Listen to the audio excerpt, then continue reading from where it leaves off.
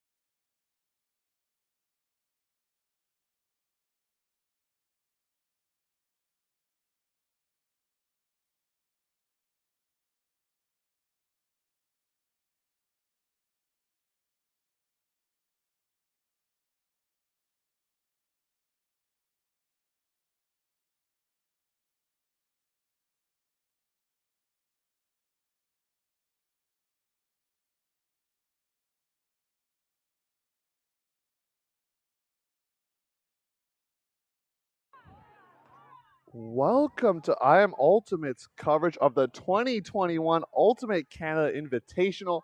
We're live from Ottawa, Ontario. A little bit rainy, but we're ready for some women's final action between Vancouver's Traffic and Toronto Sixers. I'm Theo Wan here with Tushar Singh, bringing you the action here. Thank you for joining us. Really excited for this final. Tushar, what are you looking to see right now in this final matchup between the Sixers and Traffic? These are the top two teams in Canada. We've seen them battle again and again, time and time. They know each other well. We're going to see if they can come out strong, clean. We're looking at what their defensive pressure is also going to look like. So directly from this game, we are looking to see how strong these teams are. I mean, the matchup here could not be better. Top two teams in Canada. For sure. We did see the Sixers take out Traffic in the 2019 CUC semifinals.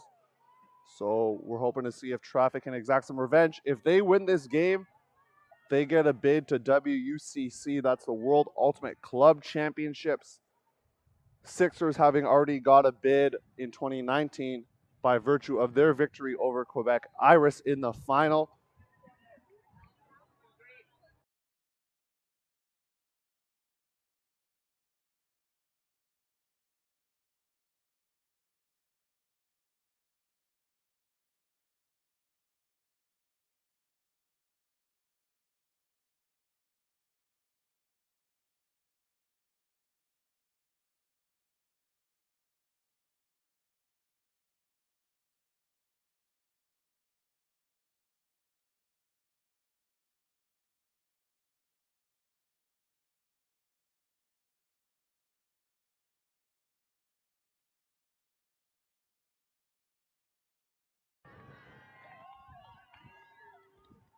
We're ready for the first poll.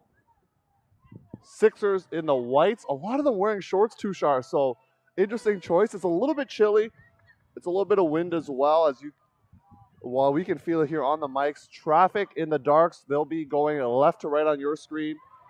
And that's Molly Lewis with the poll. And we're off. Women's final. Exciting stuff. On with the disc.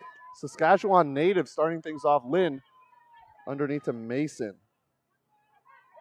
Some of these Traffic veterans. See how this Traffic offensive line does. And a drop right away. Turnover. Sixers chance to punch in a break early in this women's final.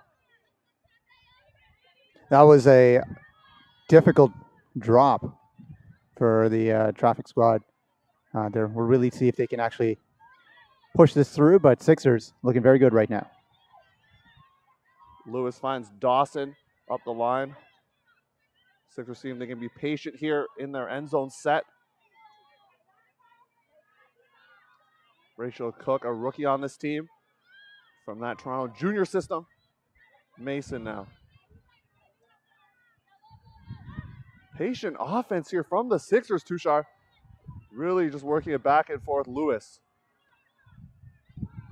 It's very important for them to set that tone early on. Fakes the inside, finds Nico Birch for the score, and Sixers get the break early. And that's the start that you want if you are a Toronto fan in the audience. That was not the tone that Traffic wanted to set right away.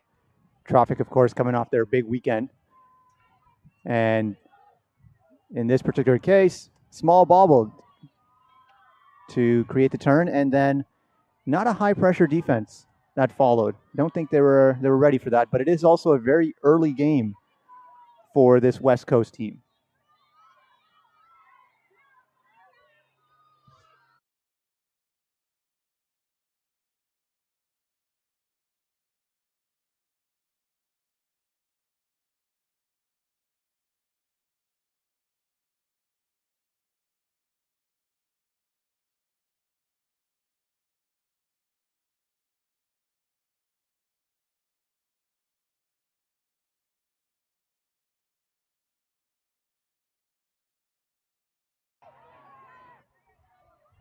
We see Traffic out here with a new offensive line. So they're going to maybe rest or give their first offensive line a little break as we get the second defensive point for the Sixers going here. Tushar, Traffic now going right to left. What's the wind situation like? Do they have anything to worry about going right to left on our screen here? So the wind is going from left to right. It has switched from most of the games yesterday, but they did play in these conditions towards the end of the day. So it is familiar from that perspective. And they had plenty of warm-up as well in these conditions. Nothing really difficult from a handler perspective. Up the line, looking deep for Julia Zhang, floating into space, and she scoops it for the score. Traffic gets a much-needed hold right there, and it's a tie game. That was a beautiful throw, especially going to that direction with the wind. It was able to hang. They normally, if you're going to be going the other direction now, you're going to find the throws are going to be much flatter, lower, go to ground quickly. That nice put. It hung a lot longer than I think any of us expected as well, but she just had so much space to move into. So excellent strike.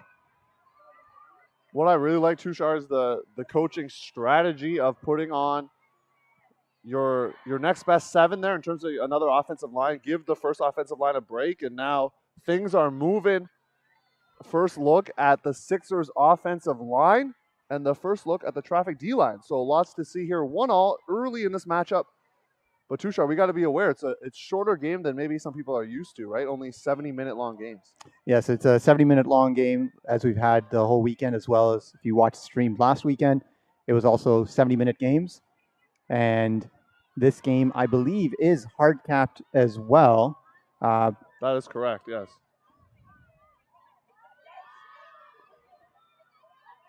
Dos Santos bobbles it. We've seen Dos Santos and Kimura, big stalwarts of the Sixers offensive line. Little split stack action and just gets out of Dos Santos' hands. Traffic now with an opportunity for an early break to take the lead and put it back on serve. Sue. Up the line for Ortega. Traffic knocking on the doorstep of a break. Finds Bolsheman. Whitehead playing some D-line right now for Traffic.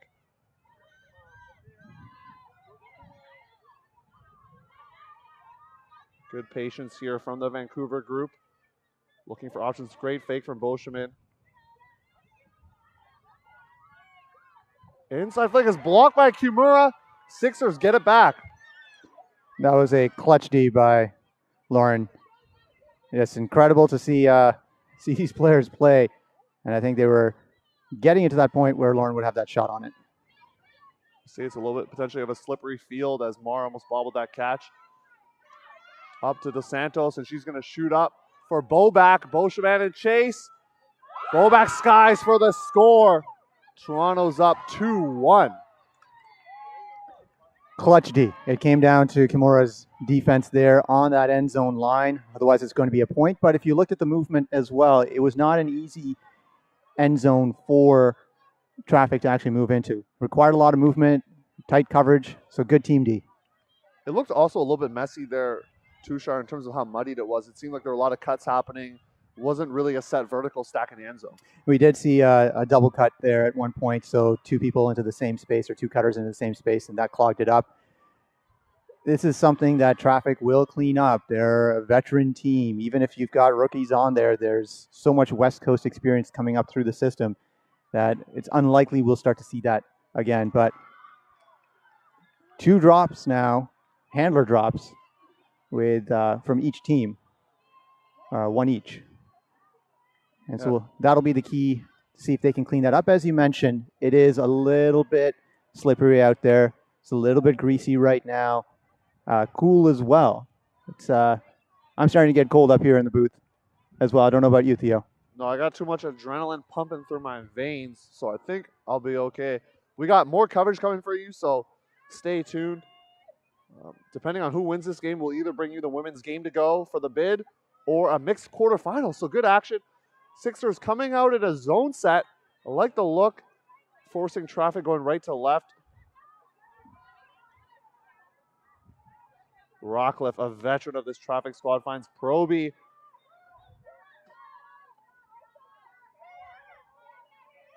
So we see a little mix of offense, defensive line here for Traffic. Mason. Had Lynn going deep, looks her off. Goes around to Menzies, formerly Catherine Hui, but now we call her Catherine Menzies. Number 90, a player to watch out for Traffic. Rockcliffe goes inside. Ong. Another inside to Lynn, and Traffic makes it look easy on that one. And that was breaks just right across the field. They started initially on the far sideline near their own brick mark and then just moved it to this opposite diagonal.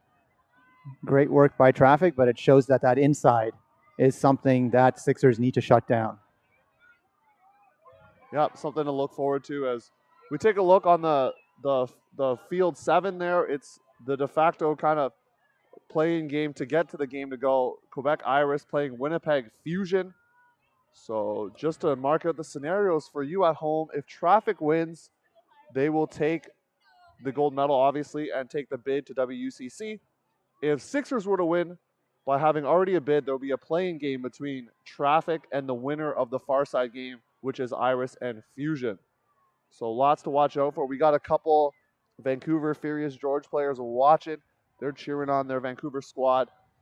I'm sure there's some GOAT players out there as well. Furious George will be taking on Phoenix in the one semifinal, and GOAT will be taking on Mephisto in the other open semifinal. So lots of good action here from Ottawa, Ontario. We were hoping for maybe some sunny skies like we did last week, Tushar, but instead we got the rain. I don't necessarily mind this. Different conditions make it interesting to play in, challenge the players, and make sure that they play each other. High-level games in a variety of different conditions. Great catch. Another bobble from Dos Santos, so not a great start for number 70. She's played for Team Canada, played in the junior system. She's a young player, but a seasoned vet if you think about it, having played so many years. But a couple turnovers early gives Traffic a short end zone to work with. Can they punch it in? Looking for options is Wager. High stall count, hammer. And it gets either blocked or just a drop from Whitehead, but either way, Sixers gets it back.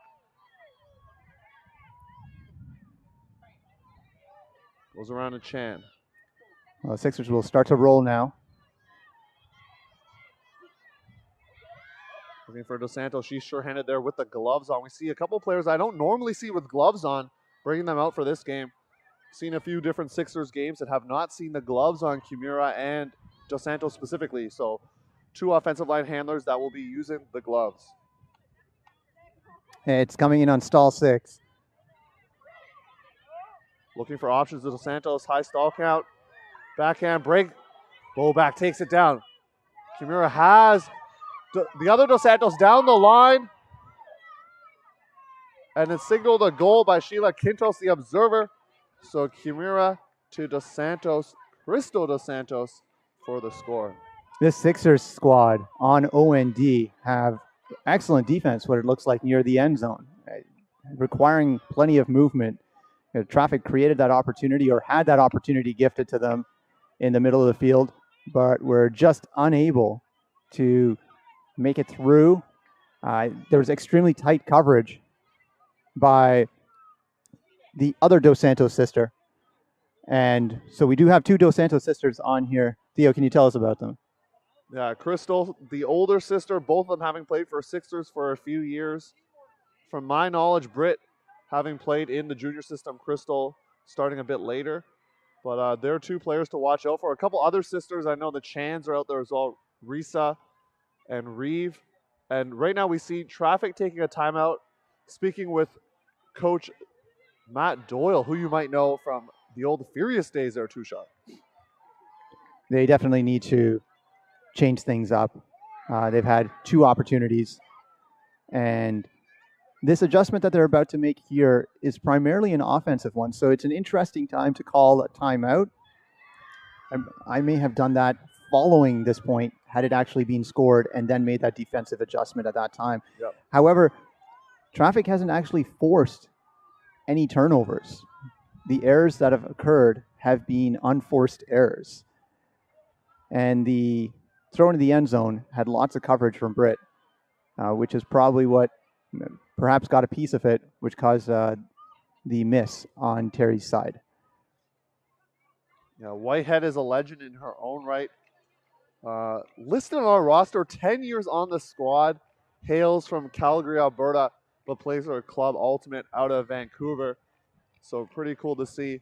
Tushar, it is getting a little bit chillier up here. I'm going to throw on a jacket just because of, the chilly weather. So we'll see if the players start to feel it. We see on the sidelines a lot of the players putting on jackets as they come off. And it seems like a smart move there.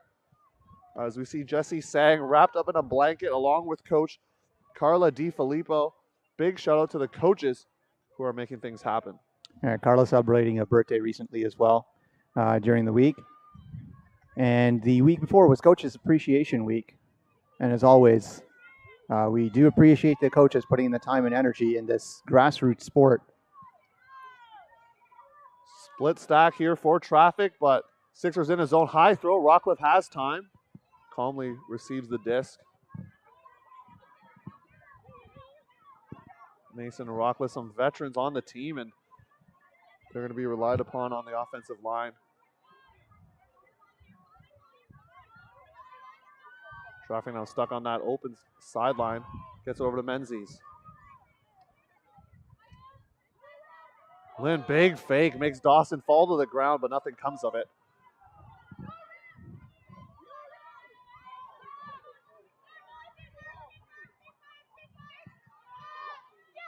Ong with a great snag. Looking around, but it's blocked, knocked away. Jury Chuck makes the play for the Sixers. And some confusion it looked like there, Tushar. We had two cutters again going to the same spot, and the cutter in front possibly could have had the disc. Decided not to go for it, as we now see a little bit of a junky zone. Mar going across the field to Jury Chuck, who got the block. Tries to toe the line. She does have great athleticism. Seen her do that many a time, but unfortunately out of bounds. And Traffic now, your offensive line. Chance to work it up, get the hold that you need.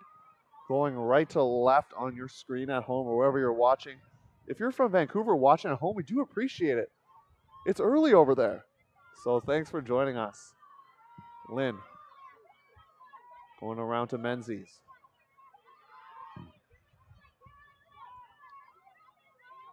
And Menzies work, give and go, and it's a turnover there. So perhaps a little bit of the rain and wind early morning causing some turnovers in this matchup. Dawson. Kinoshita had Jury Chuck, looks it off.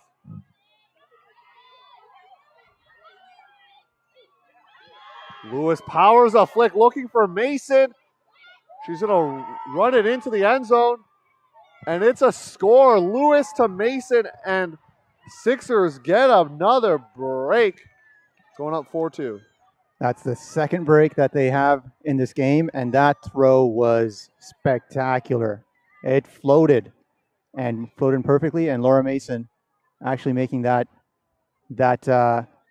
run to make sure that she scored the point. And that's what you want out of a striker as well. You want a striker who will confidently be able to take it in the end zone, can read the wind, can read the disc, and score those points, because the rest of her team was pretty much in the other half of the field. And that throw from Molly Lewis is the second assist she has in this game. Yeah, Alyssa Mason able to run it in there. So there are two Masons in this game, which is could be tricky for the audience, but there's an Alyssa Mason that plays on the Sixers, and then there's a Laura Mason who plays on Traffic. So if you get confused, we'll try to point it out for you. But keep typing in the chat, typing in some comments, maybe even where you're watching from. Do appreciate it. As we're streaming, what is it, 5 games today, Tushar? Is that right? Yeah, we're only doing 5 games today, Theo.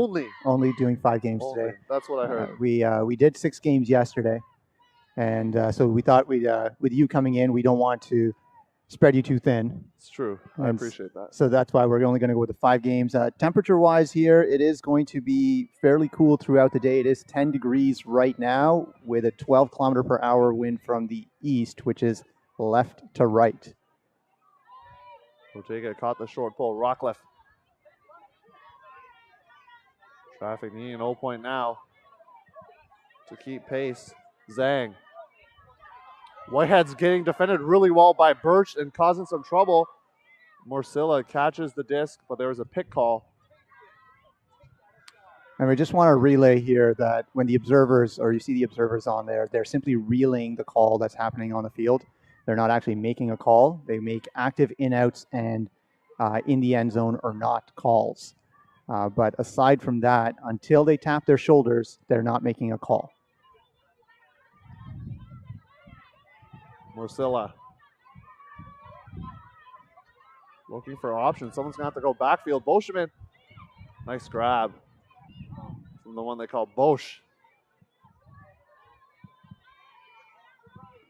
And another pick call up the field. And it's going to be coming in at 6. So higher stall count. Traffic's going to have to find a reset early here. Ortega. Up the line for Boschman. Traffic right on the doorstep. Going around to Rockcliffe. Zhang powers her way for the score. That's a Rockcliffe to Zhang. And Traffic, you needed that hold. Zhang with her second goal of the game. But that was a much needed goal there. That was almost a turn as well. You could see the poach D and just kind of threading or making its way through. Important point for Traffic. I can't say they're looking comfortable right now. They definitely look like they're being challenged. Sixers, of course, one of the top teams in Canada, and would also be normally participating in the USA Ultimate Series, where these teams would inevitably meet, because that's what always happens when they go and play in that particular series. But Sixers have already locked up a bit, Theo. So let's go over the scenarios again. Yeah, so within the scenarios, I have a question for you, Tushar, because if Sixers were to win this game and Traffic were to come out as the loser and play the winner of Iris or Fusion, if you're Traffic right now and let's say the lead balloons to 3 or 4, okay? Tushar, I want you to picture that. If you're Traffic, do you try to make a comeback, or are you trying to rest up for the second place game, which is the de facto bid game? What do you think there? That's a good question. These games are 70 minutes long, and there's 20-minute breaks between games. You can really treat both of those games as one bigger game. And given this is the first game of the day, teams are well rested. They could almost have this as a warm-up and then go into that second game as Kimura gets the disc. Flood stack as DeSantos knocks over her own teammate there, Sarah Innes, number 51. And they're flooding to the break side of the field. That's the far side for you watching at home or wherever you are. Maybe you're watching at a cafe or somewhere, but hopefully you're snuggled up with a nice warm beverage and a blanket there. And watching this women's final action here from Ottawa, Ontario. Theo Wan here with Tushar Singh. Thank you for joining us. Kimura spinning around, looking for options right now, finds DeSantos on the reset, and she finds her sister. DeSantos settling in now, number 70, after a couple turnovers early in this game, and that's what you want to see from elite players, able to shake off Negative plays. Kimura, great layout to save it. Attended UBC, but playing for Sixers now, living out here in the East Coast. Around to Trong.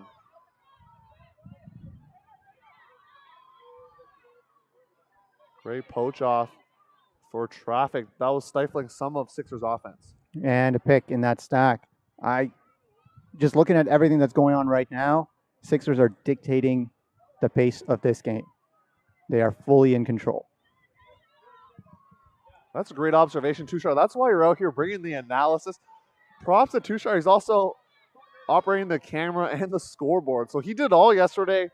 I'm just able to provide some commentary here today. Chan, not in, called by observer Alex Tacone. Kimura bursting up the line for the score, muscles her way in. That's Reeve Chan to Lauren Kimura. And Sixers get the hold. Yeah, that's a difficult adjustment. If you're Traffic at this point, there was almost no challenge on any of those throws. Sixers were wide open. Sixers are looking well rested and seem to have the power to get through. I mean, if you're looking at particular teams or players that would actually, if you're looking at particular teams that would be looking to challenge them, I think yesterday's game with Iris, they had the depth there to actually challenge Traffic, but I'm not sure there's any teams right now that could potentially challenge Sixers in this tournament. But you have some of the scores. You know the scoring history from yesterday's games, Theo. What are your thoughts on that? Well, Iris and Traffic, from what you told me, Tushar, because you streamed that game, it was close for most of it, then Traffic pulling away. I did see Fusion get a big score early with a huge celebration, so that might have been a break. So unfortunately, we're not able to get a score update. We'll try to get you one as soon as we can and relay it to the audience there. I'm seeing a score on that field of 4-3. Looks like 4 for Fusion, potentially 3 for Iris, but we'll keep track on it. Sixers to pull Alyssa Mason, who scored earlier on a beautiful huck from Molly Lewis. A break for them. Ong receives it to Lynn.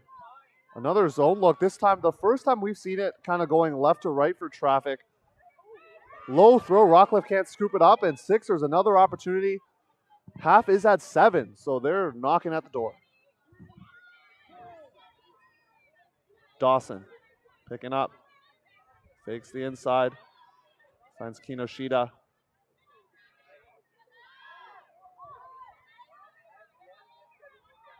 Dawson with some big fakes, moving her mark.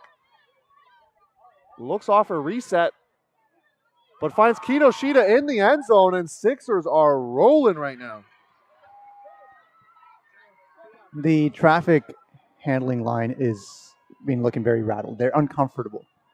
Some of these throws extremely low, going to the ground.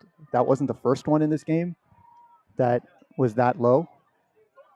This might be a time to consider another reset moment, but you asked the question of, would they need to rest? And I don't think so. I think whoever has to play the next game coming out of this, which at this point looks like Traffic, will be fairly well rested, and that should be a fairly high energy game. And the other teams over there, Fusion and Iris, are battling, because while we do have one bid and probably that second bid, if countries decide not to send their teams to the U.S. because it's happening in the States next year, there's going to be more bids opening up for Canadian teams. And U.S. teams, right? And American teams as well. And that was a conversation on Tony Leonardo was on Twitter last night, essentially responding to, I believe it was Gwen Ambler on that. And so there is the opportunity for more than 2 bids, 3 bids, 4 bids. And so every single game that's occurring right now matters. Yes, sir. Yes, sir. Definitely. And Sixers trying to take half right now. Up 6-3. Proby to receive. Finds a wager. More of a defensive line look. I see Ortega out there as well. Bolshaman, Naomi Morsilla. Nicola Parker, one of the captains. Popped up throw. Bolshaman able to secure that. You're right, Tushar, that traffic looks a little bit rattled. We'll see if they can settle down here on this offensive point, get their D line out there, maybe make some things happen. They did start on offense. Proby. Inside. Looks like there may be a foul call. And there looks to be a call that just definitely came out at an angle that was not intended. Appeared to be a little bit more OI. Apologies, IO rather than OI, which is what it needed to be. So Molly Lewis on the mark. Sandra Hansen, the observer. We'll see what her ruling is. Well, she's indicated that a foul has been called. She's now listening to both of the participants.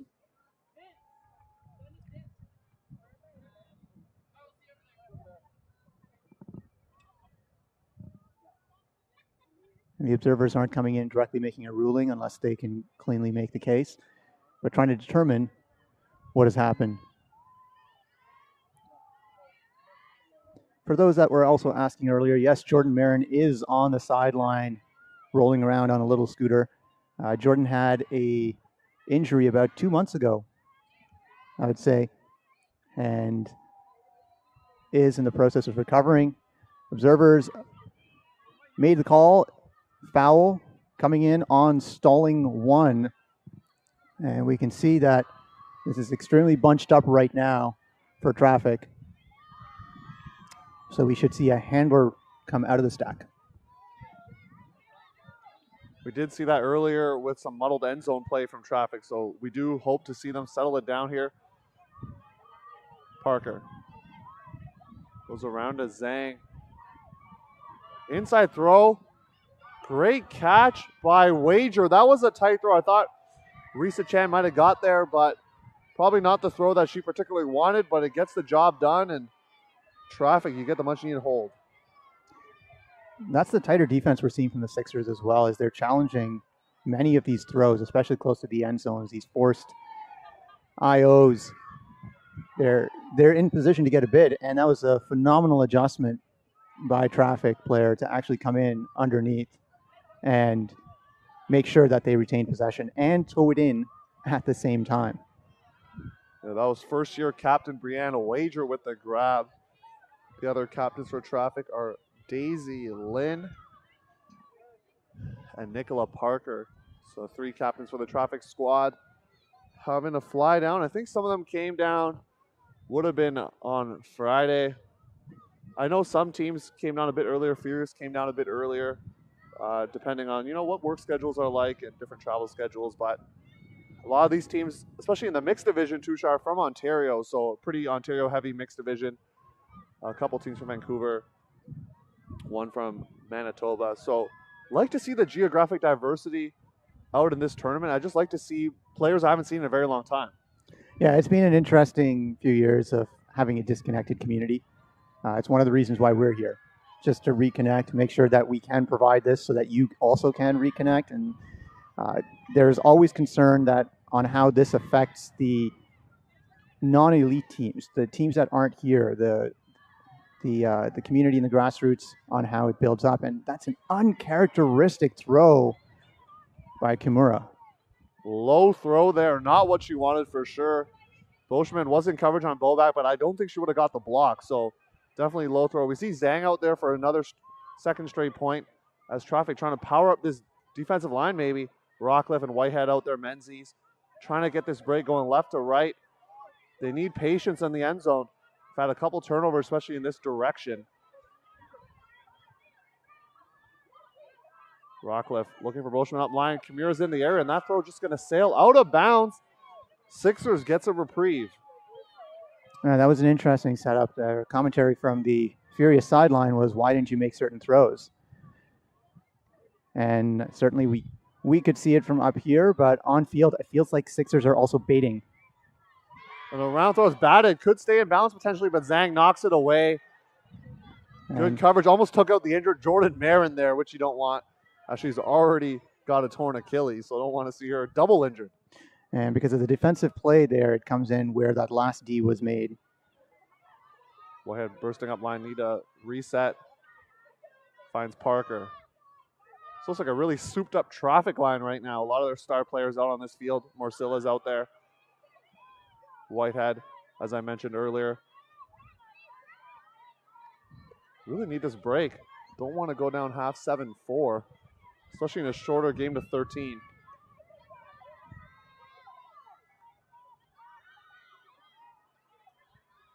Parker going around to Morsilla. She can't lay out to get there.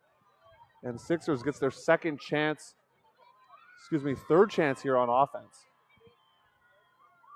Kimura to pick up the disc. Just going to wipe it down to make sure that she's got that grip.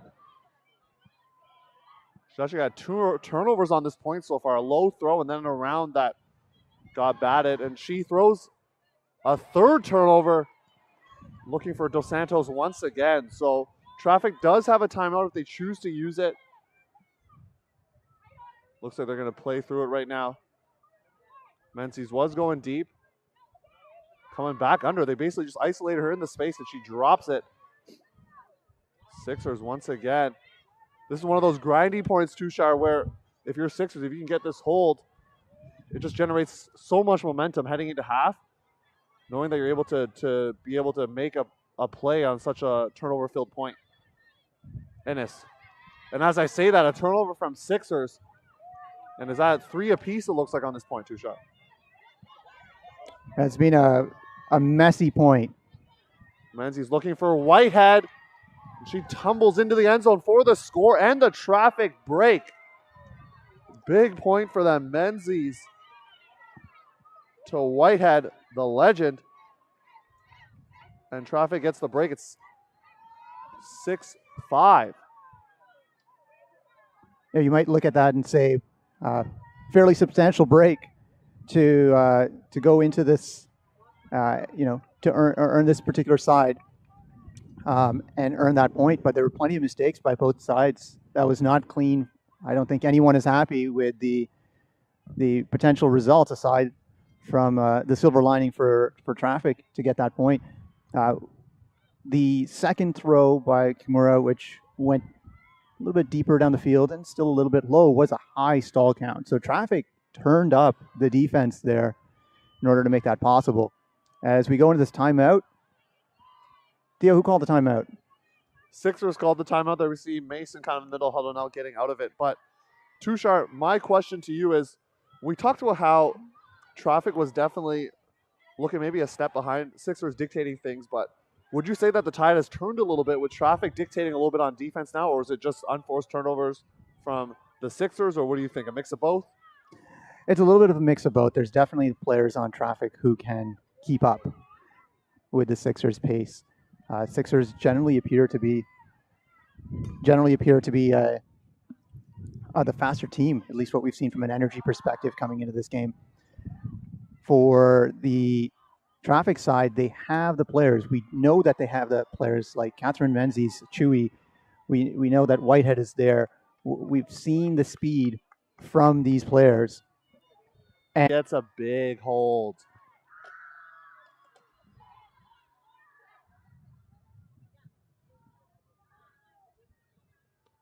(6-9) is the score.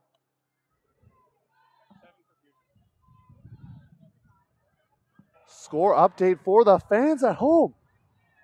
If the score plays the way it is now, Traffic would play the winner of the Fusion Iris game, and currently Winnipeg's Fusion leading Quebec Iris, or Iris if you're Anglophone, 7-6.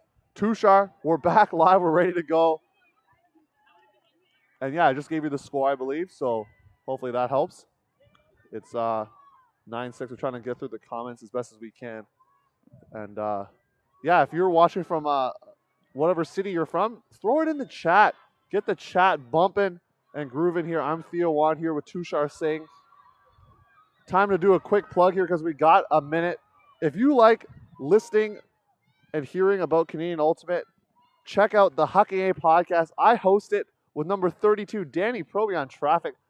She's been playing some offensive points, so really cool to call my co-host game as well. So you can find it on any podcast platform. You can find it at ultiworld.com/hockeyna, and you can follow us on all the social media platforms. We'd love for you to do that. And throw some love to I Am Ultimate as well. We're going to tell you after this point here, Tushar, we'll tell them a way to donate and where they can put some of their funds to and what cause it's going for. But we're going to get right back into the action in this here. Sixers, we'll see if they can get a smooth hold because Traffic, they want to double up, get that break train rolling both ways here. Trong kind of fighting through the air, it looked like, and Whitehead in coverage. And Traffic now, chance to get another break and get right back into this matchup down 9-7. Great layout, but it ground strip. We saw that last week as well in the Masters Division, Terry Whitehead.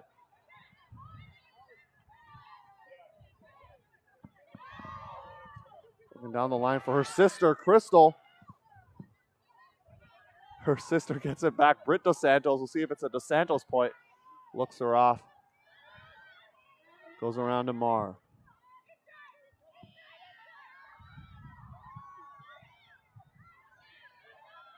Inside throw, and Trong scoops it up. Sixers, big point.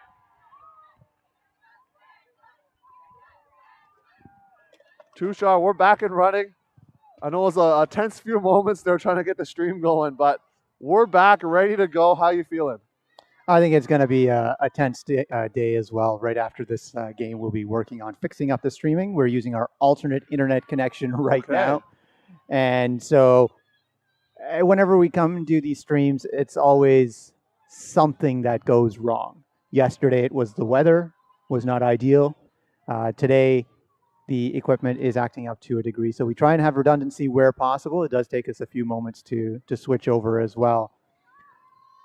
As part of this, as Theo, as you mentioned, there are expenses associated with this, running the stream.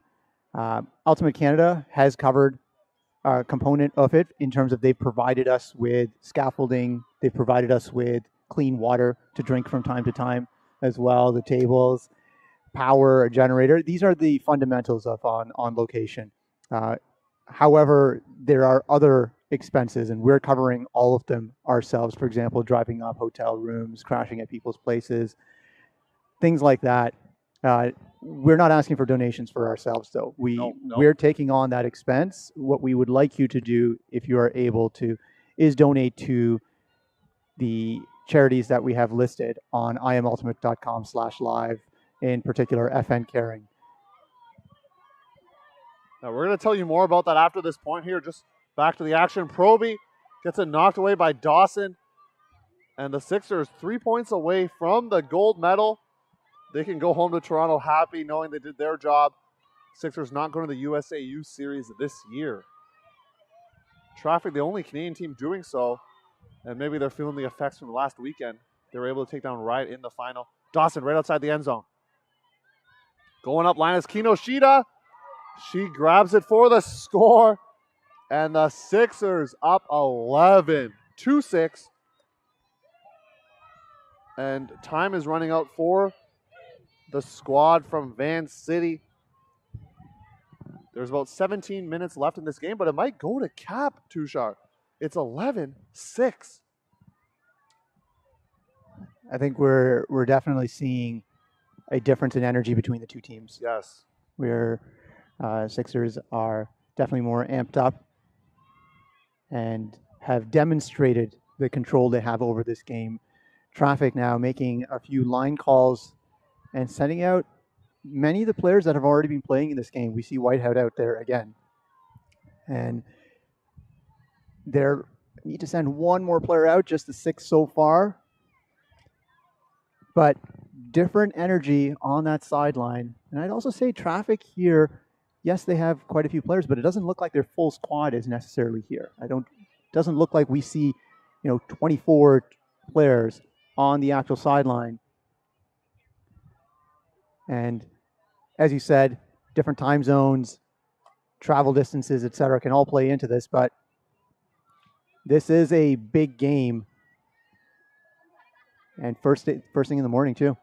They should have come here with the energy. Yeah, I think they had some of the energy, Tushar, to be honest, in the beginning, but started to fall off a little bit once some breaks started coming. And a lot of teams have that issue when things go awry. How do you respond? It's hard to sometimes have that artificial energy be made, as we see Nicola Parker, one of the captains, Zone look here from the Sixers. I do like the look too sharp because it just slows things down, stops some of their pull plays, takes the handlers out of their usual funk. We don't see some of the handlers that we've been seeing on traffic for this point, like Rockcliffe, for example. Parker now into person defense for the Sixers. Some big fakes. And scooped down by Zhang. She is able to save it. Was looking for Ty in the backfield. Do see a couple of players on the field for traffic that we haven't seen so much, as Ortega shooting deep for Zhang.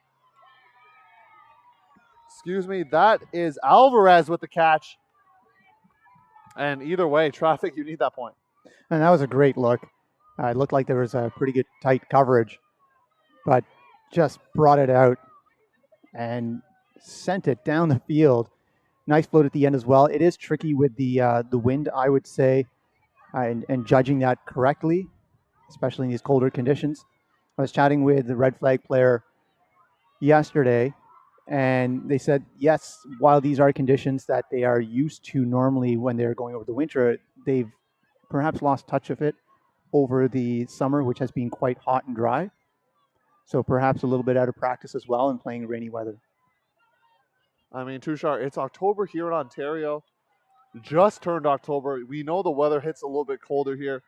And that was maybe not a concern I had going to this tournament, but definitely a thought I had was, will teams from Vancouver or other parts of the country be able to adjust to some of this fall Ontario weather? It is not summer CUC. It is not August.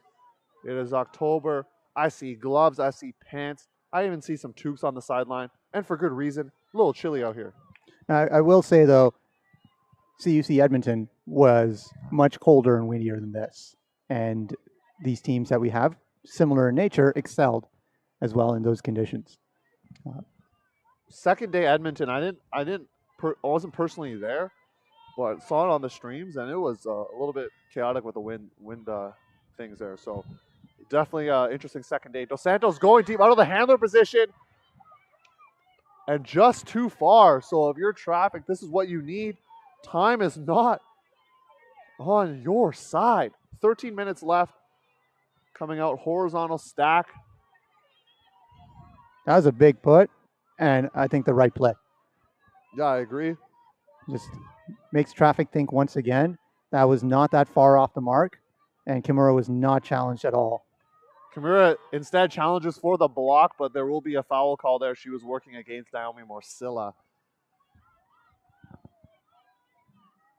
But fun fact for you, Morcilla actually was on the practice squad, but couldn't commit due to school and other things. But she's here playing, 24 years old, but has been on the team for 6 years. That's pretty amazing, Tushar, just to know that fact. Plenty of these players have a lot of history on all these teams. Sixers gets the disc right on the end zone line. Kimura fakes the around. Mar dancing.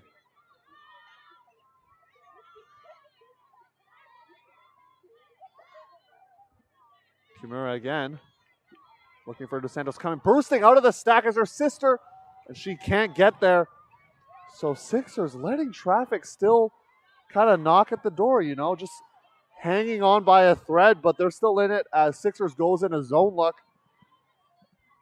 And Bolshman, instead of walking up the line, taps it right away. Smart veteran move there from the former Irish player.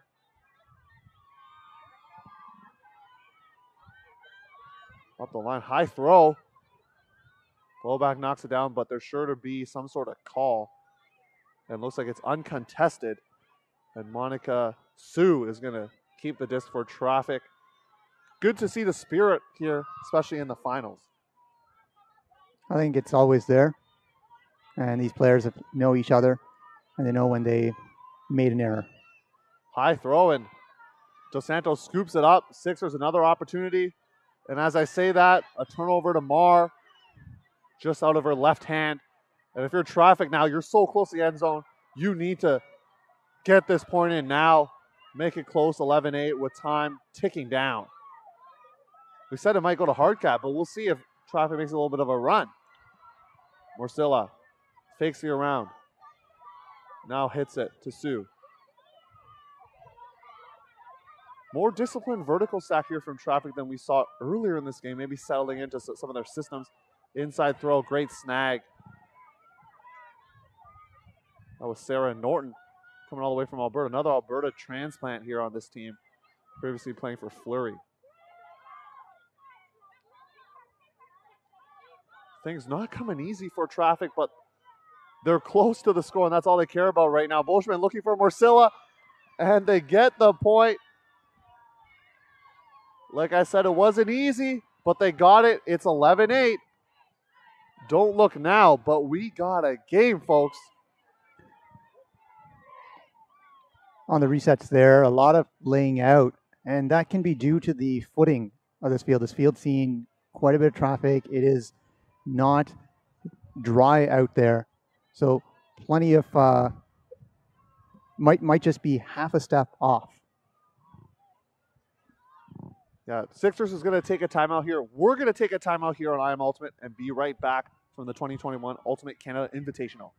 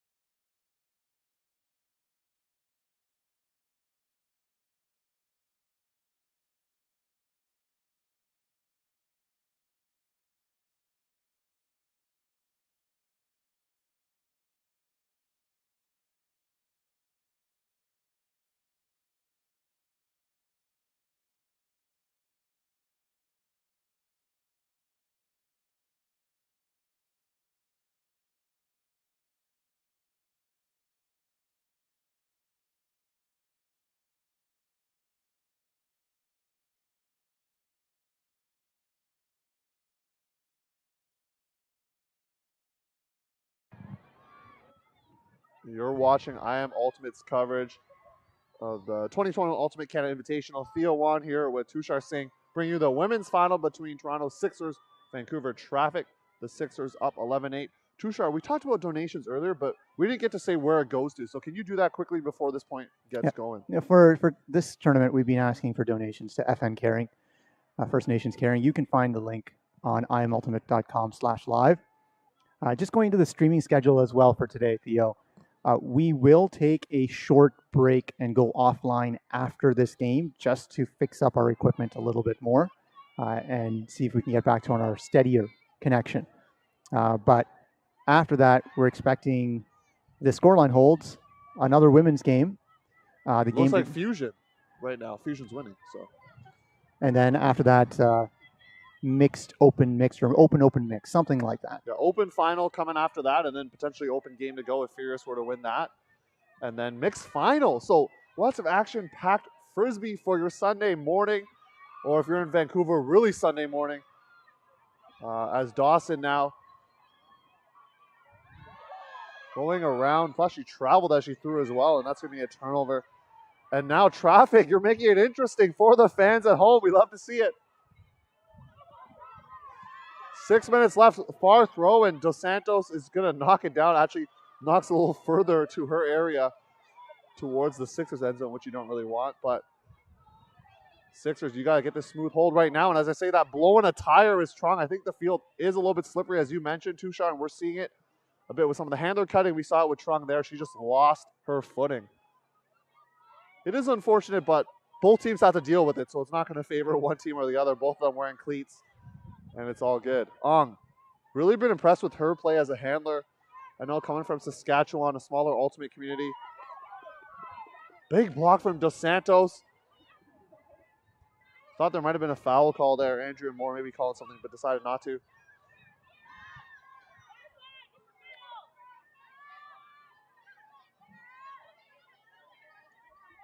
Dawson finds Kinoshita, and Dos Santos is up line, but huge hand block. Are you kidding me? What a hand block. That was crazy, Tushar. Important timing in this game with about 5 minutes left in order to get that block. But this deep coverage off the stack. And another great block. Lauren Kimura flying through. What amazing plays here in the women's final.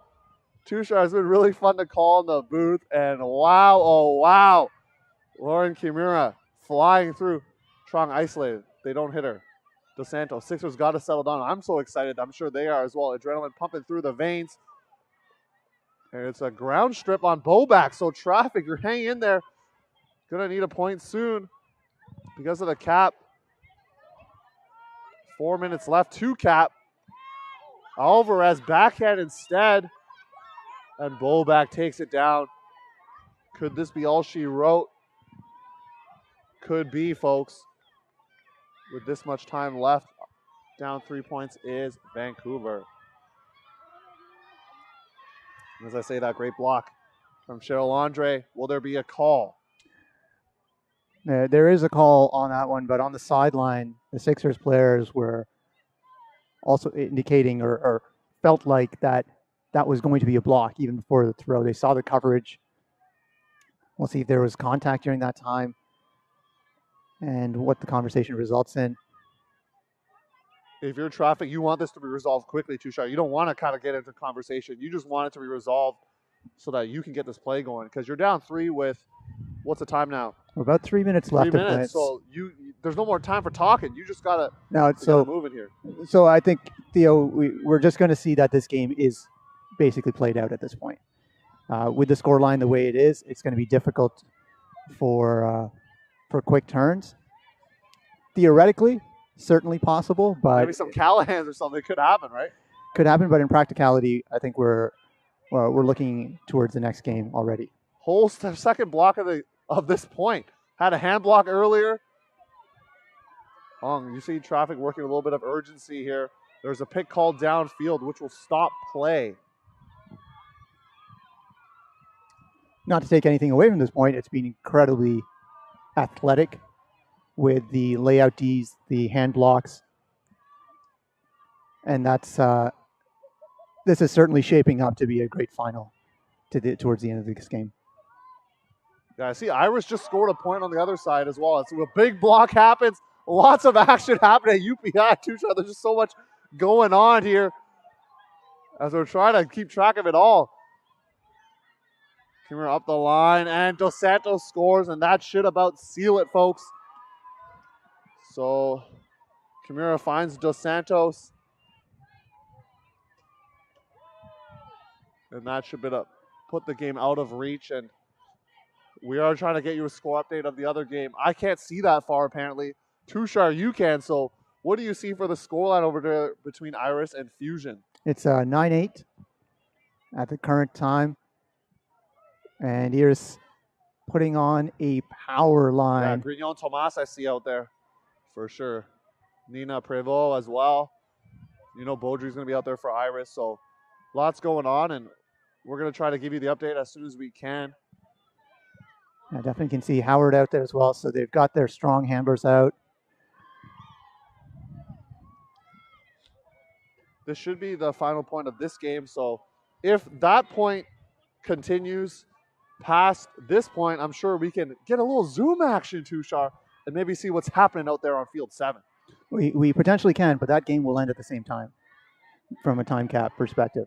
Well, that point could go long, though. Absolutely, and we'll try and bring that to you, but we do know that. I'm just trying to bring things into fruition here, Tushar. You know, I'm just trying to be optimistic out here. It's cold. We got to bring the optimism to the streams. We got to let the audience at home know there's more Ultimate to come. Come on. Sixers D-line out here. They've sealed the gold medal at the 2021 Ultimate Canada Invitational. Traffic, you're going to have to do a big job of coming back and trying to win this next game between either Iris or Fusion. Horn is gone. That is the cap, folks. So on this side, this game pretty much all but is done. And then on field 7 there, if Iris can score, it would go to Universe. So let's focus on the point here at hand. between Traffic and Sixers. Zone point. Proby out there. And just as you say that, I believe they have updated the score on that far field, 9-9. So it is Universe over there. That's what you're telling me. Norton.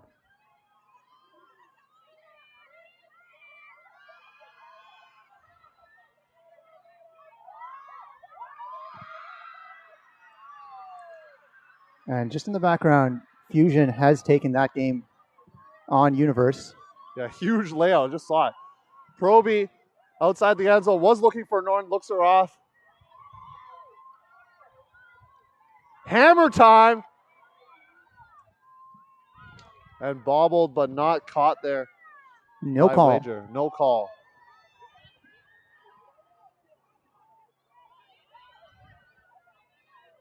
So Winnipeg's Fusion will be taking on Traffic in the women's game to go. We're going to see if Sixers can finish out this point to cap and finish it out in style for their gold medal victory.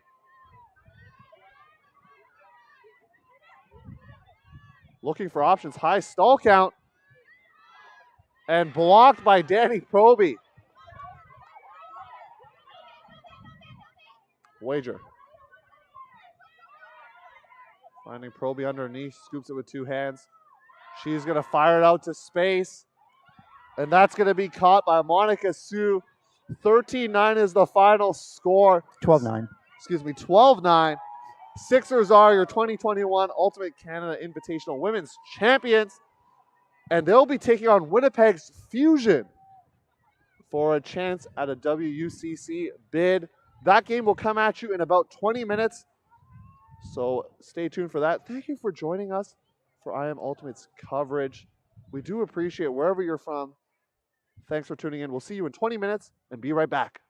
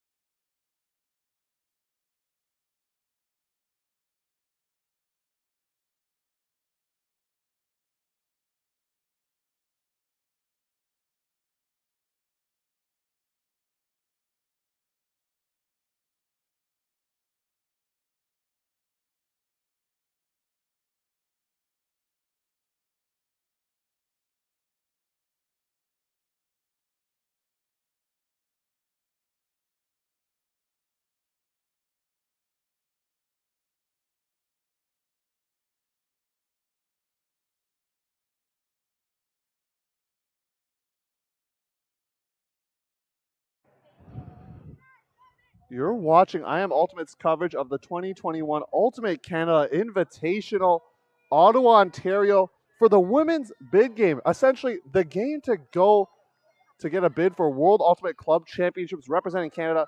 Karen Hatch with the poll for Winnipeg's Fusion. They just came off a thrilling, and I mean thrilling, Universe Point victory over Iris. Traffic just lost to Sixers in the final. They have to turn around and play Fusion. Will they have the juice and gusto to pull through here? The winner will choose to accept the bid. They'll still have to accept it. And we'll go from there. So Menzies now. Chewy. Great defense. Most likely a foul call. No foul call. Great defense by Jade Sharp. I've been told first year playing competitive Ultimate ever. She's able to make the play. Spike ball aficionado as well. Hatch. Frayling gets hand blocked by Laura Mason, the veteran on the young upstart. Ong, a little give and go action with Mason. Going up line. Looked off. We'll see if Traffic's end zone set will look a little bit cleaner than last game. And Menzies goes around to Zhang, and that's how you drew it up if you are a Traffic fan in the audience. And if you are a Traffic fan in the audience, you get 2-for-1 action. You get 2 Traffic games in one day. What a delight. Theo Wan here bringing you the coverage. with IamUltimate.com. Thanks for joining us on the stream. Fusion, we get a first look at their offensive line.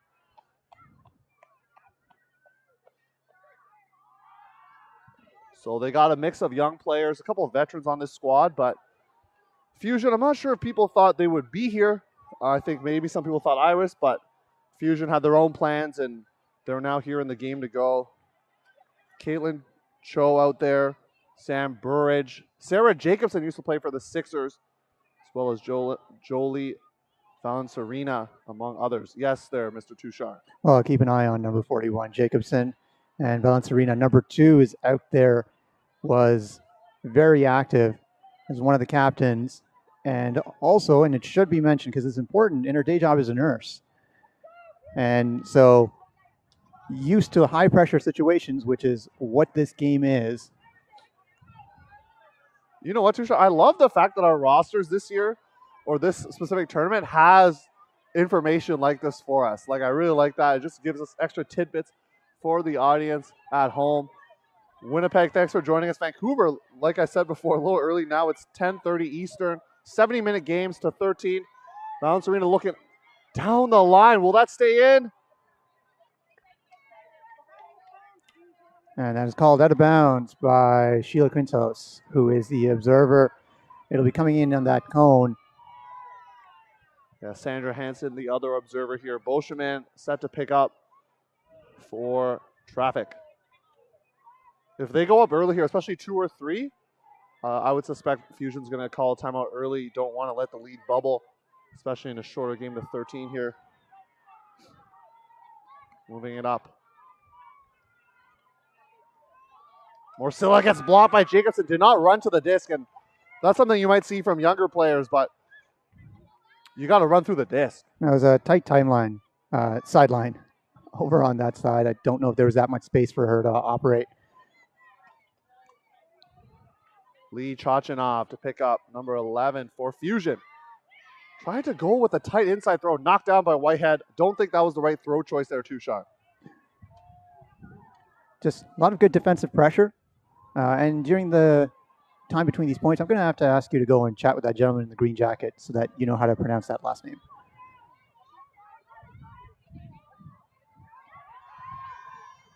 I struggled with it as well in my game yesterday, Theo, so.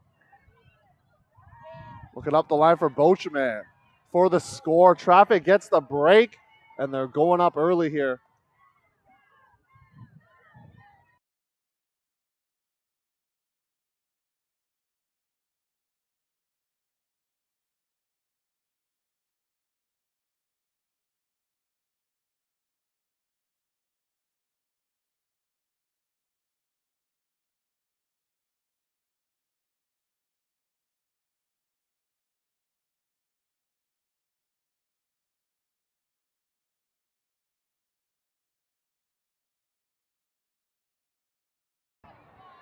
We're back here. Traffic scoring quickly 2-0.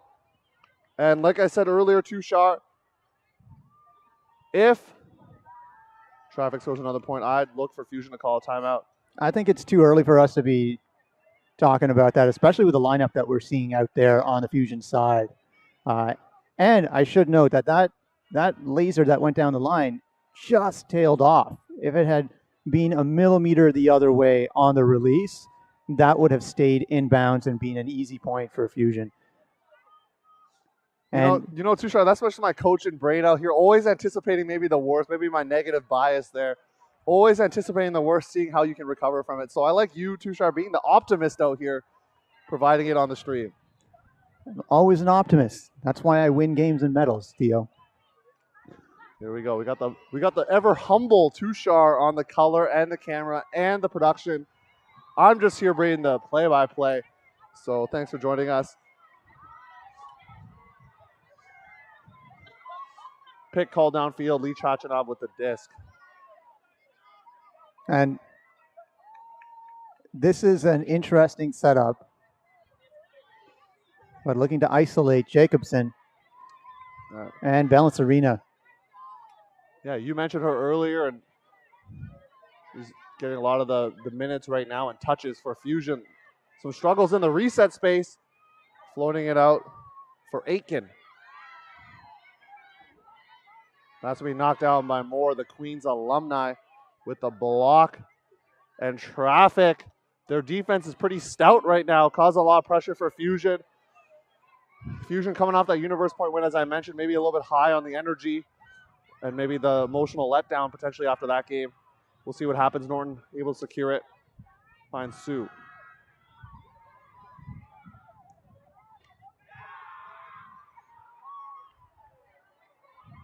Up the line to Moore, who got the block. And she's going to find Oleana Chan for the score.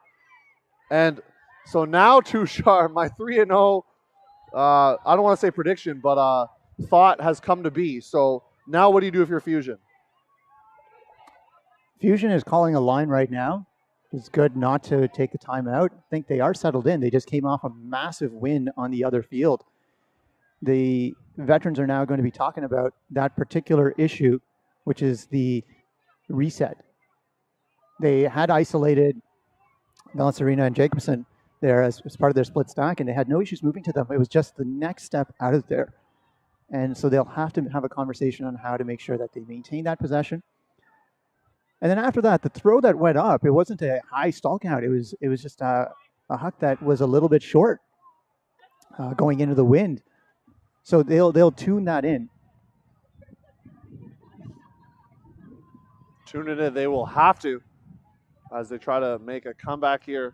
3-0 the score. Once again, thanks for joining us on the stream. Women's game to go. The winner represents Canada, but you go as your own club. It's a little bit different in the World Ultimate Club Championships that will be taking place in the great state of Alabama. No, excuse me. That's World Games. It's actually going to be taking place in Ohio. And how do you say the city there, Tushar? It is being held in Lebanon, Ohio. Not Lebanon, Ohio, as I made the mistake last week. No, Lebanon. And I only know that because I have visited Versailles. Yeah, I thought it was Versailles. See, you learn something new every day. To play in a chicken-themed festival. Nice. Gillis throwing it up and no one in the area. She absolutely expected someone to be there. The motion on the field implied that. I thought someone was going to be there, but a little bit of a turn on that case. And Traffic getting the disc, but not necessarily dictating the pace of this game like the Sixers did last time around. Isolating. And injury called there. Avery Sims going down. And an injury call, and that was just an awkward landing. Hopefully healing up quickly, but Jacobson coming on. Good stop. Parker gesturing to Jacobson. You got to be on that side of me. That's where the injured player took place. Alvarez. Nice little snag from Wong.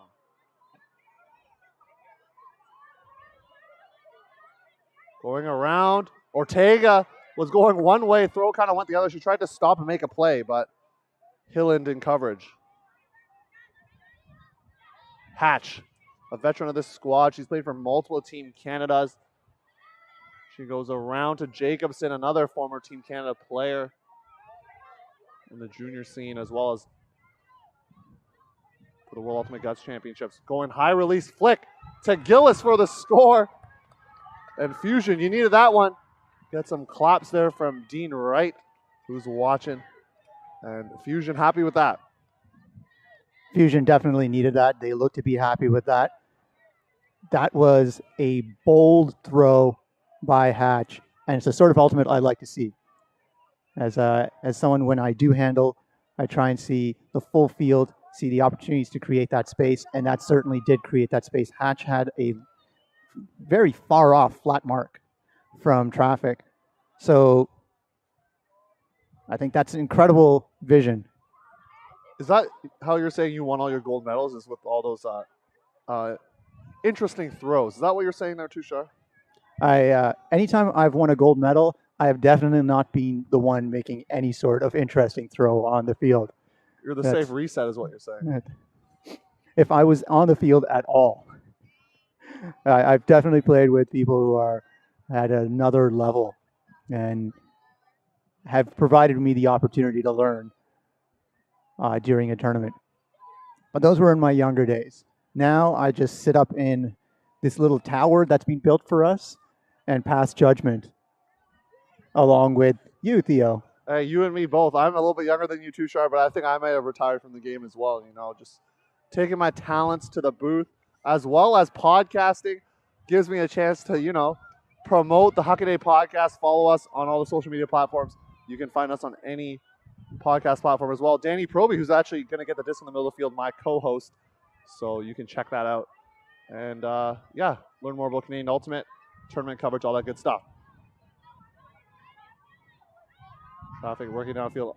And it bounces out of the hands of Andre. Fusion now. Chance for a break. You need a Gillis. You're going to see a lot of Gillis and Hatch and Jacobson. See what other players step up for this Fusion squad. We see Gillis, Hatch, and Jacobson out there already on this point. Highland finds Jacobson. Something that I'm incredibly enthused about, Theo, is having watched these games, and I'll hold my thought. Hatch's throw gets blocked by Ong, and I'll let you continue your thought now as traffic gets the block.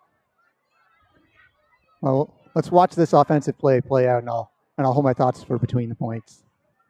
Well, I like that. The philosopher Tushar there. Throw out to Menzies and just too far. I like the look of looking for Menzies going deep, otherwise known as Chewy, but just a little too far. In Fusion, you get another chance.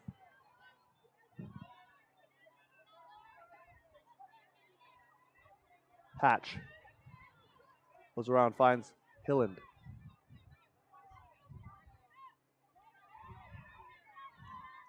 Hatch really quarterbacking. Gillis, great layout.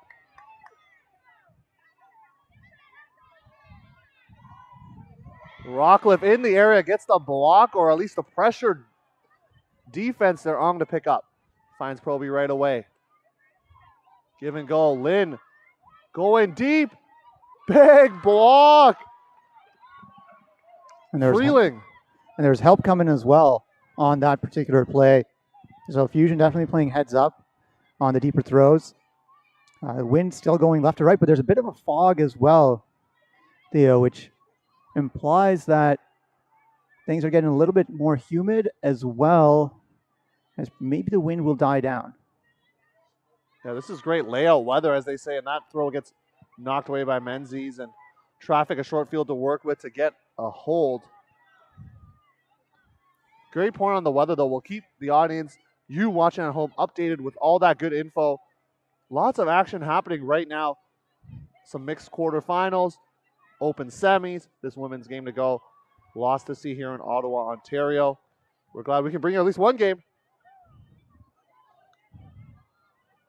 Mason shifting around the mark well.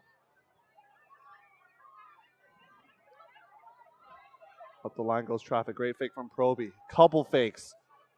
Good patience around to Menzies.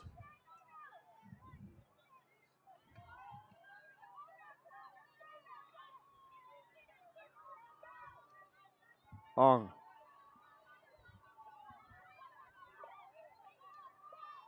A little give and go with Lynn, and there's a pick called downfield. Excuse me, that's actually an injury call on Megan Gillis, and that's potentially a big loss for Fusion. That's very tough. I think we're seeing that a massive game that they just played where many of these top players were, probably the A-line players were out there much of that game in order to win, because Iris is a very tough opponent to play against. So we might be seeing a little bit of that come through now. Tough with the tournament format, of course, having to play also right away. So these two teams will be done after, and they can fly home or wherever they need to be. Inside throw gets knocked away by traffic. 4-1. We are experiencing some data issues, continuing data issues during this game. And we will try and ensure that we maintain the stream.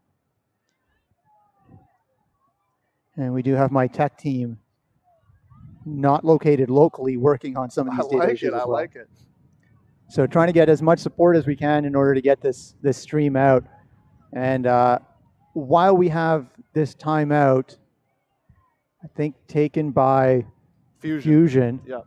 I think I can talk a little bit more about what I'm enthused about, which I mentioned earlier. Yeah, finish with thought, Tushar. Having watched these women's games over the last 2 days and essentially had some discussions as well, and wearing my hat as if I were a selector, I do not envy the job of the selectors who will have to pick Team Canada, because the level of talent here amongst the teams, and just to name some names here, not only the Sixers, but Traffic, Fusion, Iris, Stella, there's incredible players here, and the Team Canada that's possible out of it. Like World Games, you're saying? For Worlds, so World countries. So WIFTIF World Championships, not World Games, which is next year, but following. Just the women's team. So you're saying a few years from now, even when we get the Worlds again. Exactly. Yeah, I hear you. Because we have both a combination of veterans who could provide anchor and support, but then we look at what's the women's masters team that could also come out there. And the number of rookies on here who are starting line players. It's incredibly heartening to see this, because the women's ultimate community has definitely put the work in. The regional centers have definitely put the work in to cultivate and build programs that are resulting in some incredibly strong players. And that level has been of play has been on display. Chachinov finds Jacobson. Big fake on the around backhand, finding Aiken. The lefty shooting it. Snagged by Valencerina for the score. And I don't know if there was any adjustment there, but Fusion made quick work of that point. Threading the needle a little bit, but Jolie Valencerina has the highest vert on that team, apparently, despite being one of the shortest players, and has shown that as well, not only in the game today, but also yesterday. Yeah, I like to see the high verticals, because Tushar, I do not have a high vertical, so when I hear players being able to take to the skies, I do enjoy that, because I can't do that, Tushar. So I don't know if you got some ups there or what. I someday, a long time ago, yes, I have had ups, and from time to time I do. The problem with my game has always been is I don't actually know what to train for, and because I pick up with so many different teams, I very rarely play with the same team twice. So my role keeps changing. So just overall general fitness and the ability to grind and run has what has helped me in my game, versus playing a role player where we want you to strike, we want you in a particular area of the field, so you're going to need to train in a particular way. So that specialization, which we do see for players in this game and in Ultimate in general, is not something that I've been able to focus on. I hear what you're saying, but we're going to come right back into this game here. A little chit-chatter, as there was some dead time here, but Traffic, 4-2 the score. And we're just going to track Sheila, as that's where they've indicated that it went out of bounds. Fusion coming on a zone look with Traffic going left to right on your screen. Like the mix up there. But Traffic able to move it quickly downfield right into the end zone space. Lynn finds Whitehead, and that was maybe too easy there for Traffic. And teams typically use a zone in order to break up flow momentum, perhaps some plans to see what their look might be. And in that particular case, the handlers didn't have any issue. And it's also a front-loaded zone. We had 4 very close to the actual handler, which as soon as it broke through into the open field, provided no opportunity really for Fusion to play defense. Yeah, that was what we call a clinical offensive point here. And scored by Cherry Whitehead, who legend, still playing Ultimate, playing at a high level. We've seen her lay out in this game, run toe-to-toe. I don't know if she'll ever go to Masters or Grandmasters, maybe just retire after. Yeah, kudos to those who can do that. Tushar, I am Masters eligible next year, so we'll see if I make the leap there. But we talked about retiring, both of us here in the booth. And it's great to see. We had the privilege and honor of being able to stream the Masters Championships as well last weekend. And Tushar, you participated. So how does it feel being in Ottawa 2 weekends in a row, bringing some great Ultimate action to the folks all over the country? Well, as you know, with I Am Ultimate, that's what we've always endeavored to do, is try and connect just to the experience. We have taken a bit of a hiatus from time to time because you can find plenty of coverage out there, and Ultimate Canada has also had that opportunity where they've used different streaming providers. This tournament, really just important because I think we needed to reconnect with the community. Chachanov gets the breakthrough out to Jacobson. What a pretty throw. That is good. We see some honking from the audience out there in the cars. And that's a pretty easy point there for Fusion. Yeah, it was well taken. It needed to be because there was a bit of a bobble there in the end zone as Jacobson clutched it to her chest as she ran through. But that was the same sort of throw break over the entire field and the wind bringing it back in and letting it float in the end zone. So players initially cutting towards this closer sideline, then switching into a little bit of a diamond cut, as we call it, back to the middle of the field and into that space. Excellent throw to make sure that it actually floated and stayed up long enough for the strikers to get under it. Yeah, beautiful throw there. And 5-3 the score. Just updating you in terms of the cap situation. So half is at 35 minutes or at 7, and then the game is played to 70 minutes and or to 13. So this game started at 10:30. So now you know what the cap situation will be. 11:50. 11:40. 11:40. My math is off here. That's okay. That's why there's multiple of us in here. Well, I don't want to get fact-checked again, so that is a good point. Well, I'll just do it in real time. Hey, I'll take it. Real-time fact-checking. It's early morning for us. We got more coverage for you. I promise you my math will be better as we get this point going on. Mason with a great cut, turning her defender.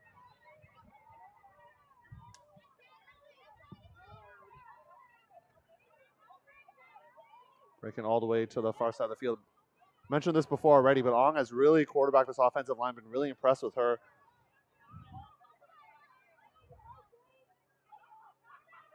Great poach from Gillis, who's back on the field. Great to see her out in action.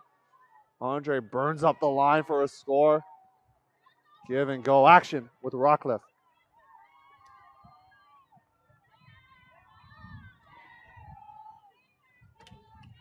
And we'll just bring you a little bit of a score update. I believe the game that's one field over is Union versus Crash. Is that correct? That is correct. You've been fact confirmed right there. All right. We just need to confirm who's on what sideline. And I think we'll figure that out shortly, but the score looks to be 5-2 over there in that semifinal right now. Quarterfinal. Or quarterfinal, sorry. And that was the same thing. Andrew Batchelor told me last night after I posted the schedule that I'd messed up and called it a semifinal as well. It is a quarterfinal between Toronto and Waterloo. And the other quarterfinals in mixed, TT out of Vancouver and Red Flag, as well as Quest and Battleship. PBHG is in the other quarterfinal. And I don't remember their opponent offhand, so we'll have to get that for you later. Will it be Red Flag? No, Red Flag's playing TT. Oh, sorry, you just said that.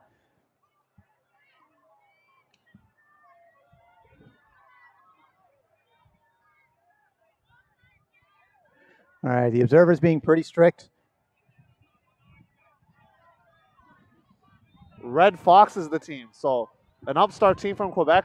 I think they were seeded last in their pool, so they were able. But it was a kind of World Cup draw, so you can't really take hold of these seedings, to be honest. The potted draw that Andrew Batchelor did was really fun to watch, to be honest, and hope that we see kind of that format once again. Jacobson is going deep. They don't hit her. And Fusion continue to work here on offense. Proby trying to get the block. It's snagged out of the ground. Cho.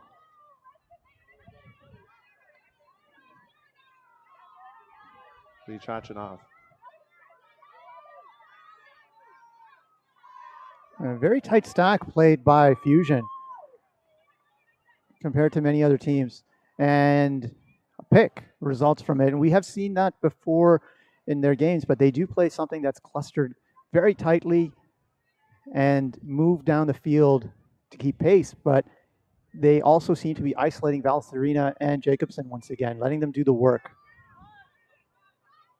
One thing to note is, based on what I can see, Karen Hatchell in the clipboard, I did ask earlier if they have a coach, and it sounds like they do not. They do have medical staff, but not a coach. So Traffic having a coach in Matt Doyle, a Furious Lore. So we see a lot of teams now, especially in the juniors divisions, having coaches, and we're seeing it more and more in the senior divisions. A lot of the top teams having coaches, and it just helps with figuring out who to call and things like that on the line, different strategies to uphold and change. Sometimes, I'm sure you've done this before, calling lines as a captain. It can be difficult as you're trying to worry about your own play and calling lines. And definitely needs extra support at the same time. And many captains that I've played with have said that they dislike calling lines. Great layout. And there's a call in the middle of the field. And Valserina injured. Oh, no. We saw Gillis earlier who was able to come back. And so we've highlighted those players, Gillis and Valserina among others. But those two are very important to the success of Fusion. So if they see extended points on the sideline, that does not look good as Laura Hatch comes on the field. Recently engaged, I was told on our fact sheet here, to one of the General Strike players, Captain Matt Ladyman. So congratulations to you both. And Ladyman, a name that was spoken quite often, not only in those games, but I believe I've commentated those juniors games. For sure. You probably have. Ladyman has played for Team Canada before. Another pick. And that stack you're talking about causing some of those, I think. And that is going to be something to watch out for throughout this matchup.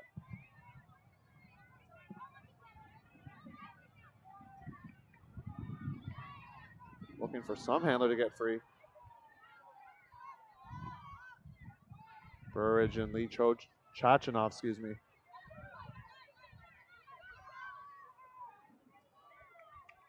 Too far.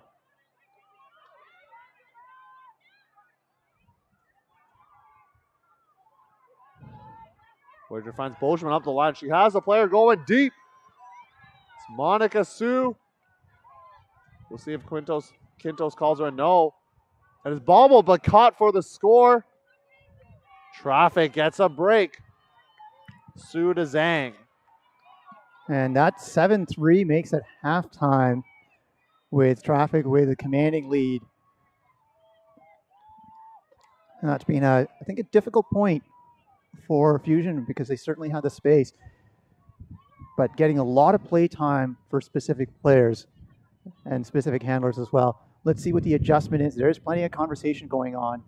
And with the captains there, they are able to actually enact what's going on with the captains in power positions as well, typically handling or another particular role. They can enact that strategy immediately on the field. And we're going to take a halftime break as well on our end. We'll be back in a few minutes. Please stay tuned.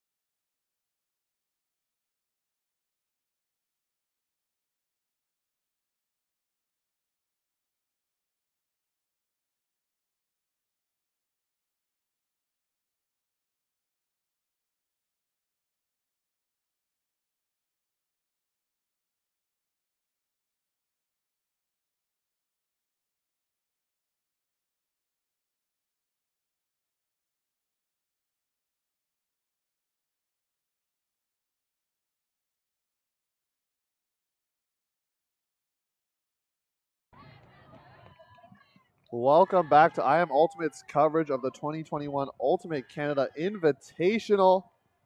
Got lots of great action for you between Winnipeg's Fusion and Vancouver Traffic. And Traffic on the line there showing off their moves from their TikTok video yesterday, which, as I was commenting to other players, shows a level of coordination and ability to learn quickly that 99% of teams out there lack in other divisions, because it's fairly common in the women's divisions.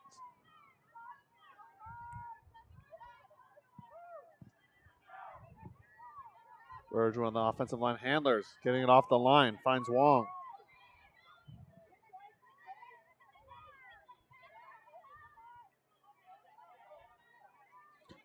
High stall count, but there is a call. There's a conversation going on between the two players.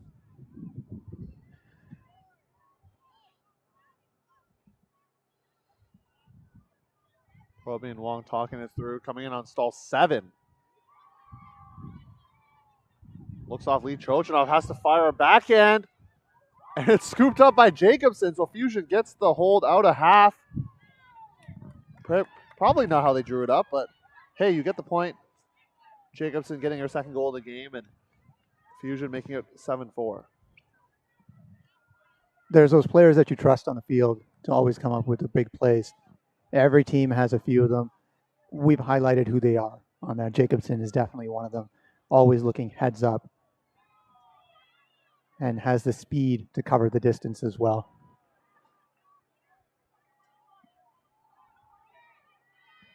Now we will see if Fusion can really generate some pressure right now with their defensive line. They've had some opportunities knocking at the door, but this is where you need to get a break and try to maybe rally a couple off and really inject some energy into your team. As you mentioned, cap is at 11:40, so still got lots of time left. Yeah, over 30 minutes left to play in this game. And that also tends to happen at these high-level games where the game actually moves fairly quickly. The pace of the game is much quicker, and the disc is moving much more quickly. The defense is a bit harder. Offense is running harder, and you don't have as many high stall count throws. And maybe the stall counts are also going a little bit more quickly. Yeah, that could be a part of it as well. And high-level game, you're absolutely right. Two of the top teams here in Canada. And love that we're just bringing all this great action for you in the women's division specifically. We got Open coming up, so make sure you stay tuned for that, and then a mixed final to round of the day. 2 open games potentially, and then a mixed final. Really loose defense there initially before tightening up near the end zone. Yeah, really just allowed Traffic to get 3 yards there. Not sure what the strategy was for that. Coming out of the stack is Whitehead.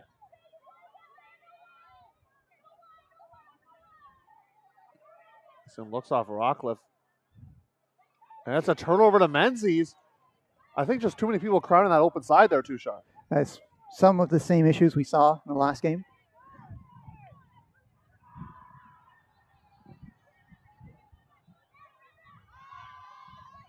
Looking deep for her sister. And that's going to get the job done, get them to half field, and give them a little bit more space to work with. Pick called downfield. And to answer that question, yes, Fusion did beat Iris on Universe Point to get to where we are now. So that's why you see Fusion here in what is the game to go. Those who follow regional, especially in the U.S., you're familiar with the game to go format. The loser of the finals has to come down and play the winner of kind of that third place game. So this is the play up. They won the play up game, and now they're here. Hatch, chance for a break. Nice throw. Finds Sharp for the score, the rookie. And Fusion with the break. Yeah. Makes it a 7-5. And pretty confident offense off of that. Now, you stated earlier that they gave a lot of field away. And I was confused by that as well. It was very poachy sort of almost zone, but match coverage. But we've seen similar sort of things from other high-level teams, where as it gets closer to the end zone, they put the actual They compress and they put the pressure on. And I believe that they probably did that in order to prevent the deep throw. You know, Tushar, when you say that, I remember watching Japan play U.S. in the Open Final 2016 London World Ultimate Guts Championships, and Japan would actually like start their defense halfway to prevent the hucks, and maybe they think their skill set is the small space defense, the quicker defense. Take away those deep strikes. They probably, generally speaking, they have a bit of a height mismatch there with the U.S. So they're gonna take the smaller field matchup. So maybe Fusion was thinking that on that point. And it's highly probable that that is what they want to do, is take away that deep throw. And they got a turn on the goal line as well. Just on the mixed game. Do you see a score out there, Tushar? Because I see a wave of players. I see a score of 8-2. So do I. We got to figure out who that is. 4. Eventually we'll get that to you. Ortega. Not marked, but no huck coming. Parker churning yards underneath.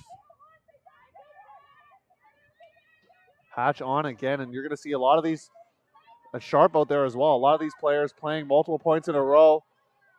Jacobson does well to lay off. Doesn't really have a play on that. When you rely on some of those top players, we'll see what happens, especially towards the end of the game when fatigue may start to set in. Throw too far and batted down by Freeling. And guess what? Fusion, another break opportunity to bring this game potentially to 1. Hatch. Handlers have abandoned her. Inside throw. Finds Lamb. Lamb's looking for Jacobson. She's going to run it out. Already has 2 goals on the day. Or excuse me, in this game. Going to need some help here. Finds Lamb. Inside to Jacobson. It's another break. Fusion making this game interesting at 7-6. 7-6, and Jacobson, the story of the second half. So much confidence in just throwing it out there, knowing that Jacobson would run it down. The throw as well, exceptional. That deep throw just floated. I'm thinking right now, if you're traffic and you see Jacobson in the deep space, you're going to have to maybe back her and give her some free unders. What do you think? Just to take away that look, because they've been hitting it a few times. It's more going to be a case of, you know what Jacobson can do. You take one of your players who can defend against that, and you say, that's who you stay on. This is your role. That does mean you're taking one of your best players, and you're not going to have a mismatch somewhere else on the field with that particular. The issue being, Tushar, is that she's on D-line, so sometimes the offense, it's not like they get to pick the matchup specifically. As traffic calls a timeout, we're going to take a timeout and be right back here on I Am Ultimate.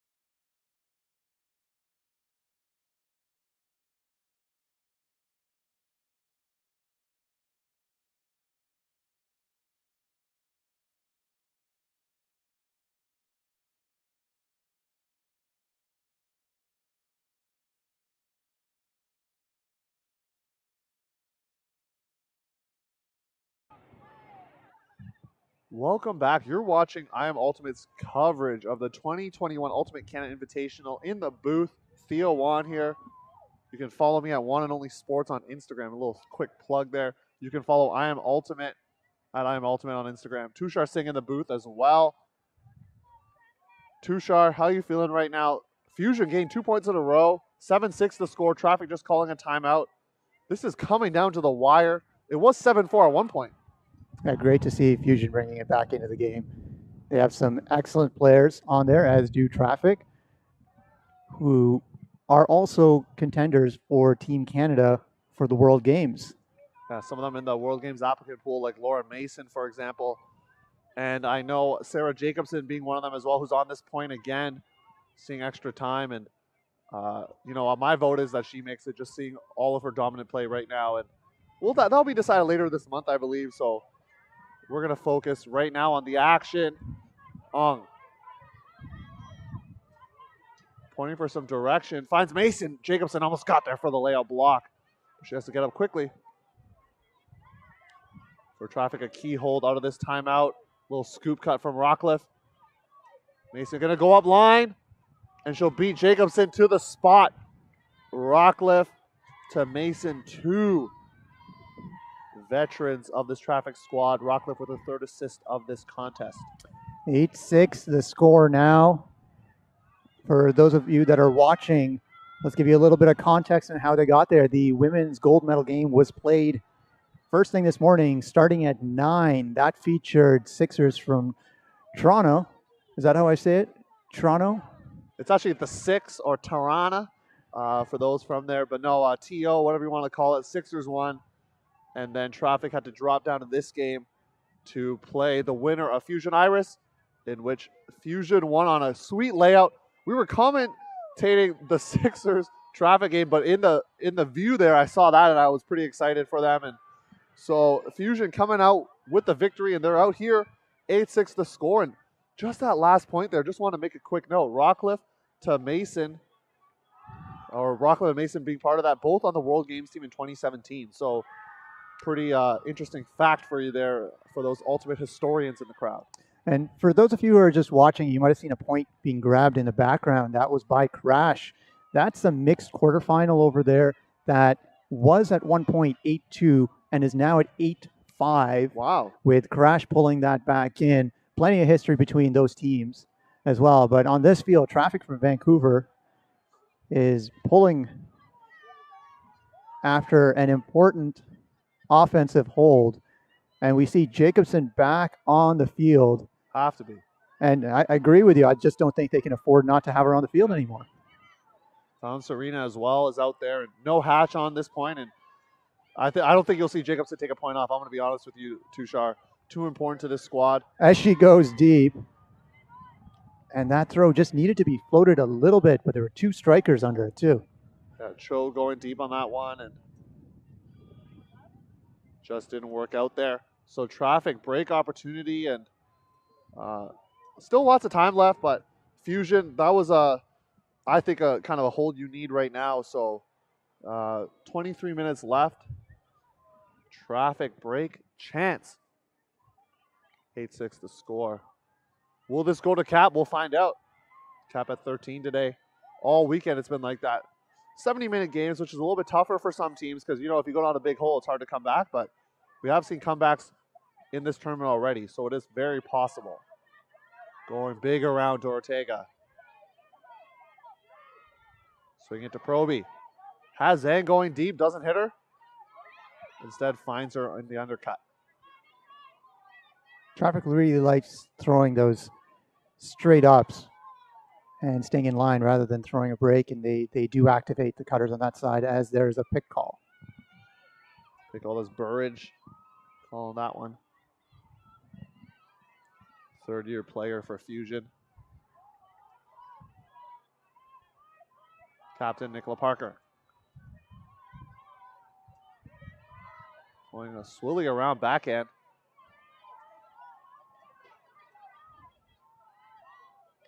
Nice and patient here from the defensive line for Traffic. Trying to get that 3-point lead again. Zhang. Inside to Norton for the break. And Traffic restoring the 3-point advantage. Game now at 9-6 with 20 minutes to play, and Fusion is going to take a timeout. Yes. Hatch takes the timeout, and they will use this as an opportunity to both rest and regroup. While we're on the topic of a timeout, why don't we give a chance for people to know, Tushar, where they can donate if they Love the coverage of what's going on. Normally, we say, hey, donate to some of the expenses being undertaken by the stream, but instead, we got somewhere else to donate for today. So, Tushar, why don't you let the audience know where that is going if they do want to donate? So if you're watching on imultimate.com/live, you'll notice two links on there. One is for FN Caring. The other is for the National Truth and Reconciliation Center at the University of Manitoba. Both are registered charities. FN Caring is First Nations Caring, works primarily with families and children and on a number of different opportunities. I'm sure both organizations would appreciate any support you can provide. We are providing support by letting you know about them and encouraging you to connect. A number of the teams out here as well are doing the same. They are in their spirit circles telling teams about whom they would appreciate support for, providing matching donations as well for their own First Nations and Inuit or Métis communities. So thank you for following. I do know that in stream, some of you have openly indicated you've donated. I'm sure those organizations would appreciate that. Coming back to this game.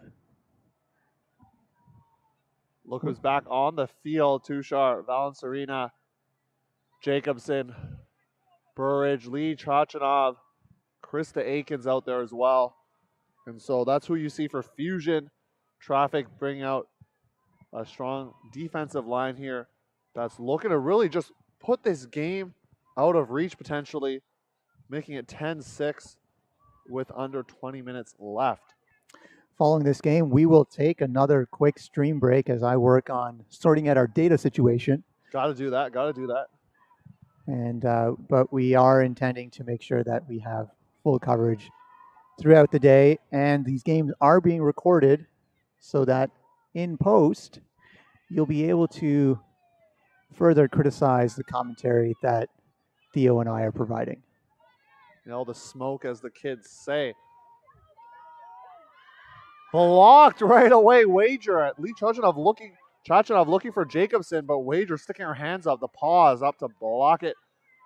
And now Traffic trying to go up 10-6. Big implications for this game. Obviously second place, but more so the winner gets a bid to the World Ultimate Club Championships. And that's an unfortunate error and throw into the open space. And Traffic with a little bit of confusion on whom that was intended for. Was looking for UBC player Oleana Chan. Looking for that blade, and she kind of telegraphed it, but still able to come down with it as Burridge. She kind of faked that throw a couple times, then eventually threw it. Will she be able to stay in bounds? And it gets knocked down. She had to jump pretty high there, did Wong, and not able to come down with it. And big bid, and there is no call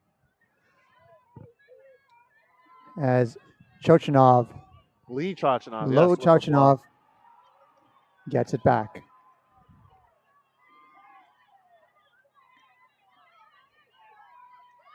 Burridge cutting up line. Not sure who she was looking for, either Burridge or Aiken. Either way, it's a turnover for Fusion. And timeout called by Traffic. A few turnovers happening, and they decide to call a timeout. We're going to take a timeout and be right back on the stream. You're watching I Am Ultimate's coverage of the 2021 Ultimate Canada Invitational.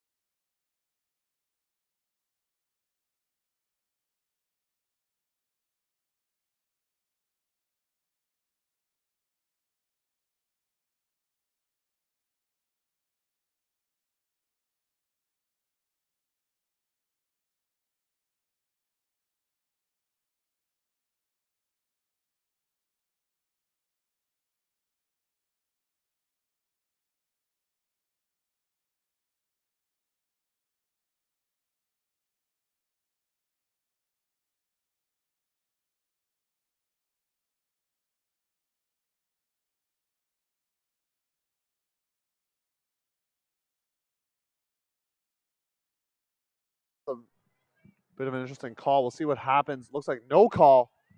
And it's going to go back to traffic. I am not a fan of that look. I think that you could look reset there instead.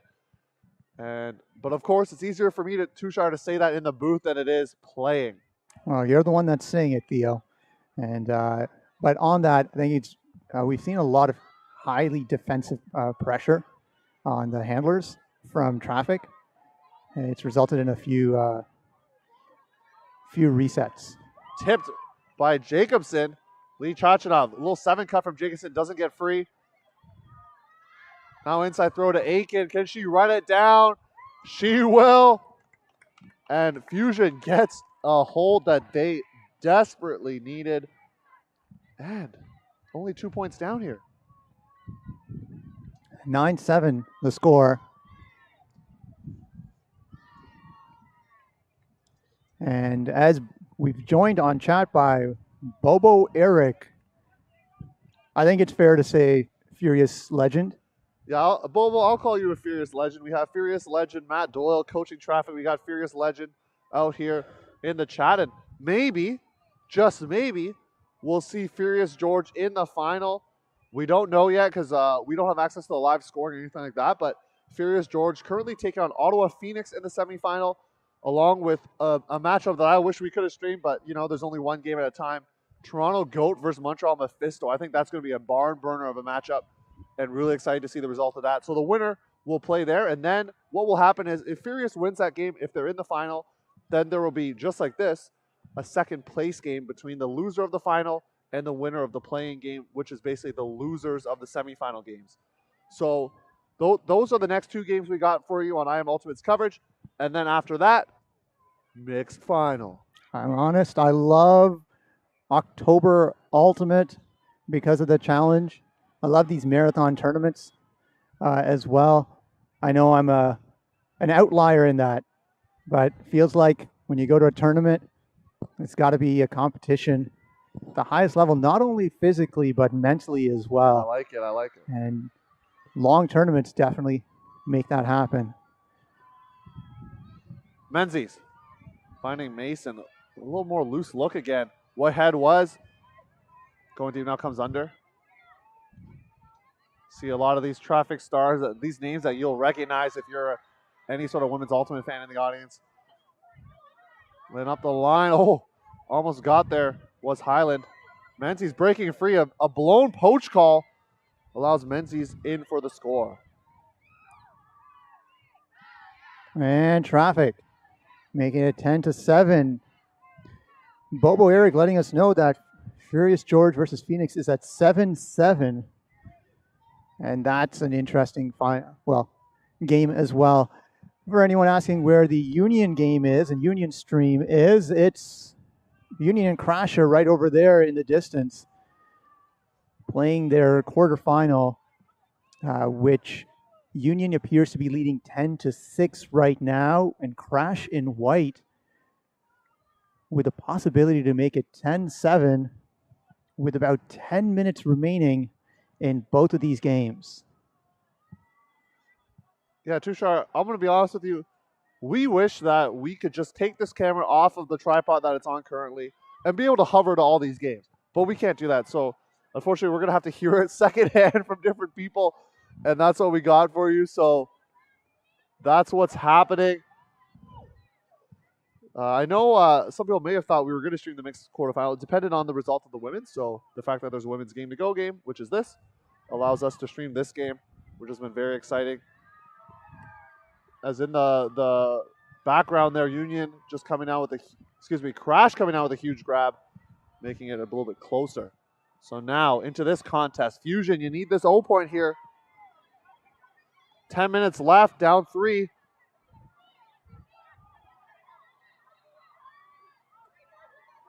Lee Chachanov's been really quarterbacking this offense down to right. Jacobson.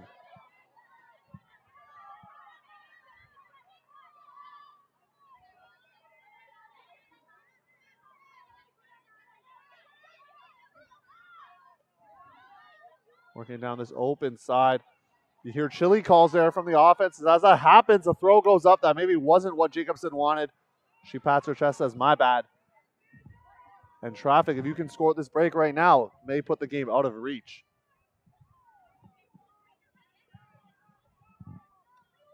Parker.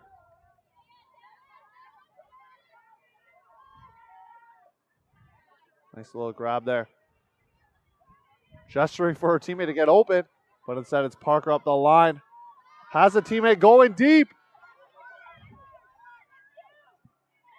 And she will get there, but then have it ground strip contacted there. And so Fusion gets a reprieve for them, the Winnipeg squad.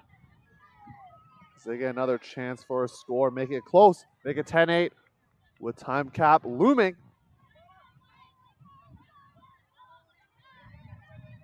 Burge inside. Who's that for? Scooped up by Traffic.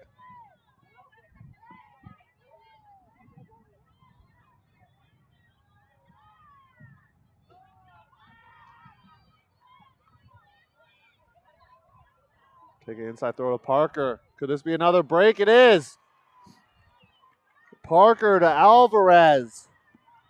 And that two-shot may put the game out of reach. It's difficult at this point to see how it could come back. Very close. 11-7 with 8 minutes remaining. And we're really clock watching last tournament, this tournament. It allows us the format and short games force us to watch the clock. It's not something we necessarily like to do. We would prefer soft caps, no caps, things like that, just playing to time. But this is a Worlds qualifier year, World Clubs for Lebanon, Ohio. And we look forward to seeing which teams actually get the bids. I think Fusion actually has a shot at that. Yeah, if some teams don't take it, you're right. So that game against Iris was very important. Like, regardless if they win or lose this game, it's very important. So congrats to them. And Bobo, I know you're watching, but if you have any more score updates of that really intriguing game there, please feel free to put them in the chat, because I'm sure the chat and us would be very interested in that. Of note, Jacobson on the sideline taking a break after having played 6-7 points in a row. I don't think she came off in the whole second half. So, but if you include the first half, has been quarterbacking that. But we do see Valence Arena on. Lee Chachinov, Burridge, Aiken, a lot of the same offensive line players. Lamb is out there. Forrest getting some burn on the offensive line as well for Fusion. So isolating cut here. Now a bit of a muddied offense for Fusion. Around throw. Little layout from Amy Lamb.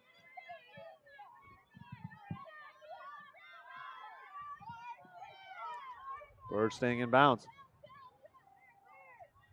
Kind of ran out of bounds there, but caught it in. Lamb.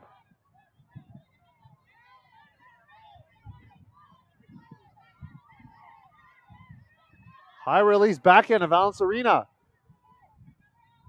Aiken can't get free. Looks like everyone going to that side there. Valence Arena's going to have to look for options. High throw finds Lee Chachinov for the score. Might be too little too late, but get a couple quick breaks. Maybe a couple Callahans. And we got something cool brewing. I'm really enjoying this game. I'm enjoying seeing these players. Having seen Fusion across 2 days as well, we don't get to see these players all that often. And Canada being so isolated with our population centers, national competitions like this really allowed us to see the incredible athleticism and skill that exists across this country. And we've seen that from coast to coast. Normally we're kind of focused on, which is like, the GTA, Ottawa, Quebec, and Vancouver. But there's a lot of space in between, which have some excellent programs. And also east of Toronto, too. You can't forget that. So, what's east of Toronto? Oh, man, you're just burning out the maritime contingent here. They're never going to tune into the streams again. They're too sharp. So you should have said Atlantic. East of Toronto includes Quebec. That's where I was a bit confused. Oh, okay. Where apparently for you, it's as soon as you leave Toronto, you're in another province. Center of the universe. That's what I think. So just from a commentary perspective, Theo is located in the GTA, actually in Toronto proper. High Park, represent. and I'm located in Waterloo, Ontario.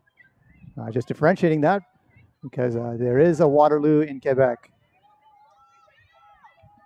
As we go into the final 5 minutes of this game and traffic on offense. Their offense has felt relatively easy, at least in this game, compared to the Sixers game. As I say that, Mason hits Catherine Menzies, formerly known as Catherine Hui, and known to many as Chewy, with the score. And it's 12-8 as the furious Phoenix game looking very exciting. And it's very tight over there, 8-8. And we will have to find out what's happening in the Goat Mephisto game as well, but we are focused on this area. Yep. This tournament running on reduced crew due to medical requirements and even uncertainty around medical requirements. Ultimate Canada had to run a tournament, and I'm speaking on behalf of ourselves here, not Ultimate Canada, but they had to run a tournament in order to make this possible, in order to grant those bids, because as everyone and as the optimist, we're looking forward to Worlds next year and hoping that it happens. And the format also meant that you had to have a certain number of games, certain number of teams, etc. But because of restrictions, there is still the recommendation to require reduce as much contact as possible. Therefore, you had a lot of teams playing in bubbles yesterday to avoid crossover. And you also had, as noted here, we don't have the same scorekeepers on the sideline. We don't have live updates of the scores. We had in the past few years moved towards using tablets in order to provide live score updates. But because we don't have those volunteers, teams really have to self-report scores. Yeah, tough. But hey, you know what? There's still Ultimate happening too, Shark. So I think that's the more important thing to take away. I know for some people watching, yeah, it's a little frustrating to not have it. But hey, at least you get some free Ultimate for your Sunday morning. Grab a coffee, breakfast, sandwich, whatever you eat, cereal, and enjoy some Ultimate.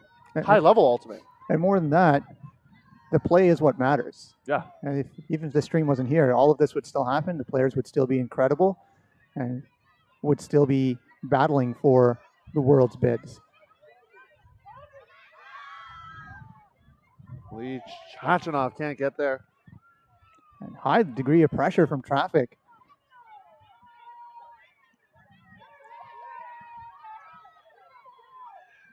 And a drop on the far side of the field. There is a little bit of sprinkling rain coming down right now, a little bit of drizzle. We got the cover too, Shar, so we're feeling a little bit okay, but I'm sure on the field, not the case.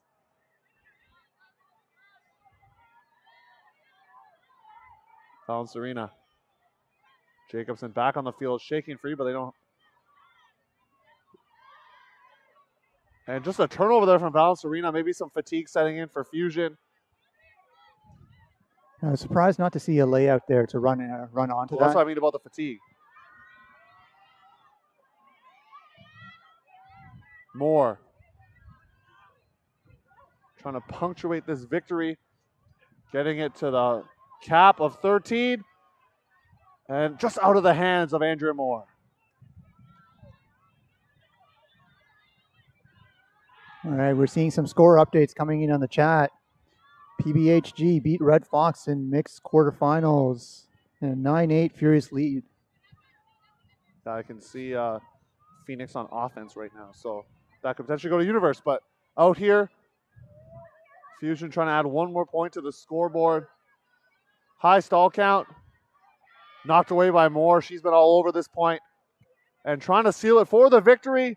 And there it is. Andrea Moore bookends. Traffic, if they choose to accept, are going to the World Ultimate Club Championships. Congrats to them. Fusion, great finish to this tournament.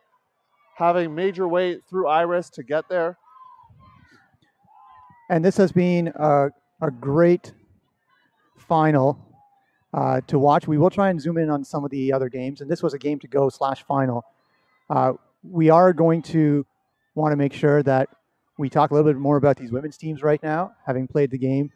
We saw Fusion play yesterday and today in two great games, tight matchups. For Traffic, they have gotten that bid. It is highly likely there will be 3 or 4 women's bids, but nothing is guaranteed at this particular point. So we do wish Fusion luck in obtaining that. Now, if there's a 4th bid, that matchup between that Iris game right now is fairly important as well if they're playing. And that result also will play into where a potential fourth bid could go. Theo, do you want to have anything else to close this out before we potentially stream some other fields? Yeah, I think traffic, you're able to bounce back. You know, you don't never want to see the lose see ya situation, as I was heard coined by Mr. Charlie Eisenhood of Altiworld. So, yeah, you don't want to see the lose see ya. So they were able to lose and then win and get their much needed victory. Really impressed with Sarah Jacobson and a couple of the other players, Balance Arena, Carmen Lee, Chachanov. So congrats to them, as we're going to try to zoom in as best as we can. Furious is on offense in what should essentially be universe point right now based on what Bobo was telling us. So there is a tent in the way, so it's going to be a little bit hard to see, and I will not be able to identify you any players from this distance. So we're just going to let the play happen.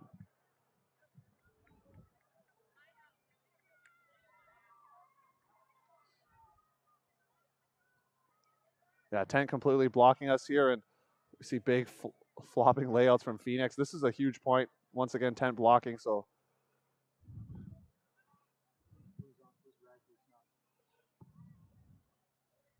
red is Phoenix. Yeah, Furious is on O in white. Malcolm, Bobo, the fact that you can see that from right there is great, because I did not see that it was Malcolm Bryson. You might be lagging behind on the call, but we do appreciate it. So the play currently behind the tent, in case you're just watching the stream wondering what we're actually filming. I'm waiting for the disc to come to one side. I'm trying to get a good view of it too from here. Furious just leaped in for the end zone, but the hard cap has not been called yet, so there's still. Did the horn go? Did we hear something? I've not actually heard a horn yet, but that's what I'm wondering. But that game is observed. They will manage it. Yeah.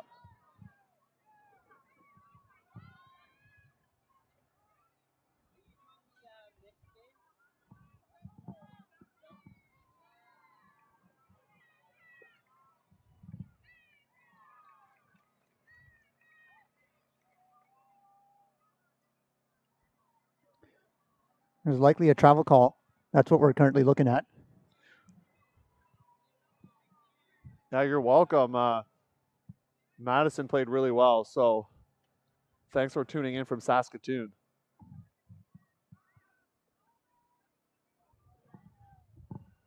Someone noted that Bobo's like the third commentator, so Braden G noted that. I think that is true. Bobo, you're essentially the third commentator here. I think Bobo's done some I Am Ultimate streams. Is that right? Bobo has definitely done some I Am Ultimate streams, and that's a point. Score. Is that it? Is the question. And we'll find out very shortly, but there are hugs on the field, and Phoenix does not seem to be heading to their sideline. So that looks to be a win by Furious versus Phoenix. Wow, tight game. Hopefully we can figure out who won between Goat and Mephisto, because we're going to stream that next. But open final coming at you in about 20 minutes. Tushar, can we sign off right now? Maybe take a quick break, and then we'll bring some open action for the audience. I'm going to sign off. You stay on stream, though. No, I'm kidding. Thank you, everyone, for tuning in. The women's games are done for today. I'm really happy to be able to bring you these games. We are always looking for women commentators. However, most of them tend to be playing and tend to actually be on the field, because almost all the women players we know that were here are high-level players or are coaching. In other tournaments, we will endeavor to tap our friends pool as COVID restrictions allow more access to the field, so that we can have more diverse participation on stream. Until then, you are stuck with Theo and myself. Hey, all right. See you later. We'll be back.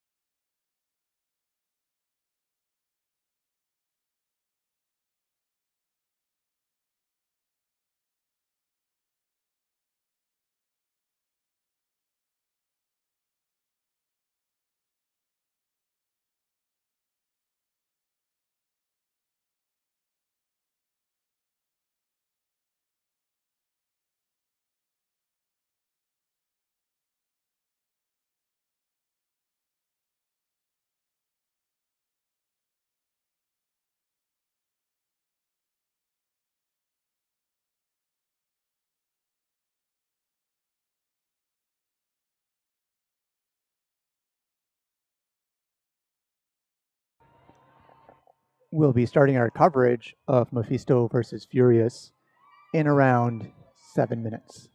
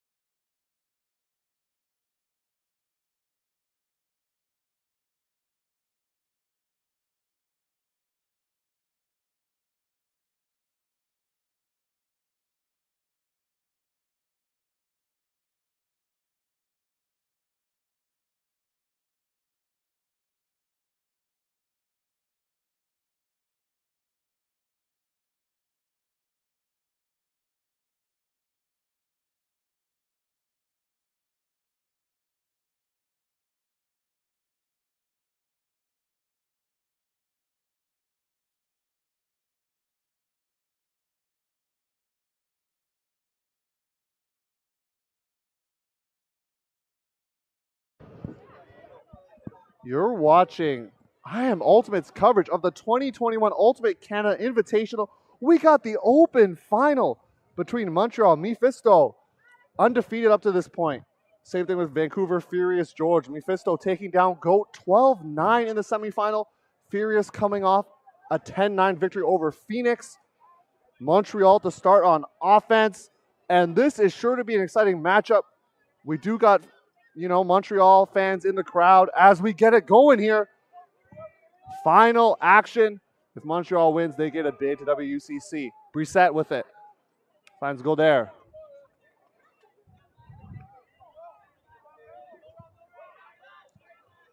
Chaouche. Guarded by Wu. Chaouche looking deep for Quinlan. We're here against Nitikman. And Quinlan comes down with the score.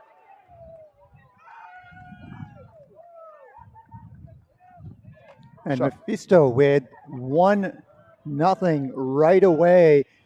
And this is the fast-paced game. If you are tuning in and haven't watched Open Ultimate before, just like the women's game before, at these high levels, these elite levels, the games tend to be very fast-paced.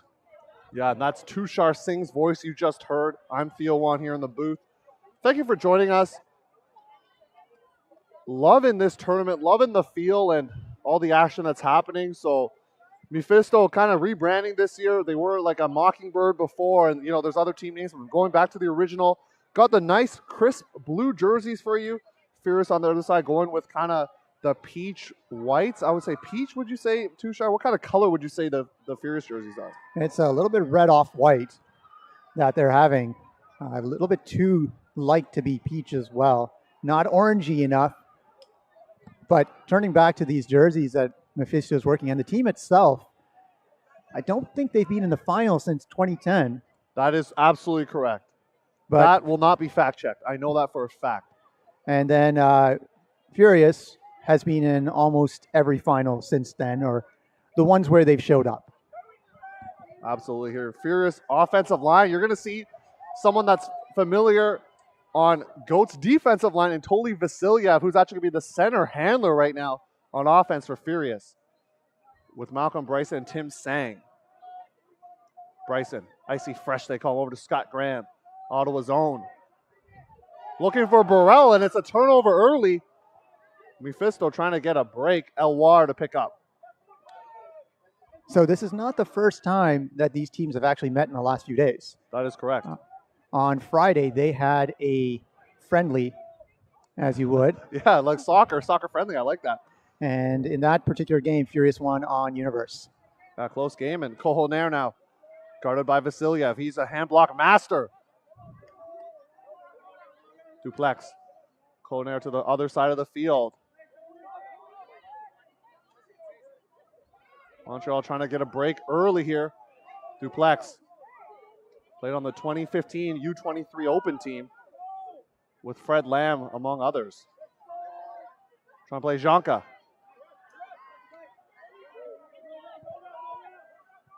Nice little scoop cut from Andre Arsenault. One of the key players to watch for Mephisto here. High stall count. Scuber finds trying to play Janka. Montreal knocking on the doorstep of a break here, Tushar. Lots of disc movement. They're trying to move it at early stall Flying counts. layout block. And hurting himself in the process. But what a block. And support right away from the sideline by the players and coach. These teams are familiar to each other. The players know each other as well, having played many times on TC together or other pickups.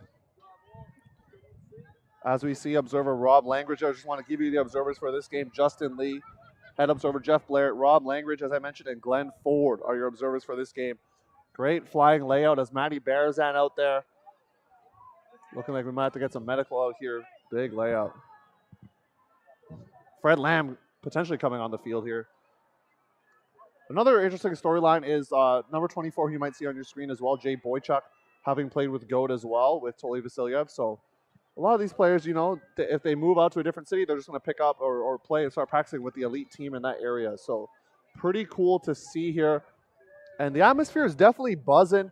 I know there was potentially some people watching the earlier games, but because some games have ended, there's just more of an atmosphere here. Devin Thompson getting off gingerly, but he had a flying layout to save it for the Furious offensive line. Jay Boychuk to come onto the field, number 24. And this game will be getting back underway. We did wait for that. Normally we don't show an injury. Sang looking for icy fresh. Malcolm Bryson. Too far. If you're a Mephisto, you're happy with that. You get another chance on defense. You got Montreal contingent out here in Manic and a Quebec contingent in Cube. Traffic's over there on the far sideline. Teams away from each other, just enjoying the game. And after this point ends, we'll tell you what the implications are for this matchup, depending on who wins. Elwar looking for a duplex. Monfette. Inside throw gets knocked away by Tim Sang. And he passes it off the ground. Furious a chance to get this hold after a couple turnovers. Bryson looking for Boychuk. And too far. Too high for Scott Graham. He can get up. But there's potentially a call. And nope, no call there, Tushar. So Mephisto is going to get the disc. Too high, I think, would have been the call. And both teams just kind of feeling each other out here. Yes, it is an early game. There's a lot of throwaways from the Furious side. Just getting dialed in a little bit. They did have to move fields a little bit earlier than Mephisto as well. Cool in there. Arsenal was going deep, but they look him off. Elwar. Pick downfield. Keeps the disc with Colinaire, number 22. Quick set of adjustments happening. That's Sang, really far off. I was about to say Matty Sang, but that's the other Sang that I know. Yeah, the Fury coach. Not here, unfortunately. This is Tim Sang in the red sleeves. Yeah, we'll see if Mephisto, if they're having trouble, if they're going to shoot it deep, potentially going right to left here. Charette. A big emotional spark plug for that team. Tremblay Janka, big fakes. Elwar. He's going to look deep for Duplex. As well as, Arsenault, and that's a break for Montreal. Elwar finds Andre Arsenault for the grab. And Mephisto up 2-0 with a break. And Furious really just throwing it away a number of different times. They certainly have the speed to get under it, but maybe giving themselves a little bit of a challenge in this game. We do know that Furious is always a team to watch out for because they can come back extremely easily. We saw that last time they played, and we were talking about the implications of this game. So let's talk about 2019 CUC and what the implications of that game are on this game that we're seeing here. Great question, Tushar. Just teeing it up for me. I do appreciate that. So Furious did beat GOAT in the final in 2019 in Edmonton, Alberta, which actually got them a chance to kind of make up a lot of the selection committee for the World Ultimate Guts Championships for Team Canada. But unfortunately, that got canceled due to what we now know as the coronavirus pandemic. So they actually were awarded a bid to WUCC. So what would happen is this, Tushar. If Furious wins this game, if they do, Montreal would face the winner of the GOAT Phoenix game that's happening simultaneously. If Montreal wins, they get a bid if they choose to accept to WUCC. And that's it. There would be no second place game. So that's the implications on the line. Kevin Underhill now, long-time Furious veteran out there. UVic's own. Zone look here from Montreal. Stopping some pull plays. Vasilyev with the disc.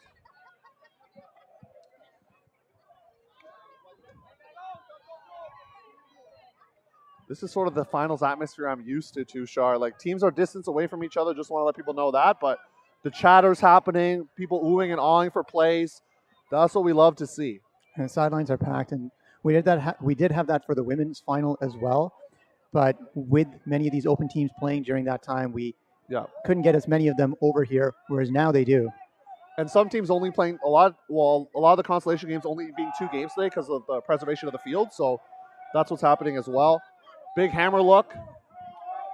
Finds Devin. BP, they call him. Big freaks from Church. Getting his first look on the offensive line for Furious. Rousseau on the mark, guarding Vasilyev. Finds Underhill. Sang up the line, give and go with Underhill. And that's going to work. Sang to Underhill. You've heard that before if you watched any Furious games. And Furious makes it 2-1. And the pace and the speed of this game making it difficult for me to keep up, but of course I will keep trying to do so as we bring you this game from UPI in Ottawa. For the listeners at home, I'm Tushar Singh. I'm from Waterloo, and with me is Theo Wan, who is from Toronto. And you have probably heard Theo's voice before if you listen to the Hucking A podcast. Yeah, plug it, Tushar, plug it for me. Which he co-hosts with Danny Proby, who is one of the players on Vancouver Traffic, who is sitting about 15 meters away from us. Yeah, Danny Proby's actually right there watching. She is my co-host for the Hucking A podcast. Please, you can find on any podcast platform. Hucking A is on Instagram, all that good stuff, social media. Give us a follow. Got to plug it as always. But not TikTok. Not TikTok. Not yet. Traffic's got the TikTok game locked down, not me. So, Furious D-Line here. Let's take a look at what they got. Morgan Hibbert, Morgatron, as they know him, out there. I see William Vu, Robbie Brennan. Morgan Hibbert, one of the legendary Canadian Ultimate players, and also in the U.S., picking up quite often with teams. Yeah, he won a gold medal in the Masters division this year with Voltron 2020, I believe is their name. Voltron something. 30-30 maybe? Brissett. Little known fact, he's ambidextrous and he can actually throw lefty hucks. So just be wary of that. From number 86. Lemire. Shaoush, who has the disc now, had the big throw earlier to Quinlan. See if he dials up another one, guarded by the young juniors legend back in the day, Darren Wu, who helped Canada win a gold medal in 2014 in the World Junior Ultimate Championships. Brissett has OJ Samar going, but there was a switch.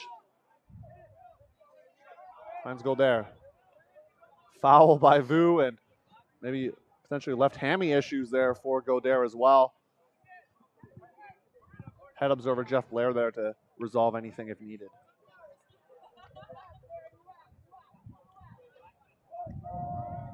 Watsokolski getting one of his first touches.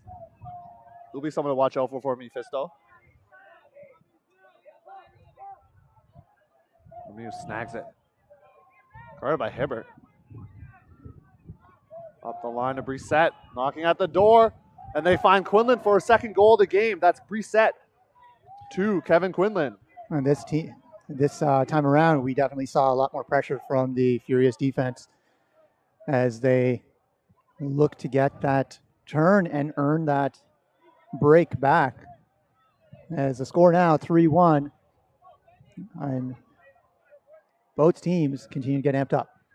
And Tushar, why don't you let people know about sort of the cap situation as well? Because, you know, we're used to 2 timeouts per half, 90-minute games, things like that, but it's going to look a lot different here this time around. We were informed by Linda Kudo, who is essentially running the observer pool here and is ensuring that, assisting with the competition side as well, that there is only 1 timeout per half. Games are to 70 minutes and score to 13. Yeah. Which 15 minutes into this game is going to be a potential factor. Do you see the scoreline there on the far side there, Tushar? That's the Red Flag Union semifinal. So what do you see out there? I currently see a 3 and a 0. And we're about to see if it's Red Flag. I believe it's Red Flag because they were celebrating pretty heavily there. So we will know very shortly if that's actually 4-0 because they haven't yet pulled or flipped the...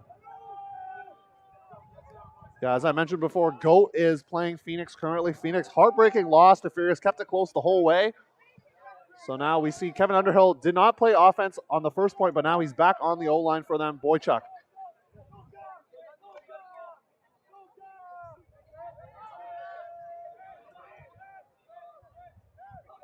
Underhill still has it. He's calm as can be. And he's going to fire a huck. It's kind of a low throw. but Burrell tumbles into the end zone for the score. That's Underhill's first assist, and Burrell gets on the score sheet.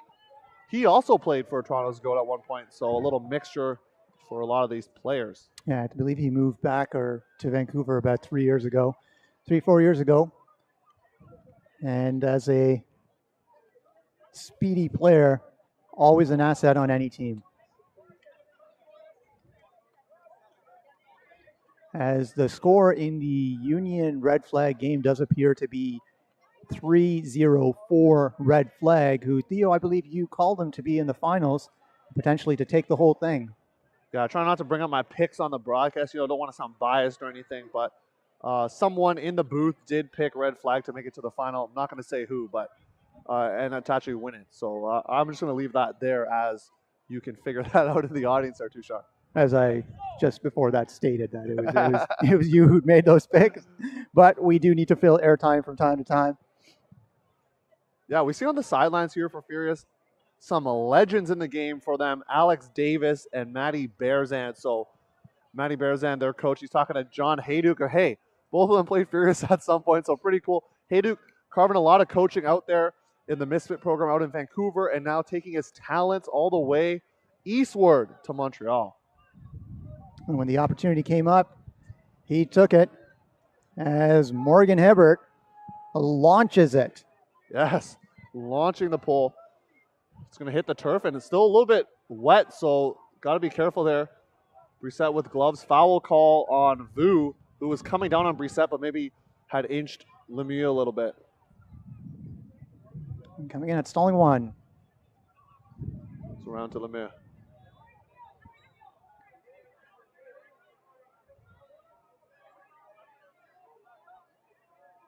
Płatzikolski.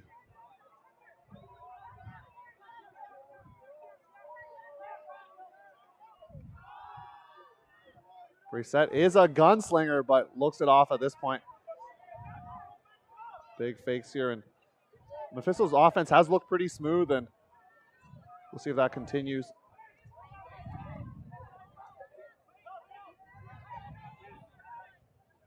Brissett with a cheeky inside throw, the lefty.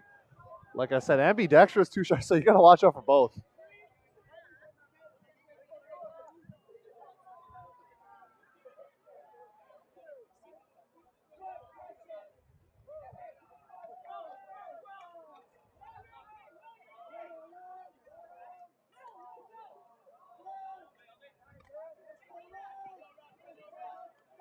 Mephisto working it slowly here. Lefty again. Reset. That's a laser throw. Shaush can't get there. So Furious break opportunity. Down 3-2. Hayduke is coaching Mephisto. That is correct. I know you're used to seeing him on the Furious sideline, but he's coaching the Montreal squad, along with Isa Lemay as well. Yeah, chatting with Hayduke earlier yesterday, he spoke about the challenges in running tryouts. They did get an earlier start compared to many of the other teams, especially in the East. High stall count. McLeod gets there. Harvey Brennan looking for Fred Lamb. Goes up with two hands. Furious trying to knock on that door for a break. You know they can do it. Comeback Central. We saw it in 2012 all the way back. That was one of the first streams I ever watched of I Am Ultimate Tushar, where Fierce was able to take down General Strike. Hammer from William Vu. I've been told he is a loose cannon. He can shoot it whenever he wants. And you saw it right there. Maybe not the best look. Not sure if he had Hibbert in the area, but decides to go with the hammer anyways. He certainly had the opportunity in the early part of that stall, or in that possession, to throw the hammer to that same location. He had a wide open Furious player at that point as well. That hammer, though, stayed bladey pretty much the whole way through. Lemieux going backhand to nowhere, and that's a critical turnover. That was never in.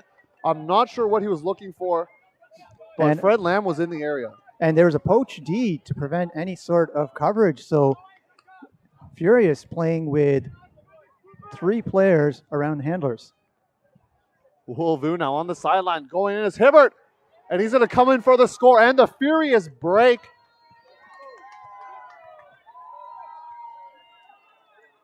Morgan Hibbert with the score.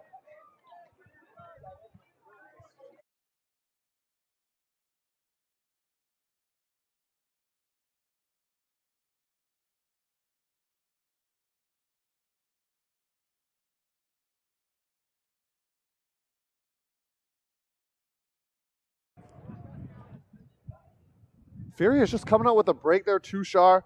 It's now 3-all. You never count either of these teams out, so expect a close game. Probably go to time, to be honest. Tushar, but maybe they go fast. I don't know. But either way, Montreal's offensive line exactly the same. Furious mixing it up a little bit. Kevin Underhill out on the defensive line now. Samson Hoy there. Fred Lamb to pull. Jordan McGregor, who I know went to Queen's University, played for Ottawa Phoenix at some point, has played Blackfish, and now moving on up to the Furious squad. He's out there on defensive line. That was a impressive defensive stand by Furious in order to hold it there at that end zone line. The Angry Monkey, as they call their two-sharp, playing the Angry Monkey defense.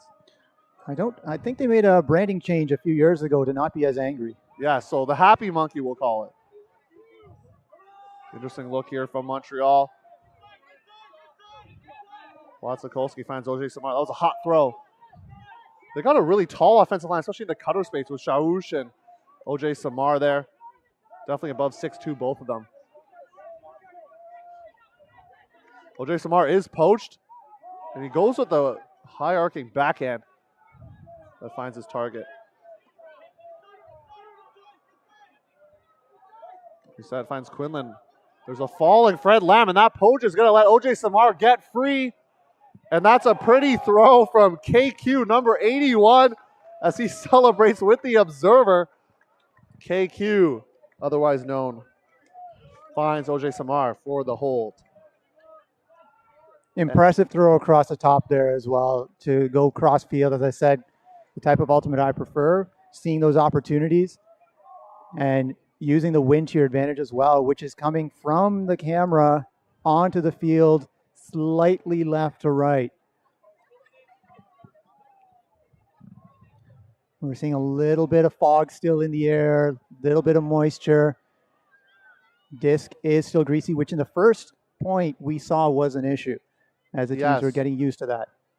And it's also the feeling out process, as you mentioned, right? Teams, I mean, they obviously played before this tournament, kind of in the friendly, the soccer language we'll use, but that's where both teams, you're probably not going to get the full looks, right? The full zone looks, those things. You're probably going to play very generic person defense. So like to see that they're mixing it up here. And Mephisto, their defensive line out there from right to left, we have Christophe Tremblay-Janka, Simon Charette, Felix Leonard, Yuan Cohoner, Thomas Duplex, Andre Arsenault, and Elliot Elwar. Kind of their D1, I would say. A lot of them playing on that break point that you saw for them. One break apiece here as it's 4-3. Montreal starting on offense in this game. Sang. As his target deep in Church. Not in. Has Burrell. And he'll burst free for the score. Church to Burrell. And Furious is fired up. And one thing to note too, Tushar, I would say, is a lot of these players, some of them playing for communities that are a little bit away from Vancouver, so being able to see, and Montreal, so being able to see this high-level ultimate's a great treat for them as well to see what they can learn to take back into their own communities. And so this is very much a community experience. We've always been on I Am Ultimate in the streams that we've run, being about promoting community above literally anything else, and trying to bring more teams to the stream. These high-level games, extremely important because you can see the pace, you can see the difference in pace and the intensity, as well as the high skill level, which we all benefit from. Like I'm looking at that out there, just thinking about my training program that I, as a Grandmasters, need to undertake because I had a tournament about 2 months ago, an open tournament, and I was running with 20-year-olds and not doing bad, if I could say. But I do know that coming out of the last few years, my training does need to improve because with age, I will fall off. Same with these players. You look at someone like Morgan Hibbert, who is a Masters player and has been a Masters player for quite some time. What is his training program that allows him to continue to do things that he does on the pitch? That's 3 letters for you. I'll give a shout out quickly. That's 3 letters for you. That's HSP, Haddock Sport Performance. Mike Haddock, a friend of mine, but he does a great job. He was helping coach with the Sixers, does all their strength and conditioning, and he keeps them in tip-top shape. And so Mike Haddock, he's the one who keeps Obviously, Hibbert puts in the work, but Mike Haddock is definitely running up the sweet programs there.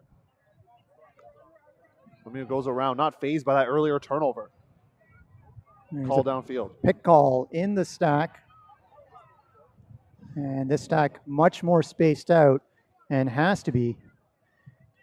Yeah, we saw Fusion with a tighter stack earlier that resulted in a lot of picks. And Stone is working on Brennan. A big mismatch there. The McGill player playing for Mephisto here. Brissett looking for OJ Samar going deep. And he's going to beat Darren Wu, who looked like he pulled up lame there. And Mephisto is going to get the score. And Mephisto make it 5-4. And there's definitely some pain for Darren Wu that needs to be dealt with. But even running through it, he was a little bit close. Wind, not really a factor in this game.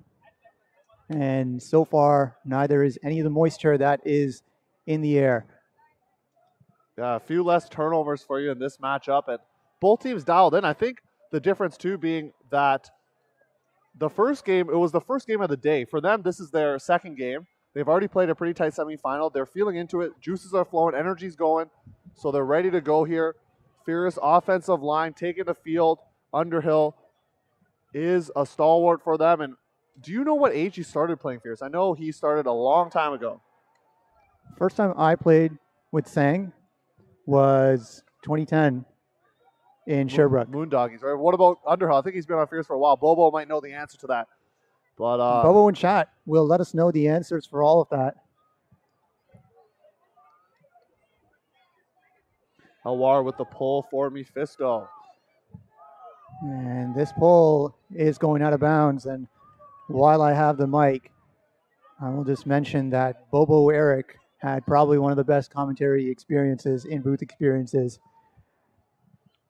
I think that was a commentary along with Alex Bush, who played on Ottawa Firebird, and that was in Ottawa. It didn't really stay on topic, but nonetheless, it was entertaining.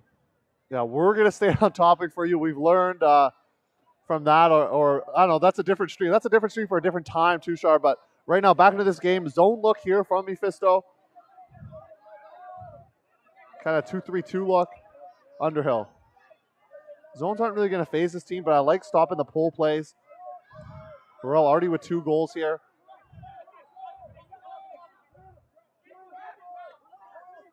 Seneschal has the unenviable position of being at the top of that kind of zone look, and they've melted now.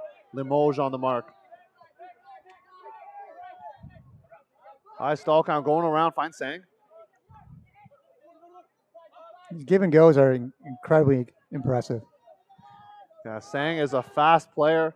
Elwar trying to poach off the back there. Hoy finds Sang is going so fast right now. Hard to keep up in the booth. Just how fast they're going. Bryson. The intensity definitely turning up in this game for Furious. Even on their offensive line, cutting with purpose and just moving quickly. Not letting the defense set here. Hoy. Scuba open side to Underhill. And that will do the trick. Underhill with the second goal in the game. So Bobo letting us know in chat that Kevin Underhill has been on Furious George since 2009, turned 19 during the tryouts. And thanks to Nick Menzies. And 4 players from UVic on that O-line. Certainly they have the chemistry. That's one of the games I really love. I know there's been some highlights of it from Mr. Nathan himself, who's also here. Kolakovic or Kolakovic. I know everyone calls him different things, but the Douglas Bowl, that's a pretty big game out there. UBC, UVic, showcase game. I believe Kevin Underhill helped kind of, with his brother, helped kind of start that and make that a thing. So pretty cool to see that continuing now, and that UVic-UBC rivalry is pretty rich. And within Montreal, it's kind of the same with all the university teams out there. They're going to have some battles, McGill, Laval, Sherbrooke, UDM. So lots of things happening there as well. Really establishing not only rivalries, but the chemistry and exposure to the play styles of each other. As Mephisto goes into a vertical stack. And it's a very deep vertical stack. Go there looking for the save player, number 71, that's OJ Samar. He turns on the Jets on Fred Lam, and go there flexing after the score. Montreal is making it look easy on their offensive points. They're going to have to find a way to stop OJ Samar because he's got 3 goals on the day already. There's plenty of coaches and captains on the Furious sideline. We're just seeing in red there, Alex Davis come off. They will be making adjustments on that particular side. They got it for sure. For those that are watching and interested in knowing what the red flag versus Union score is, I believe that just made it 6-2 for red flag. Yeah, and as we get this point started, Tushar, since you're the camera person, can you kind of pan towards, kind of show us what the fields are looking like, the atmosphere going on here at UPI in Ottawa, Ontario? Want to give a big shout out, as Tushar is doing that, to all the people that helped make this possible. Danny Saunders, Terry Lynn Bélanger, Andrew Batchelor, the countless other volunteers, Marco as well. Staff, low staff, obviously because of the pandemic, so just really excited they were able to put this event on. So if you see them, give a shout out because they put in a lot of hard work out there. Mephisto on their defensive line, Tremblay Janka. I've seen him make some pretty athletic plays. He is in the World Games applicant pool, as I mentioned earlier, with some other players in the female division there, in the women's division. So we'll see what they do here. Sang, he's having a game right now, and they're going to try to stop him with some zone. They're going to give that a look again because they definitely had a high pass count. Scuba. Elwar blocks it, and now Mephisto chance to get it for half. Elwar shooting right away. Charette. It's not going to be in the end zone. Charette finds Duplex for the break, and Mephisto takes half. 7-5. Who saw this coming, folks? Mephisto coming out hot. 7-5 is the score. And Tushar, pretty exciting open final right now. If you're tuning in, tell a friend. This is a great game. But with all this excitement, we're going to take a break and go to half. And just before we do that, I would like to mention that if you are watching on imultimate.com/live, you will notice a couple of links on there. One is for FN Caring. The other is for the National Truth and Reconciliation Center. Rather than accepting any cash donations or any sort of monetary compensation from Ultimate Canada, we are asking that you, if you have the opportunity, to donate and support the Canadian community in general and First Nations communities in Canada.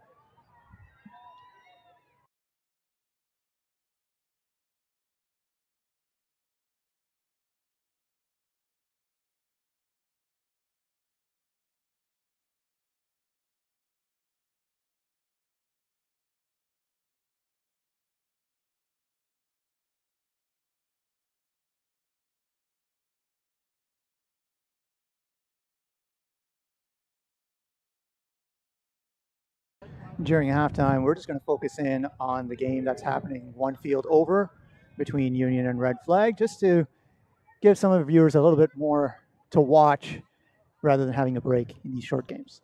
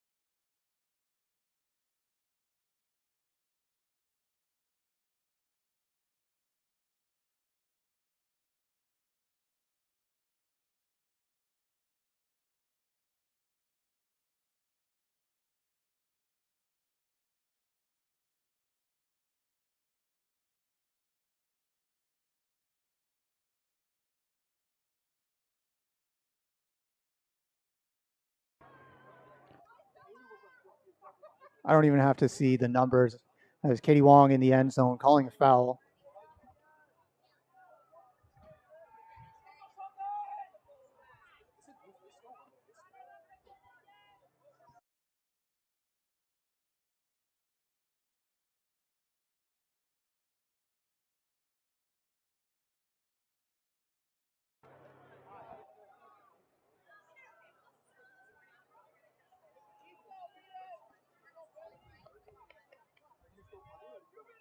And the observer there, we've got 2 minutes until this second half of the open game is going to start up. But in this mixed semifinal, if red flag scores this, that will be half.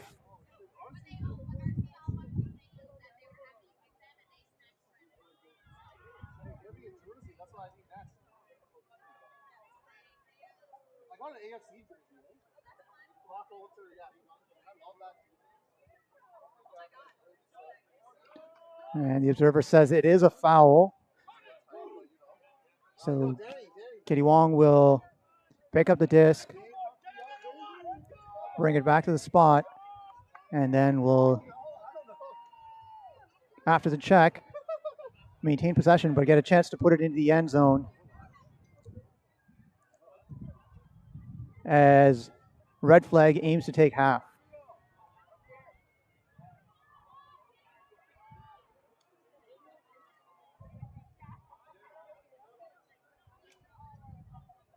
And over the top, and red flag score it, or there's going to be a high stall count discussion. Not really. That's a point. Red flag take half, and we are now going to zoom out and come back to this game, the second half of this game. Folks, open final 7-5. Mephisto up 7-5. That was Tushar Singh on the mic. I'm Theo Wan here. If you like some Canadian Ultimate, check out the Huckabee podcast. Do a quick plug for that. You can follow I Am Ultimate on all the social media platforms as well. I Am Ultimate is going to be streaming the University Championships as well. Is that correct? Actually, unfortunately, we are unable to stream that, but Ultimate Canada is planning on streaming the 3 days of CUUC in a couple weeks. Church now going to focus back on this game. Bryson, he was unmarked for a while, got free offense there. Vasilyev played on multiple Team Canadas in the World Ultimate Guts Championships. Bursting up line is Samson Hoy. Burrell trying to get that third goal, doesn't get it. Little give and go action, but they switch off of it really well. Cohonair heads up defense. Vasilyev's open on the open side of Hawar. Very late bid. Doesn't get it. And Tim Sang gets a second assist of the game to Vasilyev. Needed hold, but Mephisto still holding the advantage up 7-6, starting on offense right now. What's the cap situation like, Tushar? You think we're going to go to time? Tell the audience at home. So this game started at noon. There are 70 minutes allocated to it, and we are about to reach 40 minutes. So we still have 30 minutes left in this game, and it's highly probable that one of these teams is going to get to 13, although I think we hope that the final will come down to Universe. Exactly. Universe. We want it. We want it. I'm sure the audience wants it. The fans here want it. So let's see if it happens. And this is a big game for Mephisto, as a win here guarantees them that spot. Furious already holding on that spot to World Clubs next year. And can you talk about what World Clubs is? Because some people know, obviously, the Country Worlds, WUGC it's called, but WUCC, a whole different animal. So what is it? WUCC is, as mentioned, club teams from around the world coming to the tournament. It is perhaps the more challenging of the two, given the variety of teams, but you see greater chemistry on those teams and greater representation from a variety of different regional areas of countries around the world.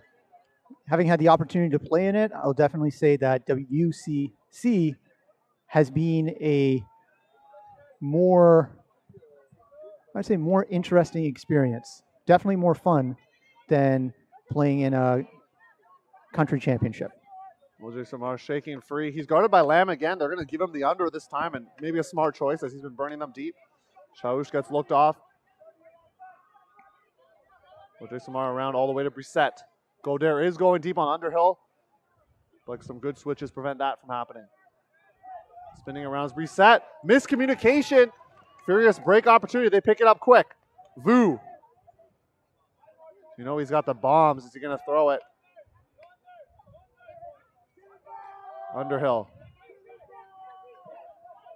Patrick Bayless formerly played for Revolver. He's going to shoot a flick high up to Lamb. Can he keep his toes in? And skying for it is Potsakolski, which gets the Montreal fans excited as he scoops up the block. Brissett, guarded by Vu. I like that matchup with Vu having a longer mark, maybe preventing some hucks coming out. Potsakolski is really churning yards all over the field. Now he's on that Lamb matchup. Pick called. Very deep stack here from Mephisto. Is unable to keep it in the camera here. We have to show you where the disc is. Normally the plays would be a bit tighter. But as the play moves closer to the end zone, you should be able to see all the players. Potsakolski.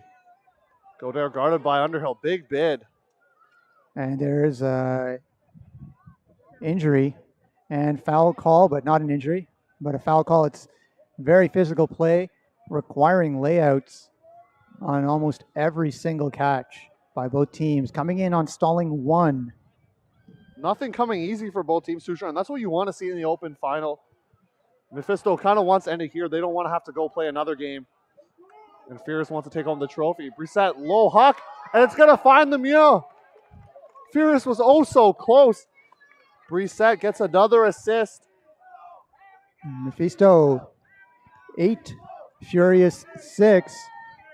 And there was that break opportunity there, and you're seeing it where Furious is known for, at this point into the game, to start dialing it in. There can still be some bobbles along the way here. We can still see a few more Mephisto breaks, but Furious is known for that. There is a conversation going on between Kevin Underhill and the observers. Very animated he is right now. I wonder if there's a blue card that was given there or something else, or perhaps just having a conversation to try and clean it up.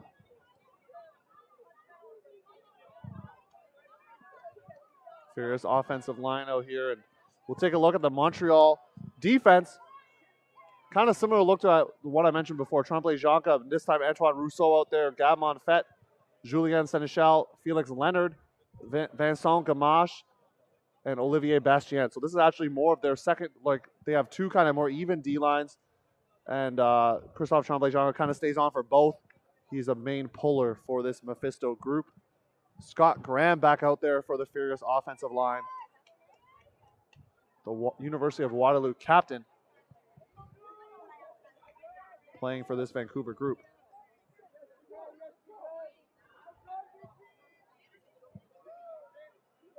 Zone look here again.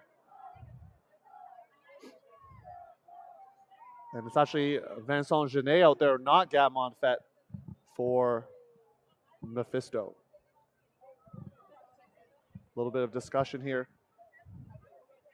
But the points have been coming fast and fierce. It's been 45 minutes there, Tushar, correct? We are reaching 45 minutes in this game and 14 points scored in total. Bryson. Still in that zone look, hunting for that block. We're able to cause one turnover with it. Pocha is Graham. Nice blade to find him. Rocking the sweet visor. Love the look, even though it's not that sunny out. Love the kind of different gear people like to put on. So look good. And with the block is Tremblay Jonca. And not a great pass there from Burrell. It was kind of contested there in that tight space. And Montreal, chance to go up 3. Rousseau.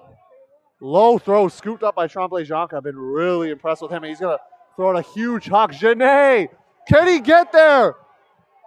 Oh, so close. The fans would have got excited and up for that. That would have been a 3-point lead. Genet, so close on that one. Furious given a reprieve, and they're been given some life. Don't want to say that's a turning point too sharp, but that was huge. Boychuk going deep. Comes under instead. Bryson. Hits Graham. Boychuk chugging along to the deep space. Is that throw going to stay in? Out of bounds is called by the observer, Rob Langridge. And he can't believe it as Boychuk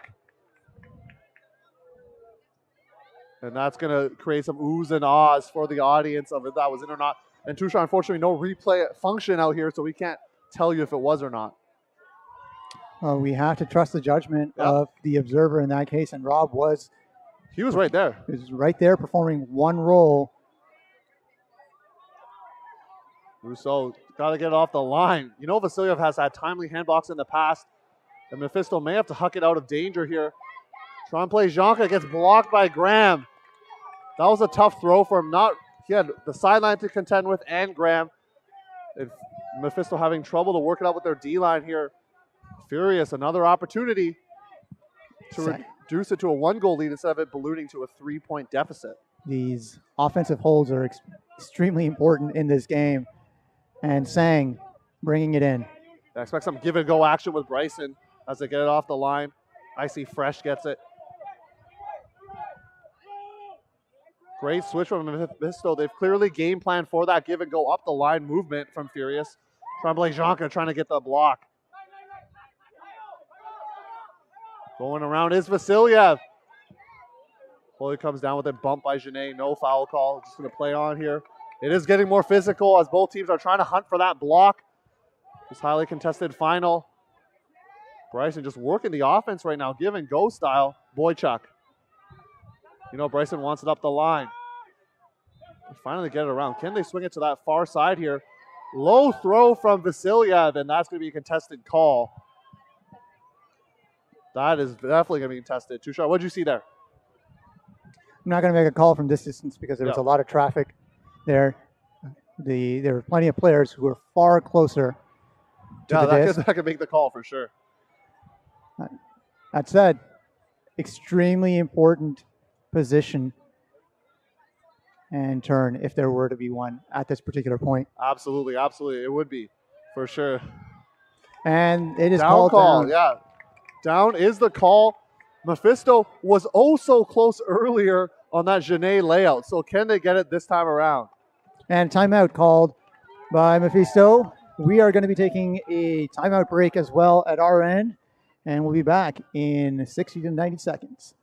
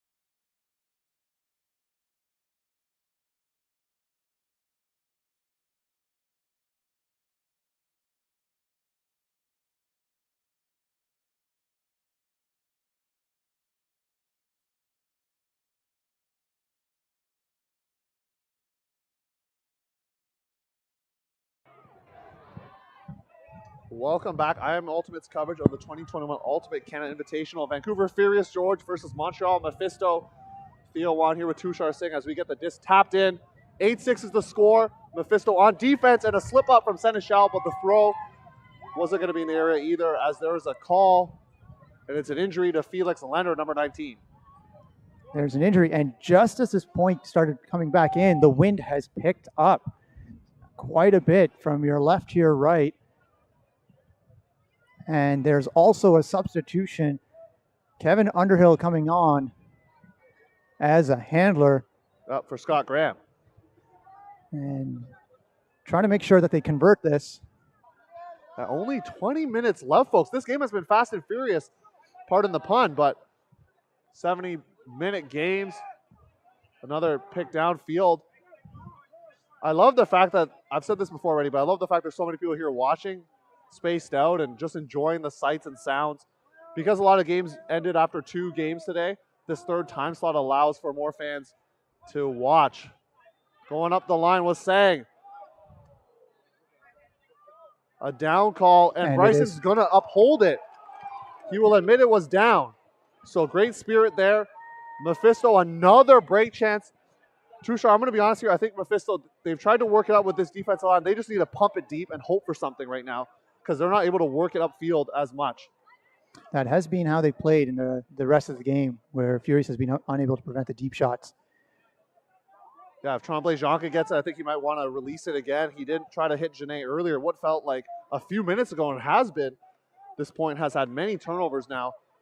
So this is, I would say, probably the most critical point, just because it could go either 9-6 or 8-7. That's a big difference, especially with less than 20 minutes left. Nice scooper from Colner. Gamache is going to load it up, and he's going to do what I said, throw it deep. Blocked by Hoy. And at least you make Furious's offensive line work it up, using some of the clock as well. I don't mind the look, Tushar, because I kind of called it out from up here. Bryson is poached, and now they switch off. Some switches underneath, preventing a free huck. Good communication. Layout from Janae. Boychuk. This is coming fast and physical right now. Vasilyev.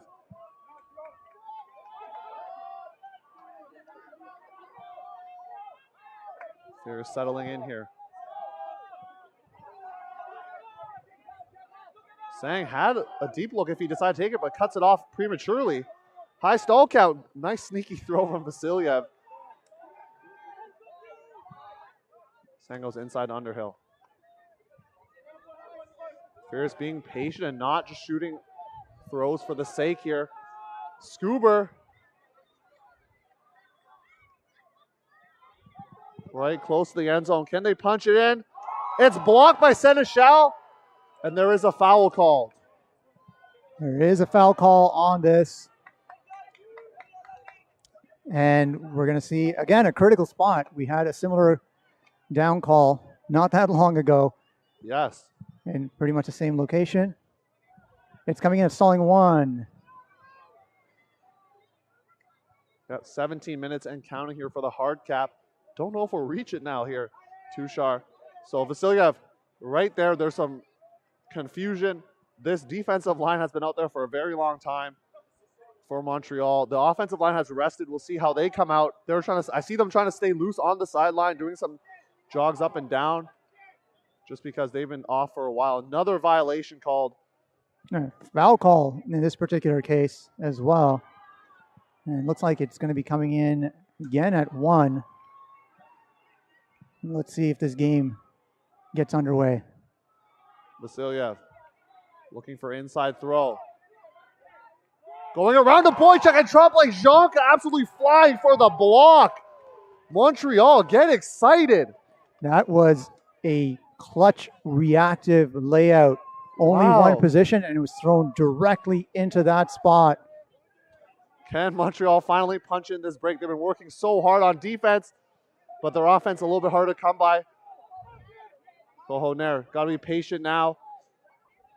Treasure the disc if you're Montreal.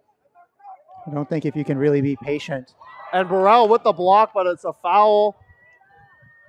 And he is, cannot believe it, I should say, to Seneschal. And we hear some boos from the crowd, but maybe they're a pro-Furious side here. Head observer Jeff Blair getting a lot of calls on that side. So that's why you want the head observer there. The discussions taking place as the cap continues to tick off. No stoppage time like there is in soccer there, Tushar. So unfortunately, the cap is just going to continue to be where it is at that time. Let's see what the call is. And there is a no foul. No foul, yes. It is going to be a turn.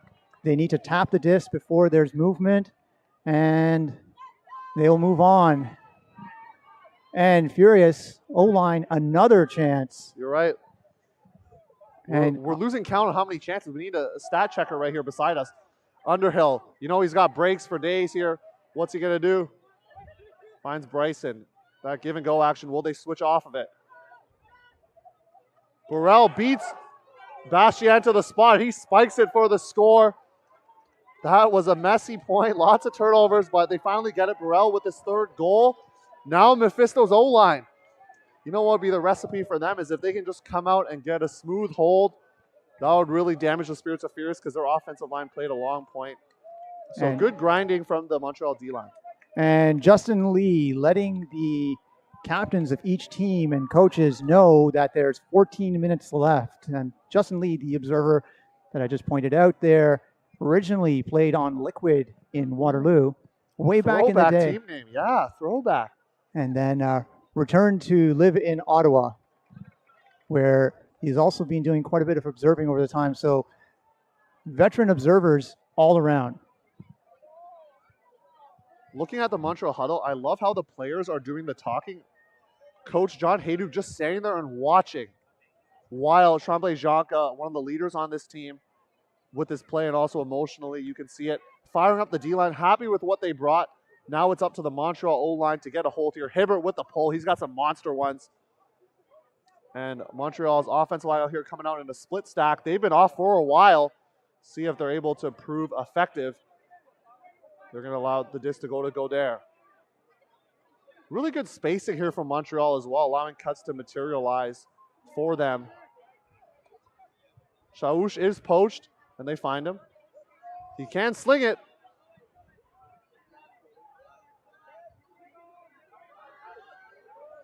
Speaking of slingers, that's reset. Falling down is Godere, but Quinlan's able to get the disc.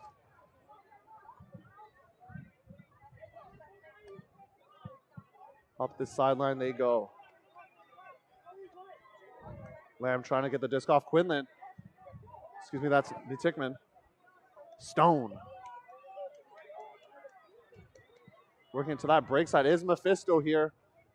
Can they get a no-turn hold and really put the offensive line for Furious in trouble, just having played a long point themselves?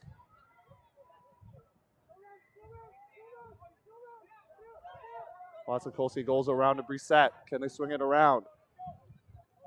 He holds it. Goes with a hammer instead. And that's going to go out of bounds. Not sure what he was looking for there, and he points to my bad. We'll see if their offensive line can play some good defense here as Furious trying to get the break to tie up this game. Like I said, Tushar, that point was really important. It could have been 9-6, but now it's 8-7. Potentially 8-all here with Vu to pick up. And classic Furious vertical stack, but not necessarily the same classic cuts we saw. Lamb is going to find Vu up the line. Power position. He'll find Bayless.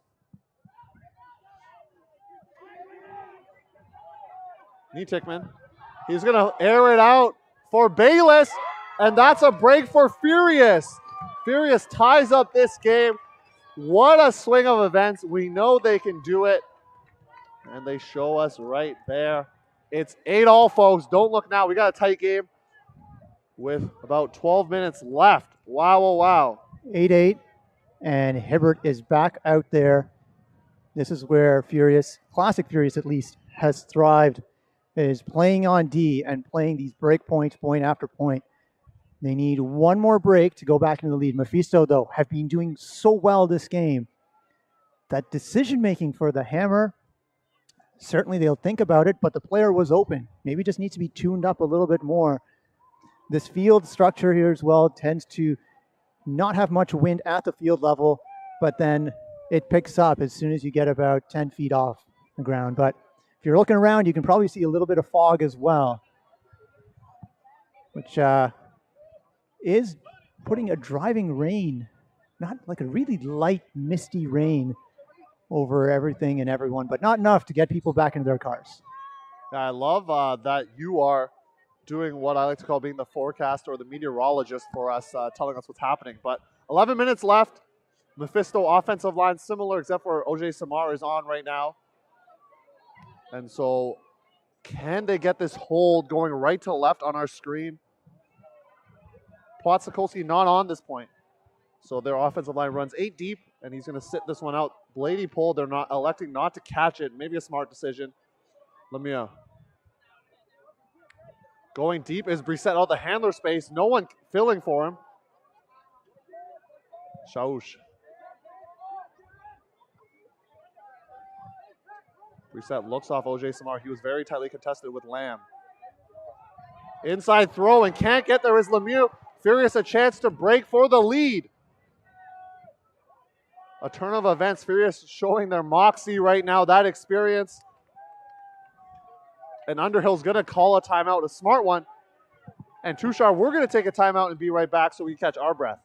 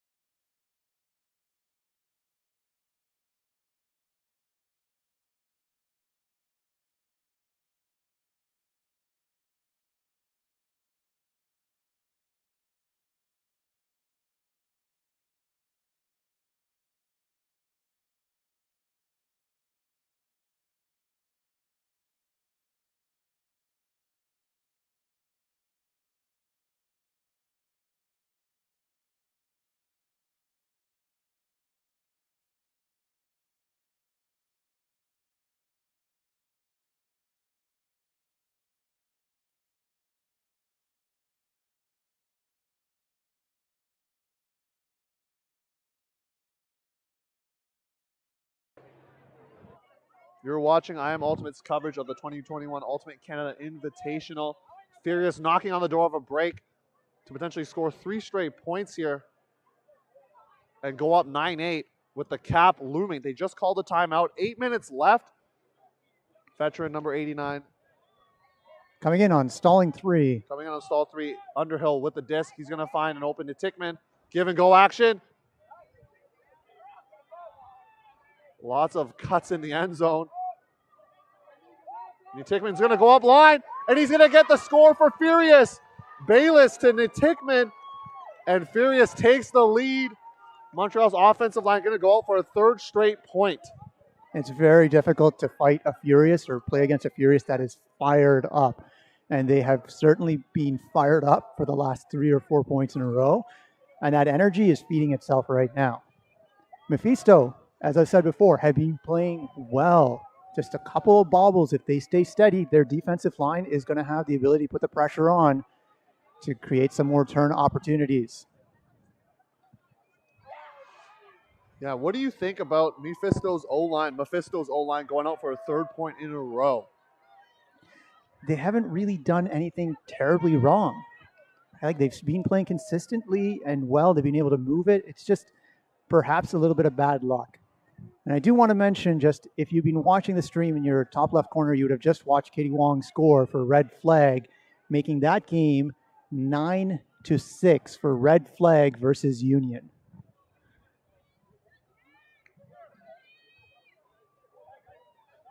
Theo, would you make any adjustments at this point? I'm honestly happy with how things are going. The hammer was obviously a bad look, and I would say that was probably the biggest thing that they did wrong. Furious's handler reset defense has been a lot tighter now, and I think that's been causing some issues, along with these high arcing pulls from Morgan Hibbert. It's a little bit lower. In this direction, he has been pulling lower. Quinlan. That Lamb matchup now with OJ Samar. He's been taking him deep, and now they're forcing him under. Maybe a secondary look around. Nice around to Potsakolski.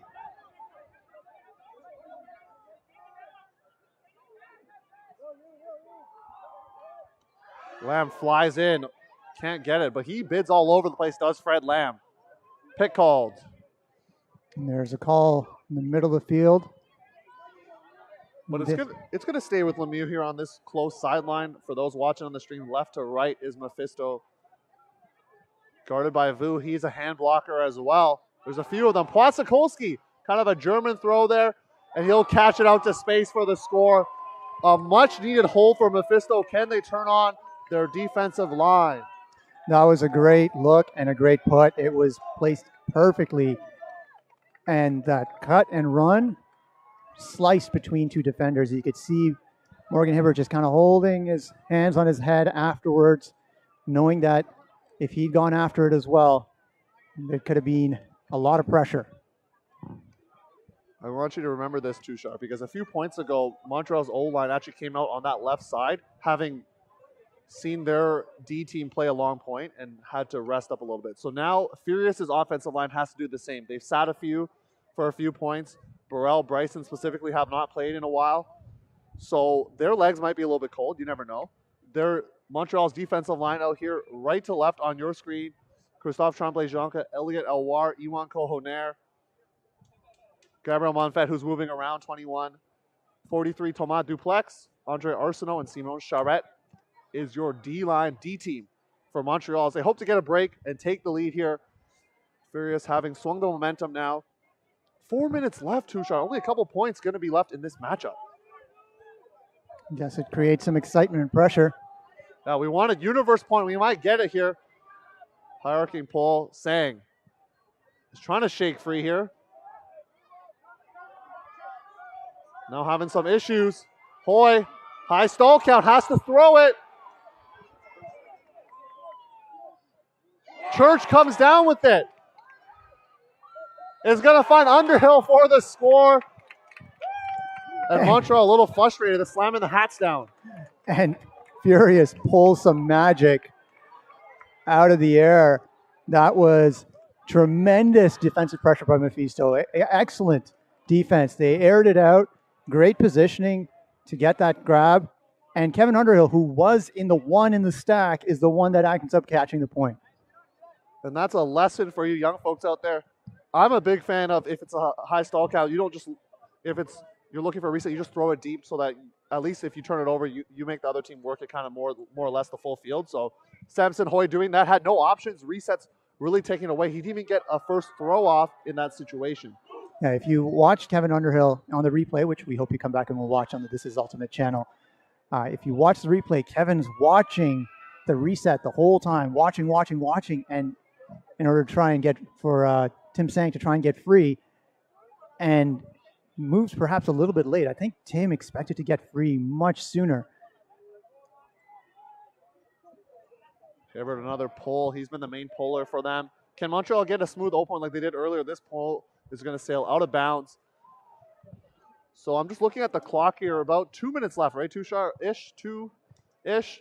If Montreal can score and force Universe, what did it look like going right to left on your screen? If Furious scores here, that might be game, folks. So this is a critical point here. Hibbert's poaching off someone, causing some muddled up offense here for Montreal to start.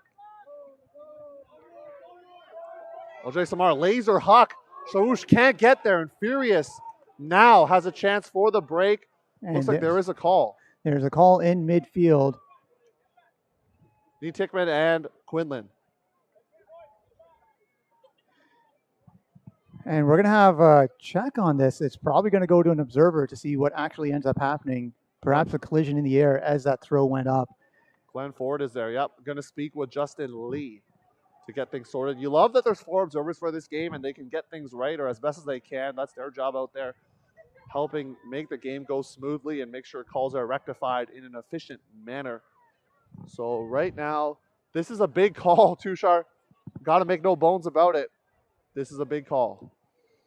This is a critical point in this particular game. There's going to be a conversation. No foul. That is a turnover. And Furious is going to try and control the pace of this right now. They need the point. If there is a point, as you said earlier, that will be game. Yeah, because there's about 1 minute left to the cap. And so if Furious scores, it would basically be over. Horn should blow shortly from Mr. Andrew Batchelor. So Bayless. Furious, can your D-line score here? Vu. Lamb's going deep. This is floating. Is this going to stay inbounds? And called in. Called in. Robbie Brennan. Some Furious magic. Nee Tickman finds Hibbert for the score. Not game just yet, folks. Montreal has to walk out there quickly before the horn blows. It's 11-9. And the horn goes. This point will be played, but as the celebrations go up, Furious will get the gold because it is hard capped. And this was stunning.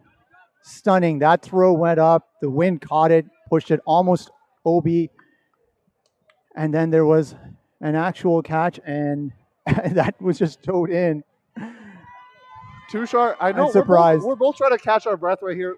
We really appreciate you joining us, and if the score holds true, which it is, then Mephisto is going to have to turn around and play the second place game for a bid to World Ultimate Clubs, and that's going to be either against GOAT out of Toronto or Ottawa Phoenix. So what a turn of events. That turning point, Tushar, was that point where it could have been 9-6, if I'm not mistaken. I think it might have been 8-6. 8-6, and it became 8-7, could have been 9-6.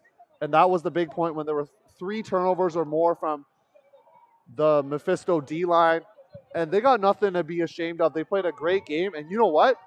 You got to turn around and be ready to play because there's going to be a hungry squad coming for that bid. And there's been many an occasion where teams have played against Furious, and Furious has benefited while being down with a turnover on the opposite end zone line and has worked it back. It's just another gear they have. This could have very easily gone the actual other way, but let's see how this point shapes up. Quinlan loves his big flick hawks here. He's going to find Brissett Vasiliev back on his familiar position of defense here for Furious George. Pick call downfield. And when we look at a little bit of ultimate history here, yes, Mephisto with that name, because this team is a very different character and composition from what was there 10 years ago. Had won in 2009 in Winnipeg, had won gold against Phoenix in that finals at Blue Bomber Stadium.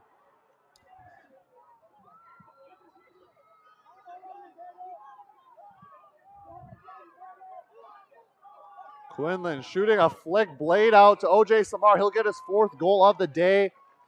But Mephisto's going to go down. 11-10. What a game. Furious are your 2021 UCI Open Division champions. But don't go away. In 20 minutes, we got the second place game. We're going to find out who it is for you. So don't go away. We'll be back in about 20 minutes. Yeah, thank you all for tuning in. And just because we haven't done it on this call, if you are listening in or watching on imultimate.com/live, or please visit it. There's a couple of links on there for charities that we would like you to support if you are able to, rather than donating. We are covering all the costs for our stream, all the bandwidth, equipment, etc. Ultimate Canada is covering and providing on-site infrastructure, which is very necessary. And so in lieu of trying to receive any payment from ourselves, we would appreciate you supporting either FN Caring or the National Truth and Reconciliation Center. If you have been supporting other First Nations, Inuit, or Métis communities or charities, please, you're already kind of doing what we're asking you to do as well from donations. Thank you. We'll see you for this next game, which is critically important because it gives that next bid for Worlds.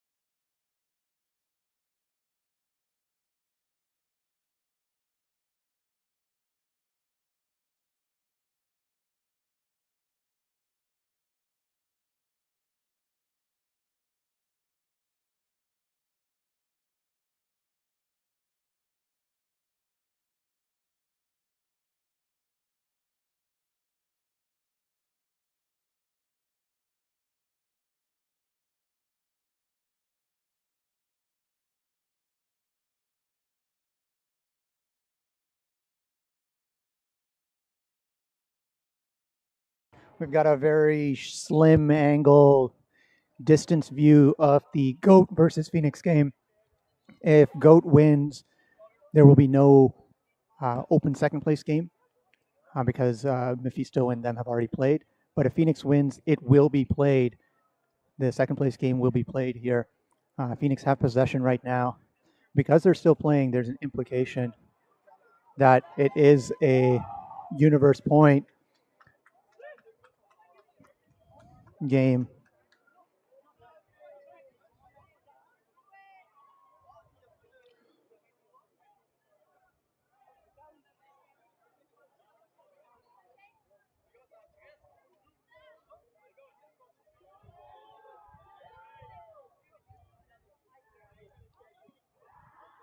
And it looks like GOAT has the D as there's a momentum shift. But a potential injury as well.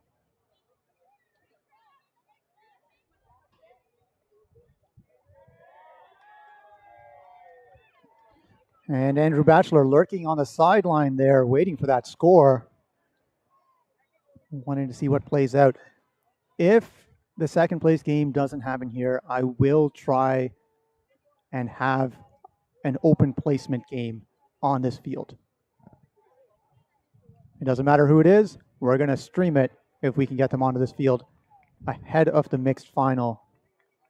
The red flag versus Union game appears to be red flag 10, Union 7.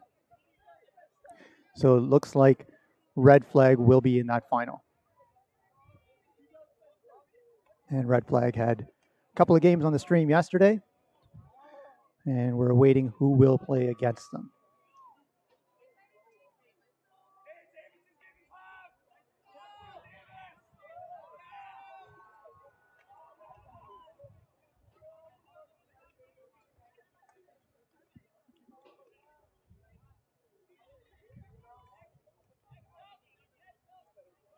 Incidentally, this view is still probably better than the first stream we did here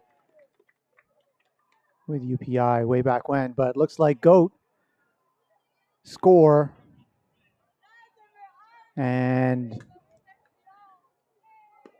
have won that game and will be and have secured second, with Phoenix finishing potentially third as part of it. We'll let those things sort of shape out, but this game, GOAT finishing third with Mephisto finishing second. So in first, in the open division, we have Furious. In second, Mephisto from Montreal. And Toronto GOAT in third. Furious from Vancouver in first. So our current schedule unknown. And for our mixed, as the chat is saying, PBHG won. So we're expecting to see them play with red flag in the mixed final, which will be in a little bit of time, but we'll see if that gets moved up. So a lot of things still here at play for the last two time slots, and I'll fill you in on what's happening in just a few minutes.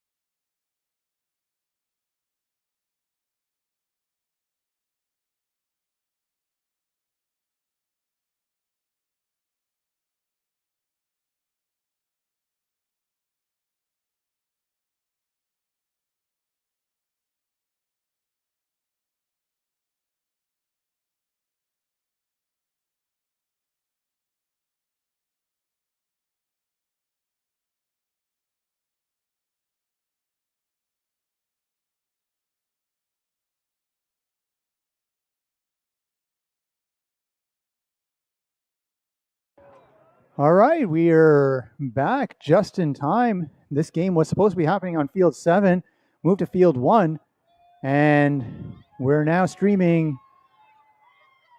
Union versus Bronze medal action.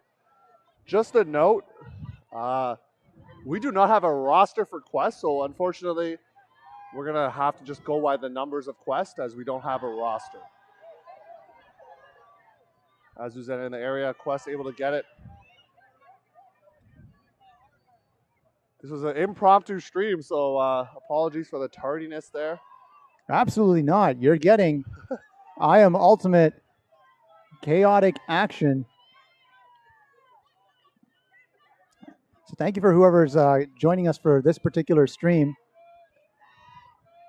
As Sky picks it up.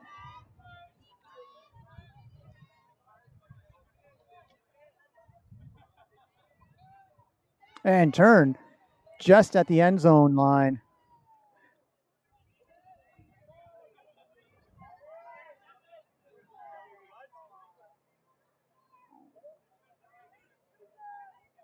Quest on the doorstep of his score right here. Bronze medal action, reset around. Bobbled catch. See what the call is. And this game does not appear to be observed.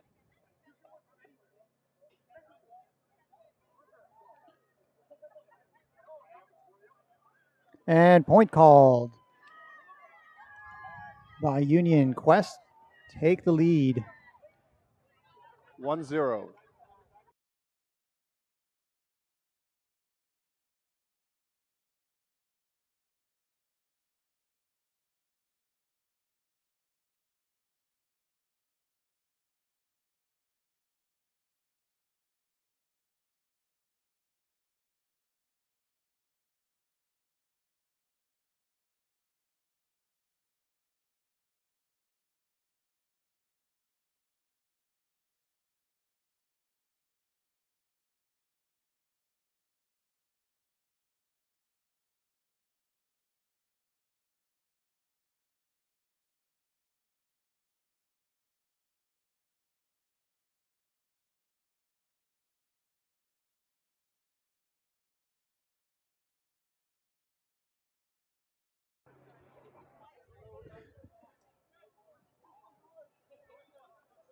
And Quest will be pulling. So this game, as you can kind of tell from a little bit of a surprise, is we were anticipating that this would actually be happening on the next field over, perhaps not be played, perhaps be played on a different field. And so this is a pleasant surprise to be able to bring this mixed game to you. The open game that was second place open game did not happen as GOAT beat Phoenix as Dan Balzerson brings the disc up and swings it wide, and there is a call, and there are observers in this game, and a pick call.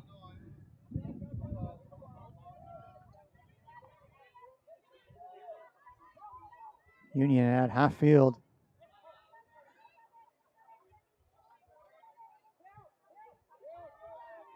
And Dan. And Union make quick work, clean point, 1-1. This is the bronze medal game. And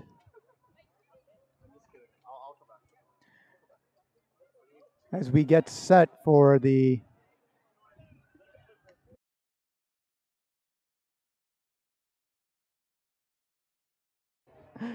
and Theo Juan coming back into the chat now over here, which is really what this commentary is. It's just a little bit of a chat and a conversation. Yeah, you hear the behind the scenes, folks, and yeah, I was gonna take a break, decided not to. You know, we're back here bringing you the stream. Like we said, Quest out of Quebec City, taking on Toronto's Union for bronze, and Yeah, this game we didn't know Tushar that we were going to stream this until like it's literally just started. So Union, we have some knowledge of, and unfortunately with Quest, we will go by their numbers as we do not have a roster. So, hey, more Frisbee. That's always fun. So let's do it. And the first point, Quest having a turnover, but then getting it right back. Both tight matchups. Both these cities have a history of strong teams.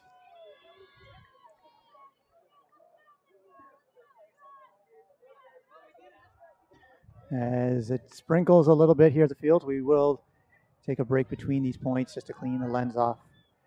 Carroll snacks it down.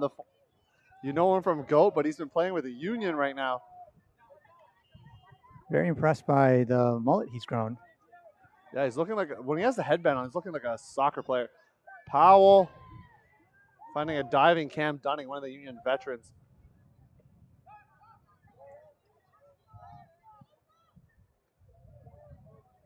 Carroll.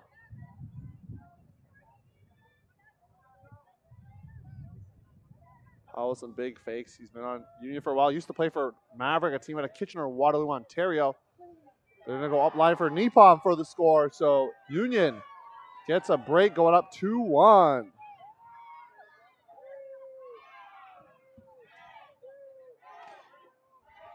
And both teams now starting to contend with warmer weather, which this day has been quite cold.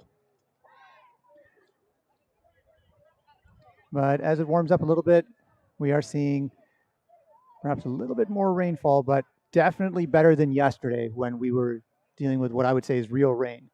I was not here for that, so I did not see the heavy rainfall that was happening. So Theo, in just interest of stream, where were you at yesterday? What do you do during your days now? I podcast for the Huckaday podcast. You can check that out on the podcast platforms. And I also work at a university in Toronto in athletic communications. So get to do a bit of story writing and social media and rosters and things like that, sports information. I think you were at Varsity Stadium yesterday? Varsity Stadium, T-Dot. That is right. It was sunny the whole day there, by the way. It was not sunny here, I will say. It was basically, as soon as you got to Kingston, It was sunny all day yesterday. It's been raining now in pretty much southern Ontario everywhere, as well as the capital region. But much better weather today than was anticipated a few days ago. Yeah, and the fields have held up. There's going to be a mixed final after this. I know maybe some people had questions about if there's an open playing game that we had previously maybe talked about, and there is not. So I'm not sure, Tushar, if you already talked about that, but Mephisto, by proxy of defeating GOAT earlier, automatically gets second place. And that might have been a universe point as well for Phoenix. And Phoenix. Yeah, I was streaming that. Phoenix had an opportunity. Great layout. On offense to start the point and not able to get it. So tough GOAT coming out with the victory. But here, focusing back on this game, Quest now working against Union zone look. David Murray, who I really like, number 4. He's been a player on Queen's Mothership. And he's a defensive wizard, they call him. And you can see him on the top of that wedge zone there. 24 for Quest. Strong, confident handling from Quest.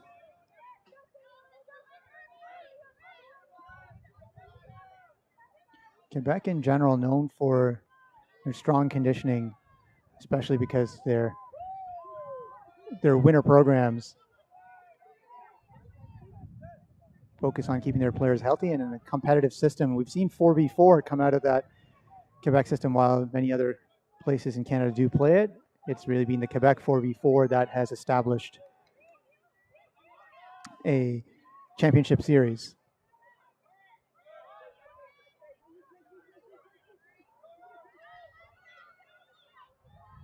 Going down the line is Quest to get the hold, much needed.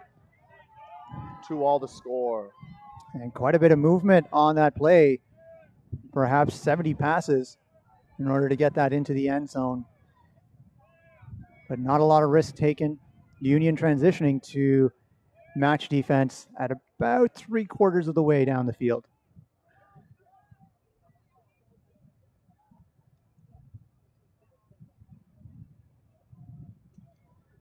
earlier we had mentioned in one of the previous games that it was nice to have pronunciations, etc., on the rosters, and those were rosters we have generally collected ourselves as part of this broadcast, because the rule is that you do not need numbered jerseys coming into this tournament.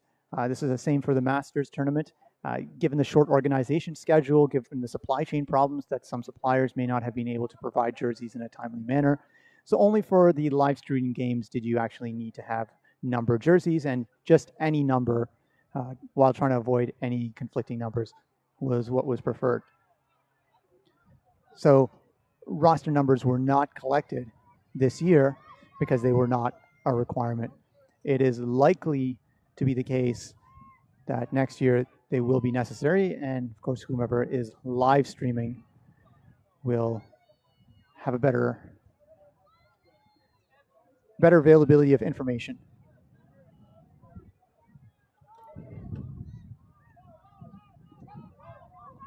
Atchison finding Carroll.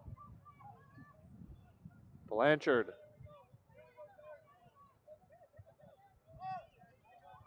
He's got some sweet hair himself. Male players working it right now for Union. Atchison finds Sarah Lamb, former Zen player, part of that Toronto system, coming into their own. Blanchard going to go around to Atchison for the score. Union make it look easy on offense. Make it 3-2.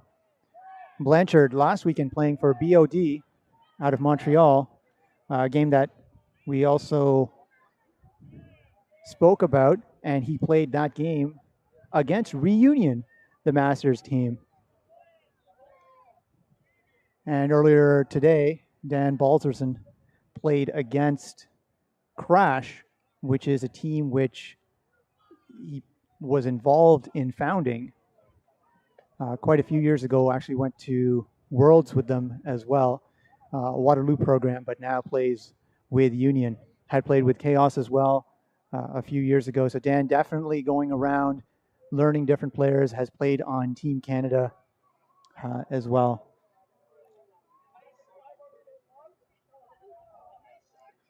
The opportunity to see Union play earlier this season at Nationals in Barrie, and they had a loss on the first day to, was it Crank or Anchor? I think it might have been Anchor was not there, so it was Crank.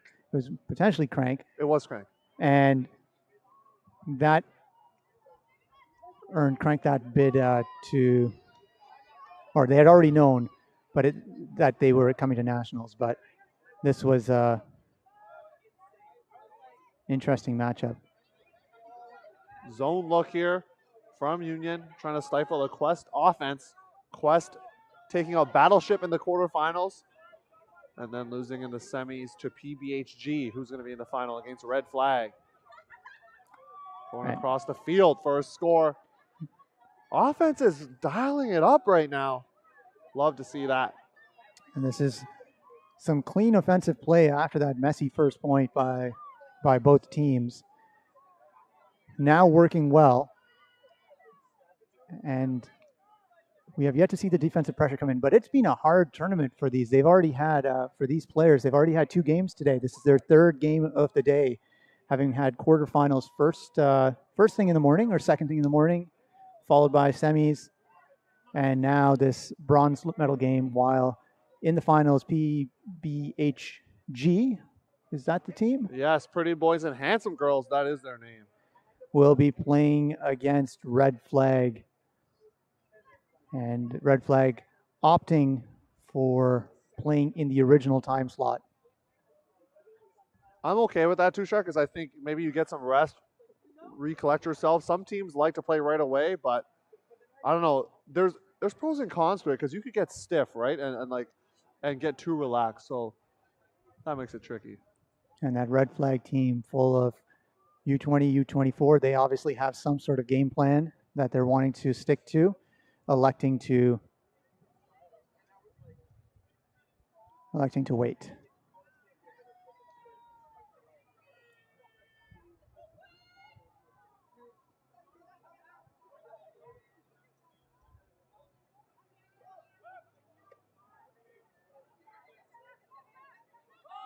Carroll looking deep for Jackie Mann. He'll find her in the end zone for the score. And offenses on both teams, as you said, rolling. Andrew Carroll, previously playing for that team out of Kingston. And it was quite hyped up, I remember, about 8-9 years ago. And they came out of nowhere at regionals to earn their spot at nationals. Yeah, it wasn't Local 613, right? That was a team before it, no? It was Local 613, but there's a lot of they were kind of under the radar. And I believe it was us at I Am Ultimate who actually called them to be the dark horse, and that's what it turned out to be at a tournament at regionals. And Jackie Mann, also coming from Waterloo. Man, this Waterloo connection is being strong right now in this game. Waterloo tends to be a system that exports more than keeps their own, because with the proximity to Toronto, it is easy for the higher level players to move across and find a role to play with not that long a commute to make it to practices.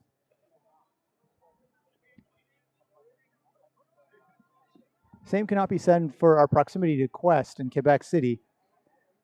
But Quebec also picking up on some players, not necessarily in this game, but when we saw Iris, they had some out of Quebec players, such as Aaron Daly, playing within that A-tier system. Quest has it on this break side here. Down 1 point, trying to hold.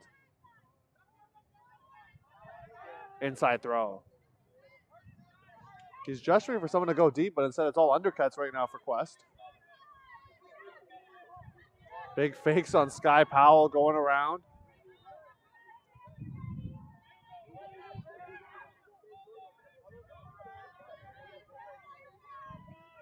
McKellen in coverage. And there's a call. He's calling a foul. And not contested. Not contested, yeah.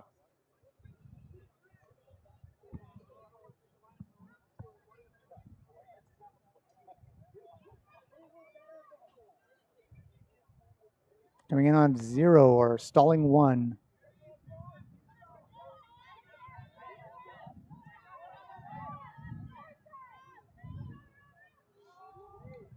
Two players going after it, and they'll get the score. Quest. Another hold, Tushar. So I think the final game of the day for both of these teams, they're just settling in and just firing on all cylinders, as they say. It's a bit of a different mixed game than what we saw yesterday, if you were here watching the stream, with the red flag on both of those games, hucking constantly, looking for the deep shot. So different styles. Quest, much more careful, measured with the disc, and ensuring that they keep possession, which is indicative of the Quebec City style. If you think back to teams like Onyx and how well they handled and moved the disc. That's a throwback name right there, Tushar. Well, 2 weekends ago, I was playing at Grandmasters in Montreal and matched up on Quarantine. And one of the players was a Onyx player from way back in the day. Still had the hucks, the full field hucks and accuracy. Again, working on my conditioning plan.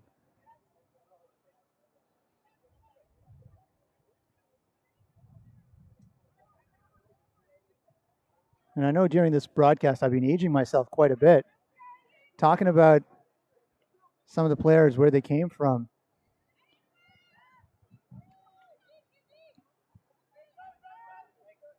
Back to Dan. Dan, also in the Waterloo system originally, but really self-established when Crash went out and built their own system.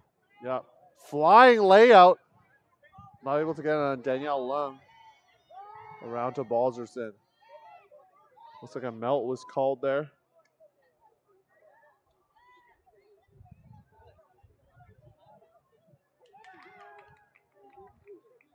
And Union gets the score. Andrew Carroll, a big addition for the squad, gets the goal. All right. Thanks to Philippe Bélanger Dorval Eric Dion was on Onyx, and he's quarterbacking that Quest offense right now. He's a grandmaster. Philip Dorval messaged me as well. Philip, if you have some more names, rosters, just message me and we'll make sure we get those identified.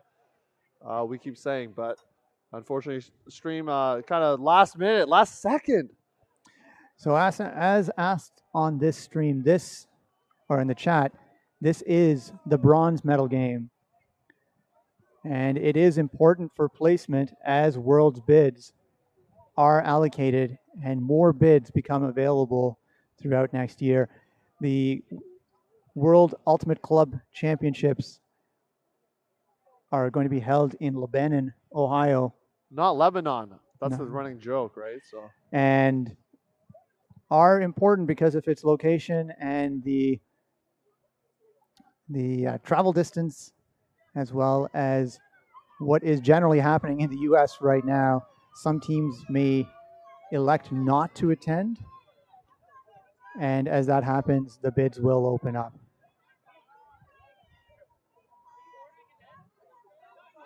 Looking for cutters underneath.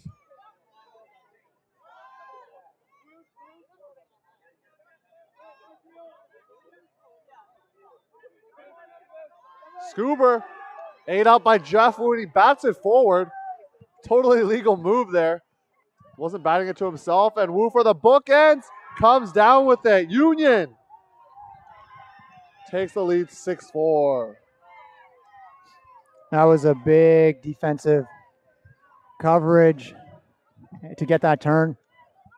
And most of the turns we've seen in games that result in momentum shifts happen when that defensive coverage amps up and players start putting pressure for those turns.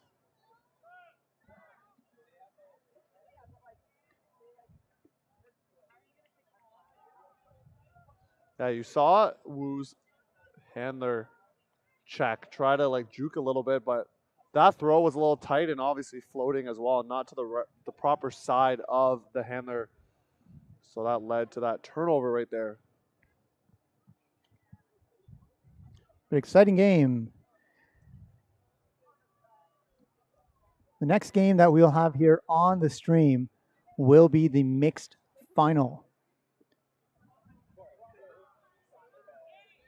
And will allow us to meet our quota of 5 games for this day. Theo, how are you feeling? Tushar, I was pretty amped up during the open final, I'm not going to lie to you. A pretty intense game, and even just calling it. And, you know, sometimes there's a bit of a emotional letdown. I know ultimate players can understand that, and we're trying to get right back up because we got some exciting action for you right now. And then the mixed final is going to be some fireworks. The bid's on the line. There's going to be no placement game. The winner gets a bid to WCC. Lab already getting one by virtue of their victory in 2019. And the observer is calling that the disc was in. So despite the middle call, it is taken on the sideline.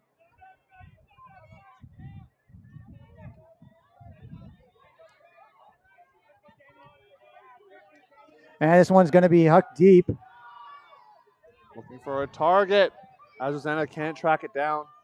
And there's stall down called. This is going to be interesting because there wasn't any observers close by. And the question will be, is it a turner or not?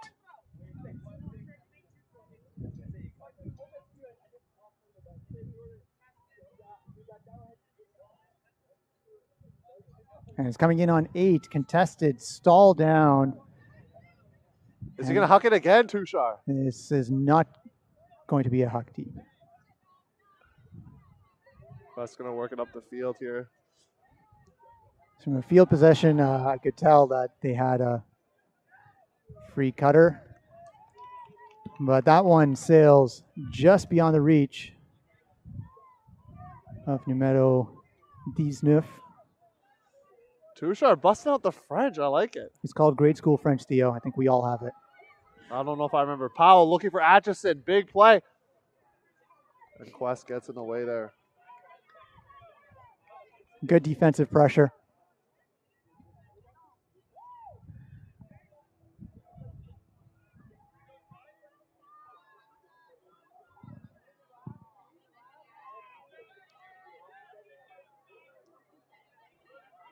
Half is at 7, so if Union gets the score pushing up to 7-4, you don't want to see that if you're a Quebec City fan. Up the line, Atchison couldn't get there. Nice throw, Dion, one of the players that we've identified now for Quest.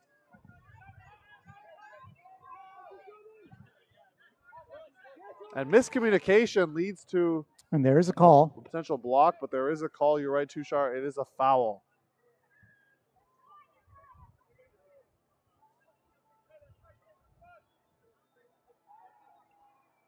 And that's one of the nice parts about getting back is we start to learn more of the players, regional players' names, and I hope that we're able to travel a little bit more so that in subsequent tournaments and years, we are more familiar with these players and their capabilities.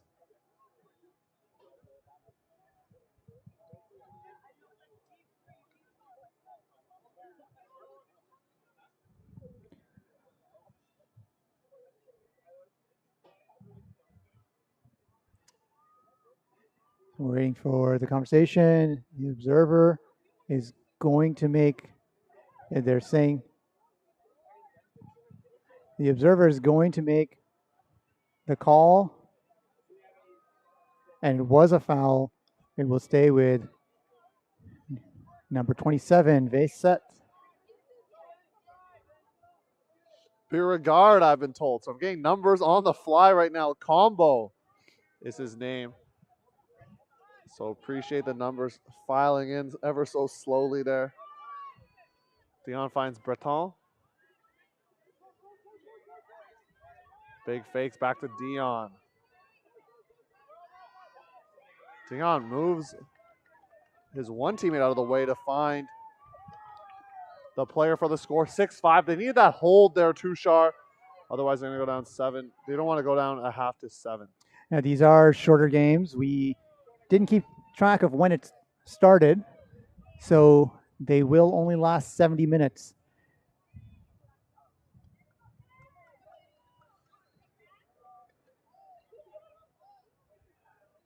And it is a hard cap game as well. All games for today. I know some people were asking about that, but that is actually the case. All games today have been hard cap. But Theo, we have this game, then one more, then we pack up and we go for burgers and shakes. Yeah, I have to take a couple people back now apparently to Toronto, so I don't know if we're going to be stopping there. Well, you come for burgers and shakes, but I'm not buying them burgers and shakes. Of course not.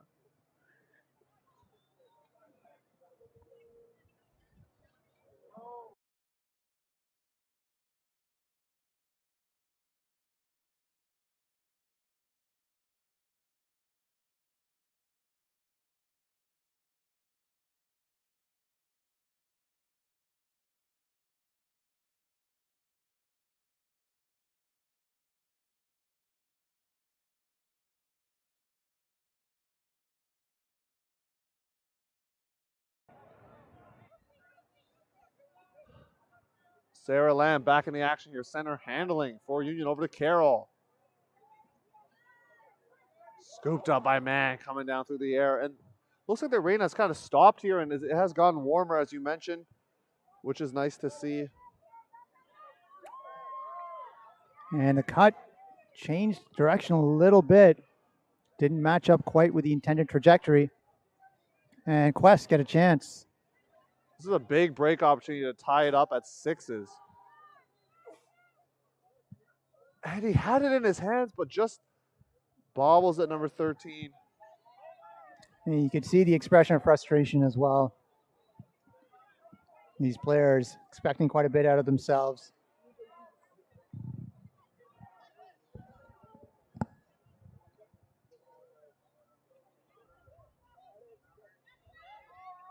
Sarah Lamb with the big grab, otherwise known as slam to her teammates.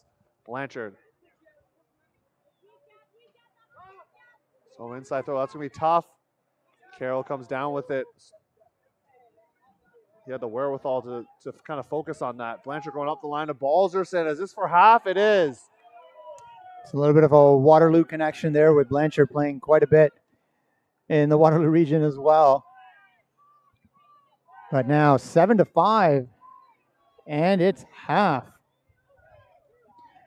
And Quest had that opportunity there to get that break back, but unfortunately in and out of their hands in the end zone. As this Union team, quite familiar to us and also Ontario players. Andrew Carroll, we've mentioned quite a few times now with the wavy hair and the party out back, as you would say.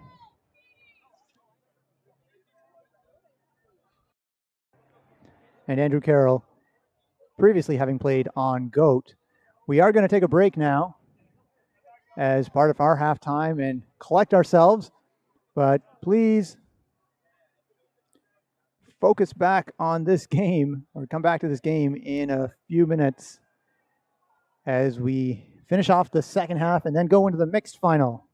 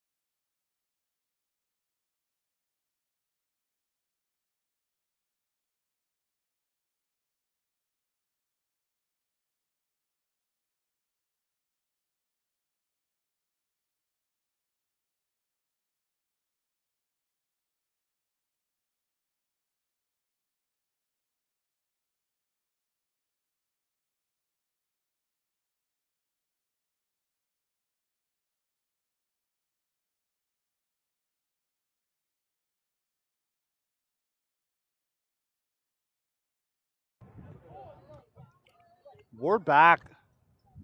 UCI, that's the Ultimate Canada Invitational. I am Ultimate's coverage in Ottawa, Ontario. UPI Fields. Theo Wan here with Tushar Singh. Union in the darks, receiving up 7-5. Pulling is Quest out of Quebec City in the whites. don't go away after this game because we got the mixed finals between Vancouver's Red Flag and Winnipeg's Pretty Boys and Handsome Girls. Funny team name, but a good team making it to the finals. Flying block, and Quest needs that, but there's a foul call. There is a foul call, and certainly there was contact. It's going to be contested, but sending it back and then stall two.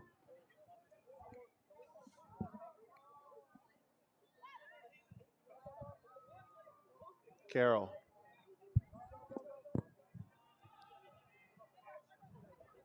Balzerson now with the disc, looking for options. Finds Blanchard.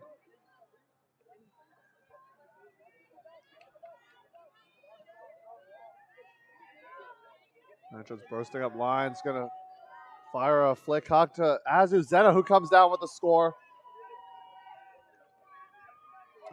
And that was a lot of bodies heading into that area very quickly. And Union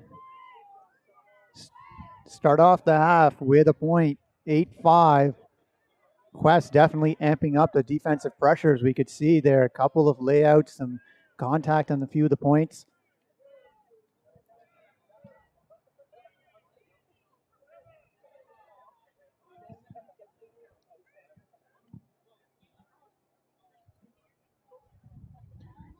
I do thank everyone for tuning in on this stream. If you are watching on imultimate.com/live, then you'll notice a couple of links as part of these streams that we're doing, not asking for donations for ourselves to cover our costs. We are doing that ourselves because we would instead like you to donate to charities that we have linked on that page. The primary charity for this week is FN Caring, First Nations Caring.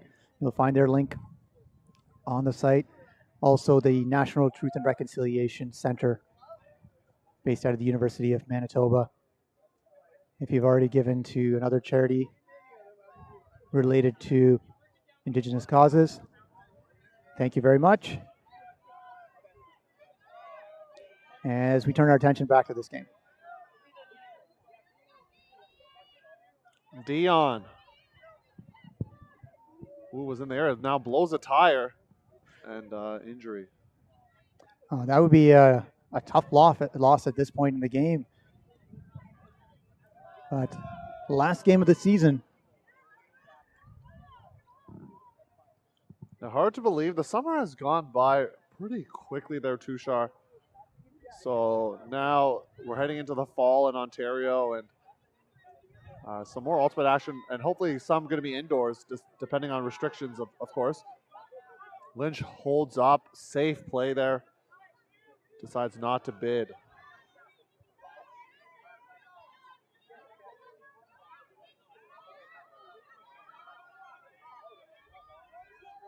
Low throw, can't be scooped up. Yu was playing some good defense there, putting out the foot blocks allowed. I do like the movement that Quest had, though.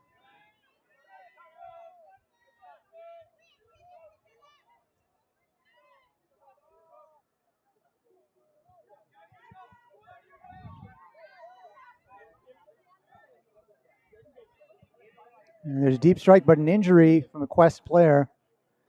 Numero Vincent, 27, is taking a substitution. And number 13 on Union coming off. Cam Dunning coming off, and Andrew Carroll replacing him. Andrew Carroll originally getting his start on GOAT when he was under 18. I was going to say, he was on GOAT at a very young age, if I'm not mistaken. I know Tim Sang was like that as well. I had the opportunity to sit down with some of the GOAT captains about 11, 12 years ago and hear about their perspective. And they wanted to build players that would fit into their system, promising young players. Most Canadian systems do that. Nipam. Big fake.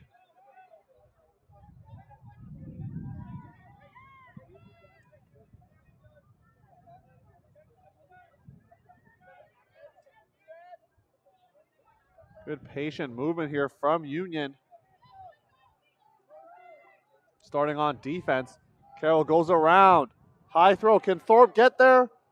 Good layout attempt, but Quest another opportunity here on offense. Well, I felt a gust of wind just at that point, which probably reached that point of the field at the same time, considering that it's coming at a diagonal. May have just popped that disc up a little bit.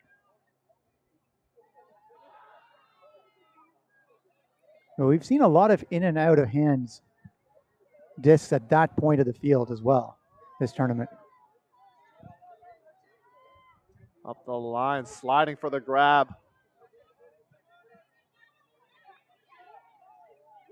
Another layout grab from Quest, and they're putting their bodies on the line for bronze medal. Timeout called.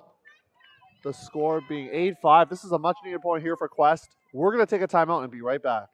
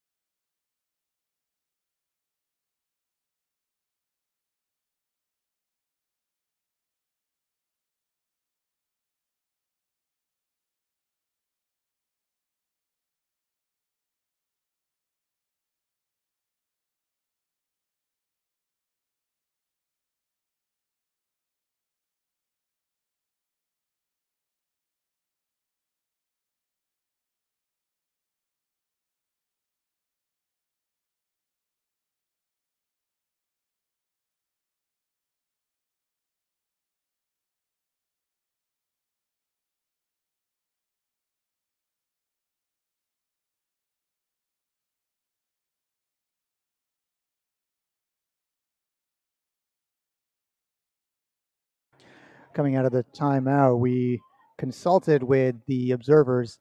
There are 28 minutes remaining in this game.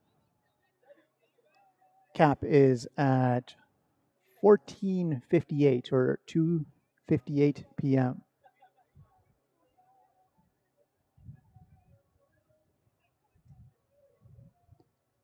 And Quest, 6-player slanted stack.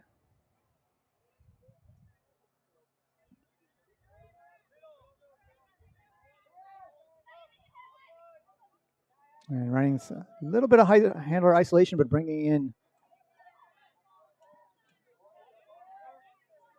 some of their cutters from the stack.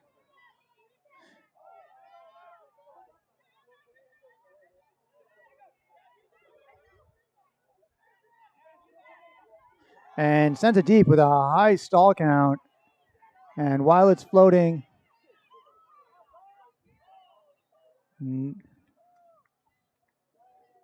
there's some calls on the field and potentially stalled down.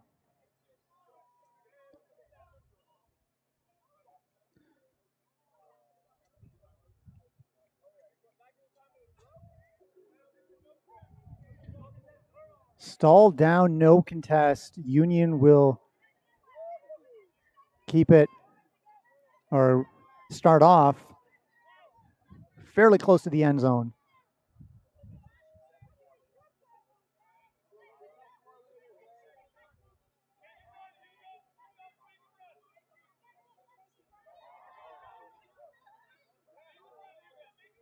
Carroll.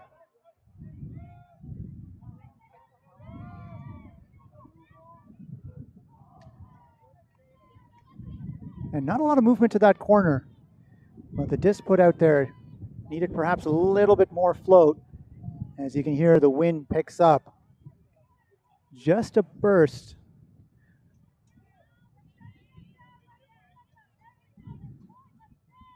As we continue to have changing weather systems. Cross field, confident throw, great vision. Dion.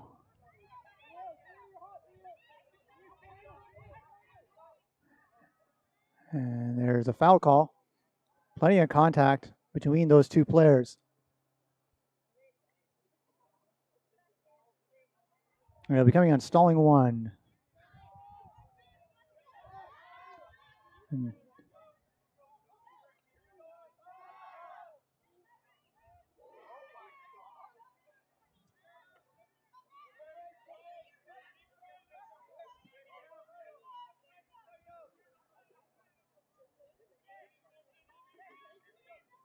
Quest with a vertical stack.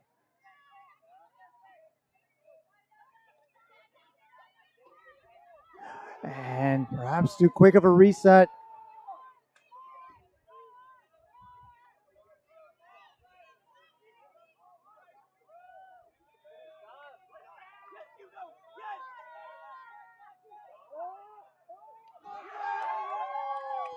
And Union getting a breakthrough. 9-5 running the field.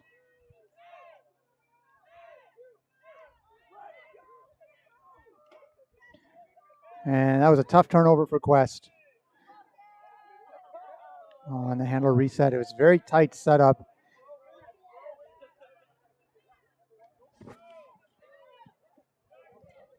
Hugo Lynch with a big play there.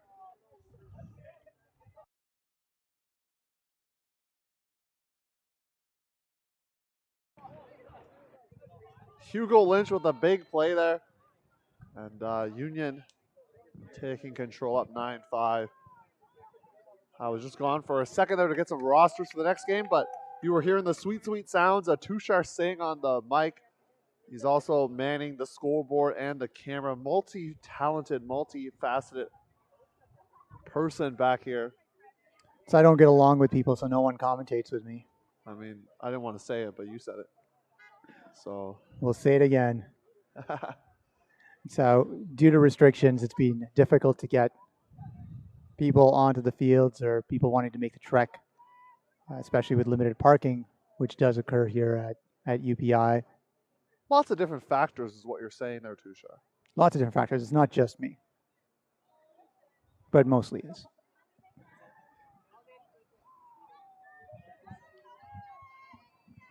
And this pole lands at about midfield.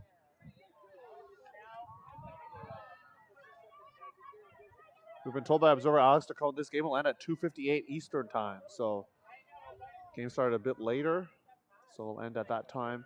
See red flag on the field further away from us warming up. PBHG warming up to our left. You will not be able to see it on the camera side. But both teams getting ready for the mixed final. Winner gets a bid if they choose to accept to 2022 WUCC World Ultimate Club Championships.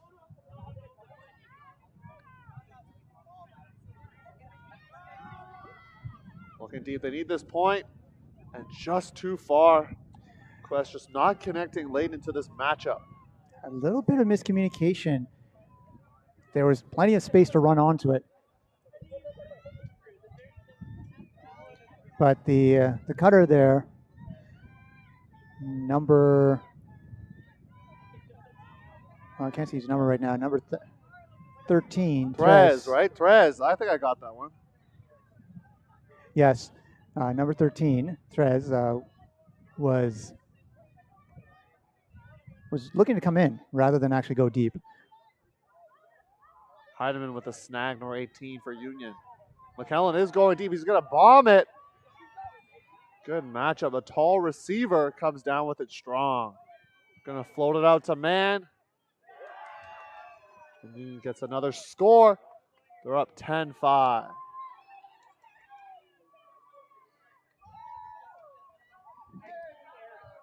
And with about 20 minutes left to play in this game,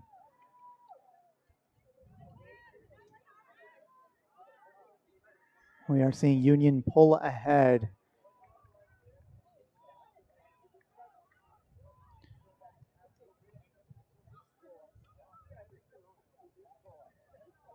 Quest electing not to call a timeout. They're just going to put their offensive line back on. And the wind might be coming out of the sails for the Quebec City squad. In this bronze medal match, they've had a pretty good run to get to this point in the tournament. Absolutely. And in general, as mentioned, Quebec City has a fairly strong ultimate program.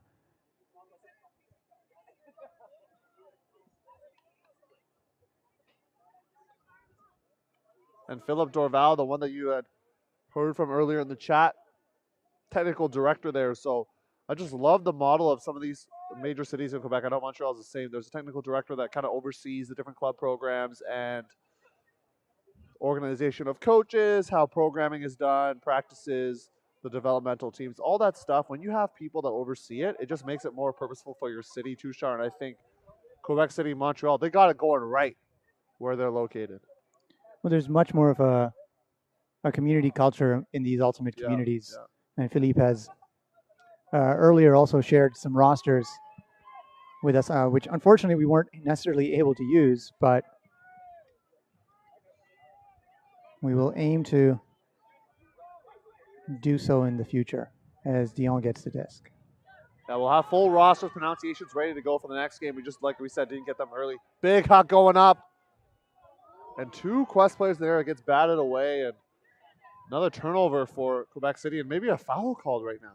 There is a conversation happening.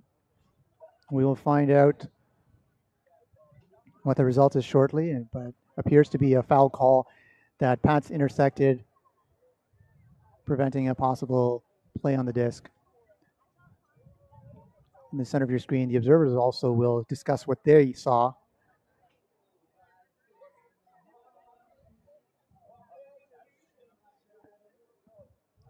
So, Theo, are you going to be playing any sort of Winter League?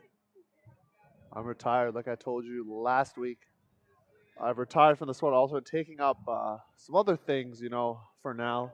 A little bit of bouldering, some rock climbing out there. Play some round net, otherwise known as spike ball, and things like that. But no Ultimate Winter League for me. I'm not a big fan of League 2, so I'm going to be honest with you.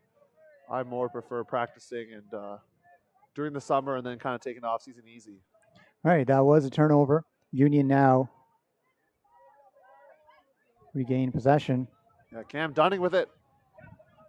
Finds Emily Tran. They're working at the open side. David Murray, the Queens alum, finds Brian Yu. Yu sees Cam Dunning. He's going to get it for the score. Brian Yu makes it 11-5 for Union. And as someone said in the chat, the dagger has been put down. Yeah, it's this game getting away a little bit from Quest. It is the bronze game. All these teams have battled through 16-team pool at this invitational. Yeah, I love that teams are still here supporting, and we'll see what kind of sideline we get for the mixed final. By far, the biggest sideline had to be the open final. Just people were excited to see the Fierce Mephisto matchup, but also a lot of games ended at that time. So games have ended now, and so teams have left. There are some people on teams I didn't even get a chance to see because of the fact that they just left. So, I mean, it is going to happen. And we are seeing Furious sticking around. I think they just got later flights. From what I've been told, traffic had earlier flights. I know Danny Proby, my co-host on the Huck and A podcast, had to leave early because their flight was like at 4-something p.m. So some people having earlier flights, some people, booking later flights. And so I believe Furious is actually sticking around another day, if I'm not mistaken. So other things happening for them. And they'll be on the sideline supporting Red Flag. Vancouver's own is true. And a different city being represented in the final for mix, which I like. Winnipeg. Prairies. Get excited. Tell your friends. Winnipeg. PBHG in the final.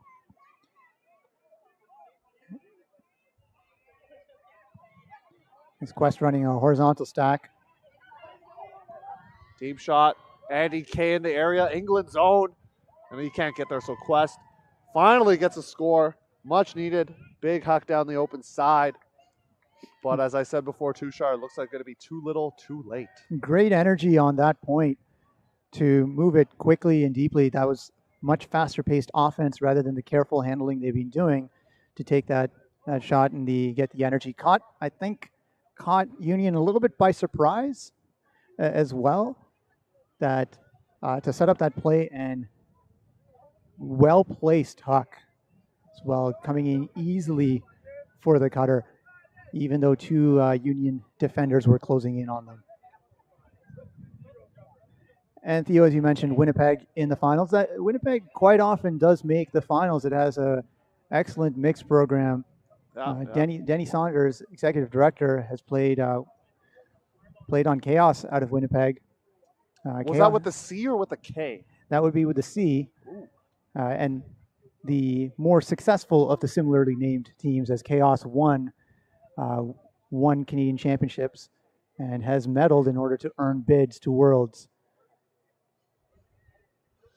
Tushar, I could listen to you all day with your history lessons here. And you know what, though? I'm excited for the finals just because I'm looking at the fields. I believe that's going to be the only game running. So if people do choose to stay, they'll be able to support this cool game happening. So I'm excited to see kind of one game on the field, showcase game. Saraland with the disc on offense for Union. Looking for Atchison. Turnover. Quest can make it interesting.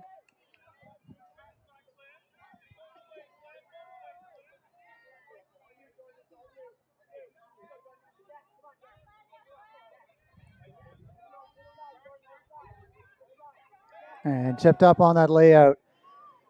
Attempt to preserve control as Dan picks up the disc with a very deep dump. Down to Sarah Burke. Leung. Union's offense has been pretty smooth throughout this game, Tushar, and really putting Quest in trouble, especially on the turn when they're on their defensive line is on offense. Leung with it now. Looking for Burke up line. Just bounces off her left hand for a turnover. Quest defensive group. Chance to score once again. And a timeout called by Quest.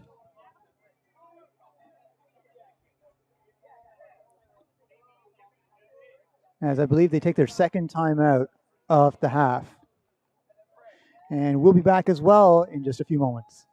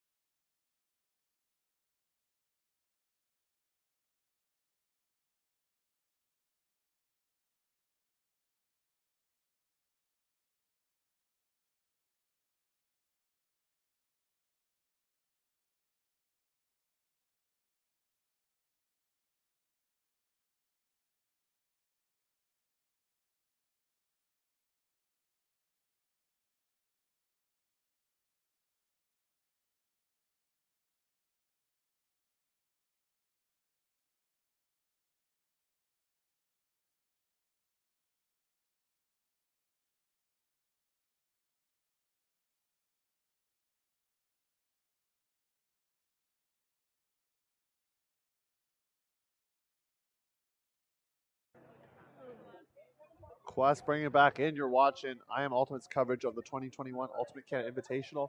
Skies opening up, not sun, but no rain. And that's going to be great for the mixed final coming up. And these fields definitely have had some play over the last few weeks. Had a bit of a chance to recover over the past week, but this coming in with a poach block. Sorry to cut you off there, Tushar, but exciting play happening for Union. Lamb, this is their offensive line out there. Couple points away from the cap.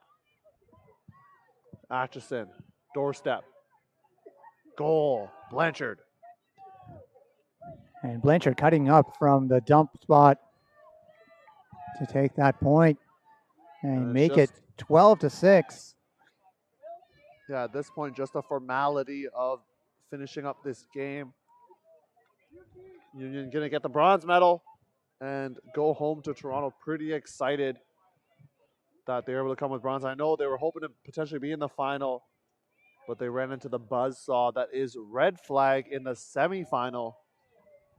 And that's tough. They had a good run, though, taking out Crash in pool play. And interestingly enough, they actually lost to local 613 Union did in pool play. And then were able to kind of get to where they needed to be first in the pool by de facto some tiebreakers. Local actually ended up not making the pre-quarters even. So some interesting results happening. Some big upsets, including Gazbacho not making it out of the pre-quarters. I'm not really considering Gazbacho being an upset, considering they're a team that doesn't really practice or really a team beyond a single season. Or a single tournament, actually. I don't think it's a single season even. Exactly, a single tournament. We've had teams like that before, and they've had some interesting success, and it depends upon the nationals event that they show up to. For example, Nagano did have some success having silver, but that was in what we would consider an off year with Montreal Old Stars. Yes, Montreal Old Stars. I remember them as well. Which, by the way, was a phenomenal second half in that game.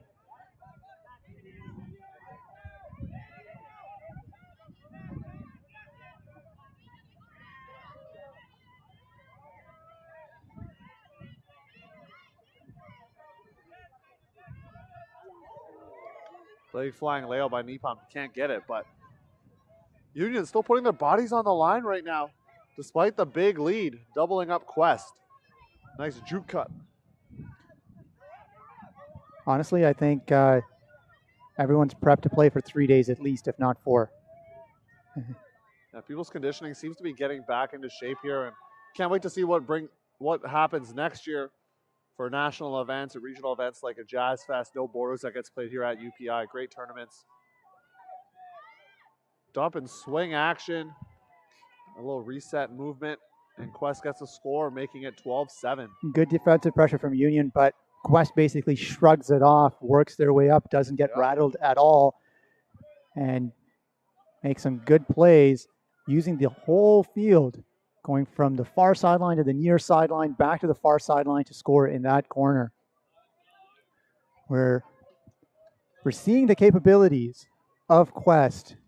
The 70-minute format makes it difficult in order to effectively manage games and swing momentum in your favor. Well, Tushar, to be honest, if you're down a few points, like 3 or 4 points in a game, 70-minute game, like it's tough, especially in the second half, right? Like it's just so hard to come back with the reduced timing. It's just tough. It is, with the team in the lead only needing to score 6 points in most cases. But we are looking at just about 8 minutes remaining in this game. Then we will go right to the mixed final, which we will be bringing on this stream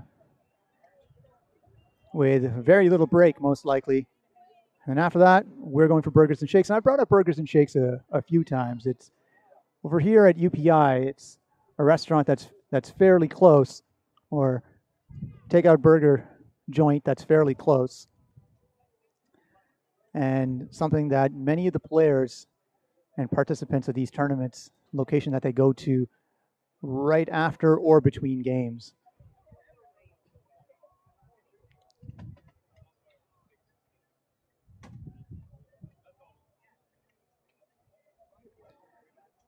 I'll be finishing out the remainder of the game as Theo will gather rosters for the next game, running with a skeleton crew here for this tournament. Quest with a roller. Stops at about the brick mark, perhaps midfield. And set up a vertical stack.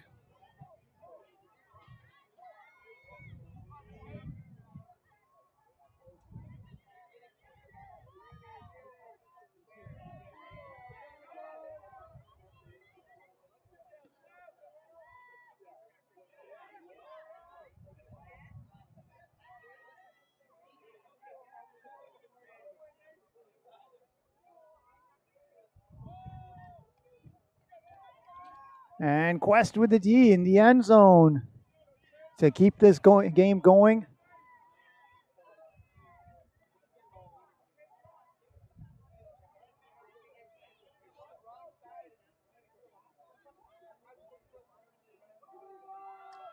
Set up into the vert stack and deep shot right away.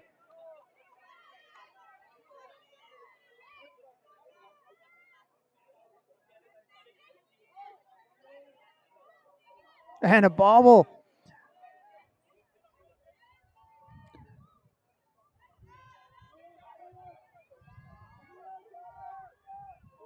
And Quest make it wheat 8-12, showing excellent grit and resilience in that final point. The huck off their line didn't quite have the intended result, but the error by Union then produced for them an opportunity, a two-pass opportunity.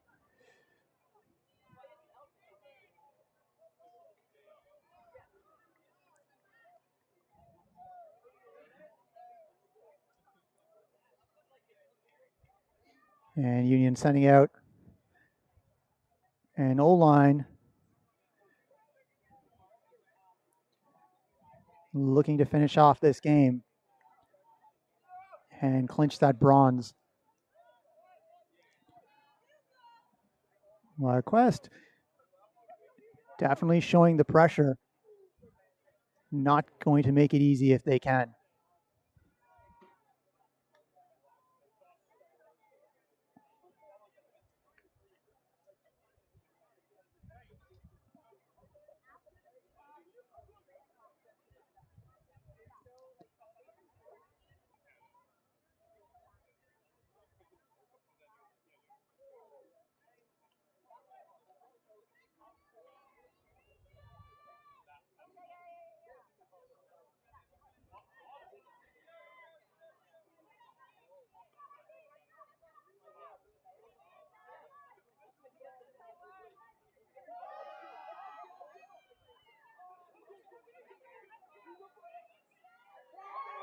Disc well read and taken high.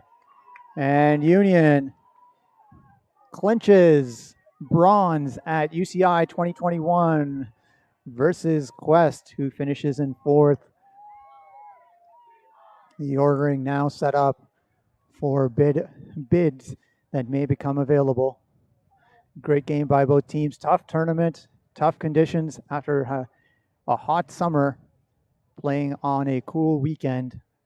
Unlike weather potentially any of these teams have played on for a couple of years.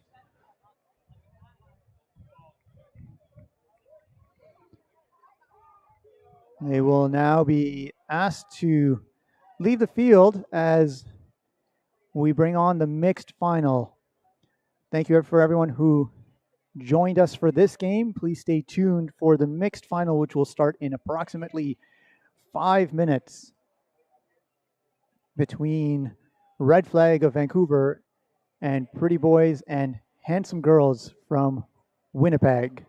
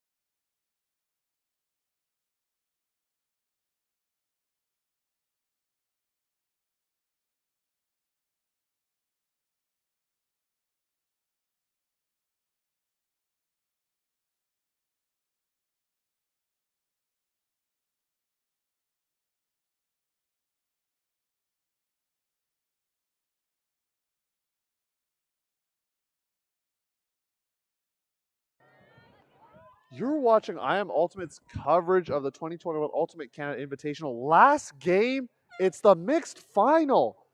Vancouver's Red Flag taking on Winnipeg's Pretty Boys and Handsome Girls. Both teams undefeated heading into this tournament.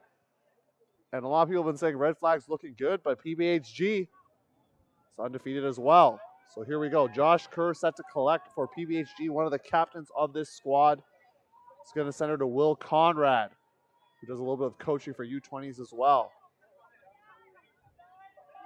Jimmy DePage, guarded by Guo, Red Flag captain.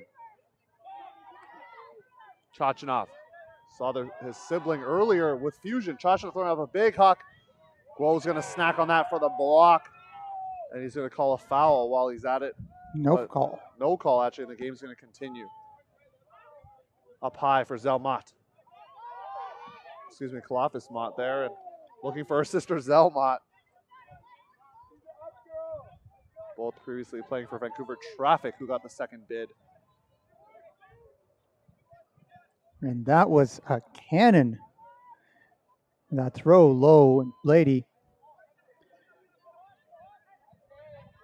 The pace of this game high to start. It is a gold medal match. Great pressure defense from Red Flag. Gets them another block. And Red Flag coming out hot on defense. A lot of young players there, Tushar, from what we've been told. So look out for some excitement. We had the opportunity to stream 2 of Red Flag's games yesterday, and we saw that they love to huck. They are ready to run. And they are focused. Kalafis Mott looking for a dump. Link, can he get free? Able to swing free on Will Conrad. And there's a pick call up the field. These teams will reset. Red Flag defeating Union to get into this game. PBHG defeating Quest, who you just saw in the third place game. Union getting the bronze medal. All the way to the far side, just too high for Zell Mott, number 48, and it's going to be PBHG disc. And 2 of the throws to this side have sailed a little bit.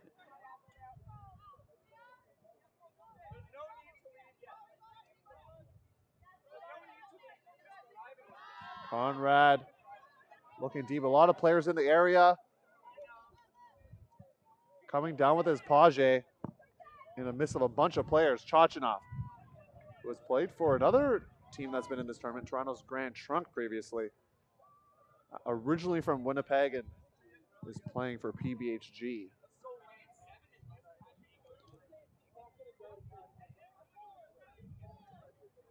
PBHG had started on offense if you're keeping track at home. Going up line to Conrad. Doorstep looking for options. Bobbled and doesn't come down with it as Galvage. And defensive pressure causing quite a few of these turns. There is a foul call.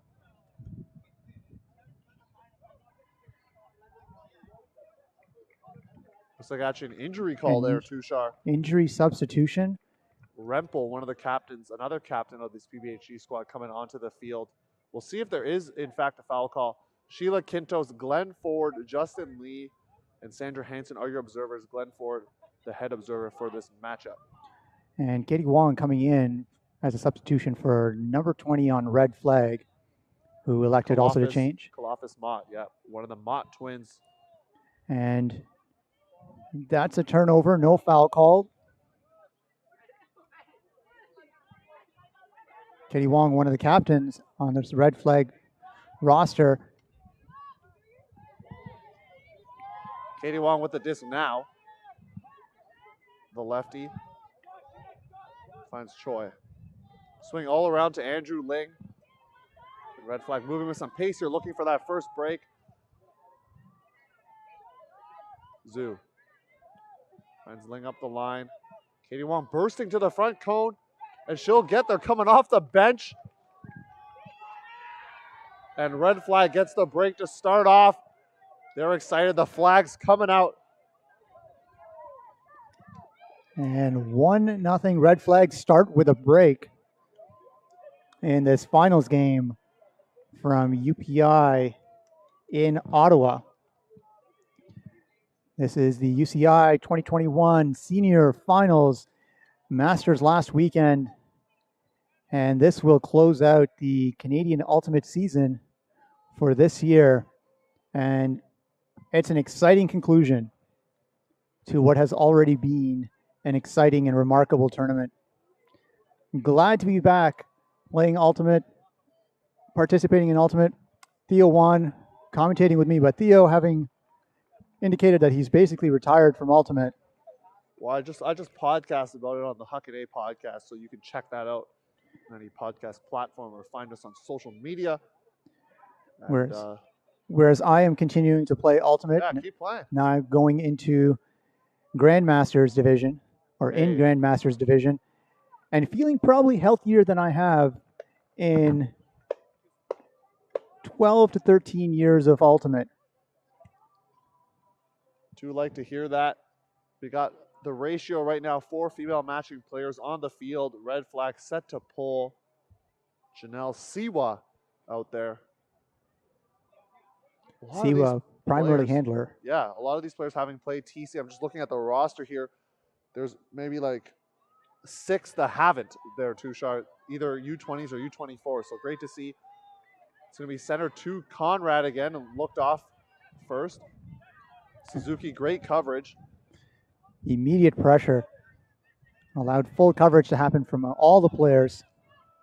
Conrad looking, skying up with Page, but getting the block is red flag, and they're going to try to go up 2-0 here, bursting out with energy. It's whichever team can really come out with energy, especially in a shortened game to 13 with 70 minutes as the hard cap. Siwa finds Ewan. Been told Markham's own. Jake Ewan. A few of these players having played for Traffic in the past. This is a pick downfield. Sophia Chan, the one who just threw it, being one of them. A lot of UBC representation as well. Makes sense, seeing as they're from Vancouver.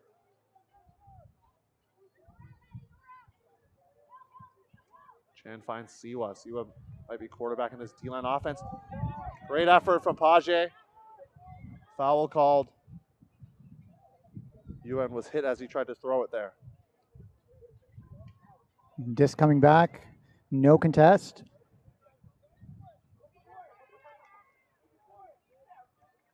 Spirited action here in the mixed final. Ewan. Back to double 4. Siwa. A little inside break. That's going to pop up. Can Suzuki get there? Feet in bounds. Red flag, doorstep of another break.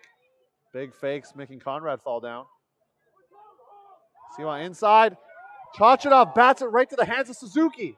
Excuse me, Page bats it to the hands of Suzuki. Post free is Katie Wong for the score. And red flag up 2 breaks early. An unfortunate bounce there if you're a PBHG fan. But 2-0 is the score right now. Early. And those diving defensive efforts are definitely preventing immediate scores, as red flag is making some strong cuts. And there's a lot of luck in this game, and sometimes it falls into the right hands as a timeout is called at 2-0 in this game. So Theo, we've just started this. It's the last game. Oh, yeah. Only game going on right now. Let's talk a little bit about what has excited you most over these last few weeks. To be honest, it's just seeing people from different places. You got Vancouver, saw some people from Halifax Salty. Spawn is out here from Fredericton, New Brunswick. Pretty cool to see. So just a lot of different faces, and familiar faces and some new ones, as we see PBHG walking to the line with 4 female matching players. Elliot Wong making his first appearance here for PBHG. Looking like a bit more of a D set here. So we'll see what they can do.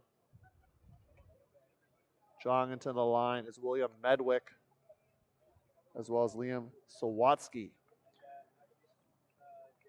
We are seeing some some deeper threat options in this mixed game than we have seen from other mixed teams or mixed games that we've seen here. But red flag ready for them and putting a lot of pressure on.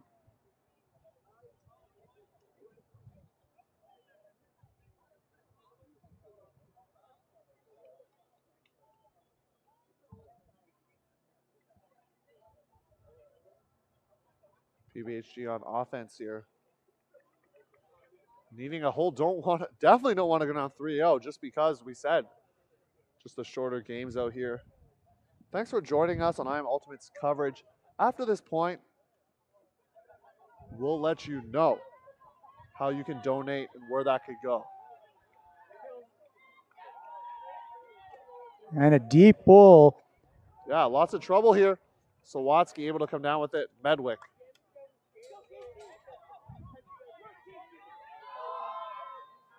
Looking deep for Sawatsky. Ling in coverage. He's able to come down with it. Rempel. Looking for dump options. Great guy from Medwick, and he'll find Sawatsky for the score. So their D-line gets it done, folks. And that, after that deep pull and red flags coverage, to be able to break out and then huck from your own line 3/4 of the field shows that PBHG is playing very much the same game and same pace of game as red flag and aren't being dictated to. This might be the first challenge that red flag actually sees throughout this tournament because their other games have not been as close. They've been able to pull away or create a margin.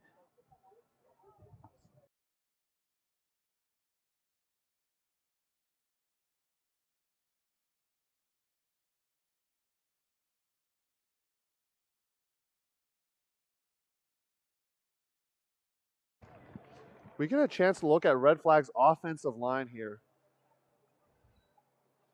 And you might recognize one player specifically in number 24, Peter Yu. He had one of the most amazing hand blocks in the 2019 CUC Open Final. Do you remember that, Tushar? I was there for that. It was incredible. That game changer. That was, absolutely. As we see Elliot Wong to pull the University of Manitoba alumni. I believe he won a national title with Manitoba, the CUC title. Just center of the field. Creed.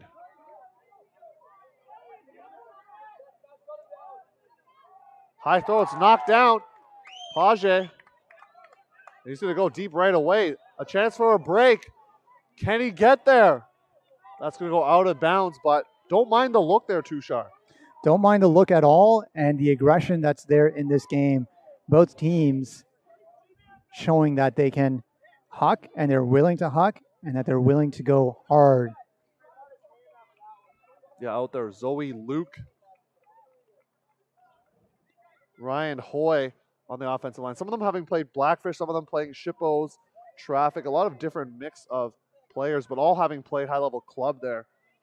Kurahashi, one of the youngest players on the team. Youngest female player on the team. Going deep. Looking for DeBrew. And Page again, his second block of this point. He's getting up there. It's a good battle in the air. Puts a lot of pressure on the defense when you can cut on the unders and go deep. But they're responding well on both sides. Medwick to pick up for PBHG. He got the assist earlier.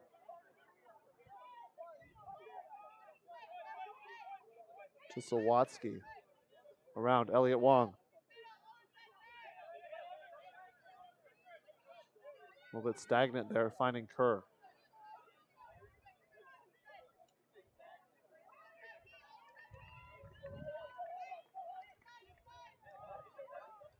PBHG trying to get that break tied up. They did start on offense, though, so there still would be down a break even if they do score this point. Page loading up a flick, looking for Medwick. He's sprinting, chased by DeBrew just outside the end zone. Got to tap it in. He's going to go high release flick to Elliot Wong for the score and the break. Second assist for Medwick. And it's tied 2-2. 2-2. Exciting matchup, showing plenty of capability from both teams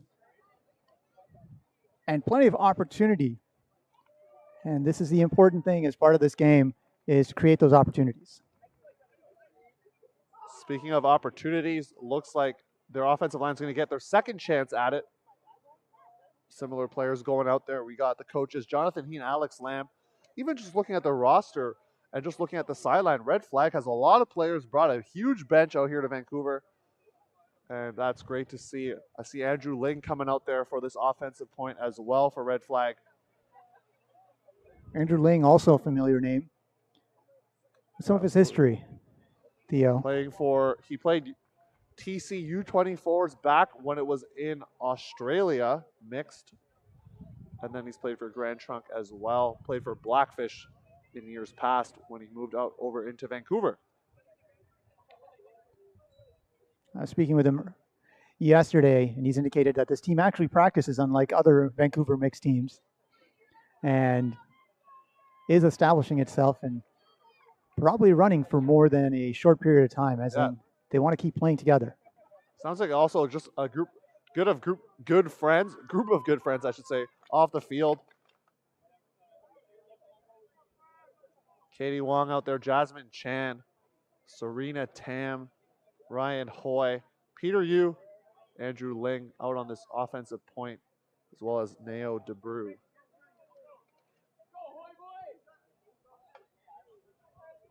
Guarded by Sawatsky on the mark.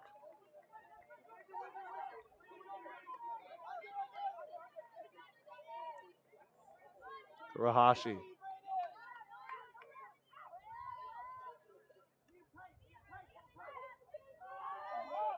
Looking deep. Coming down with it is DeBrew. Big go-go gadget arms to snag that one out of the air. Red Flag. Big score. The bench excited. Horns honking there. They don't want to stay out in the weather.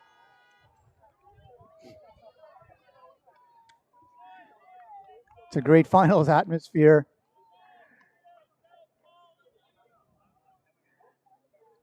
At the fields, let's take a look at the O-line. Galvez, Page, Zoo. Chachanov is out there just jogging to the line now. As well as Will Conrad. Casey Hunt, number 5, which is last on the line there. So hard to see Tushar when they're covering their numbers on the line. That makes it a little bit more difficult. Number 98, Maddie Schwartz, sandwiched there between Page and Will Conrad. Janelle Sewell to pull for Red Flag.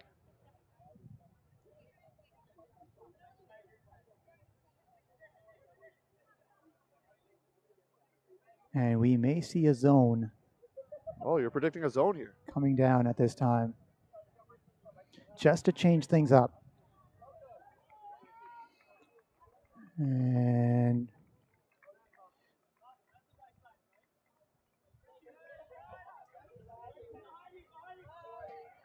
Conrad finds Chachanov.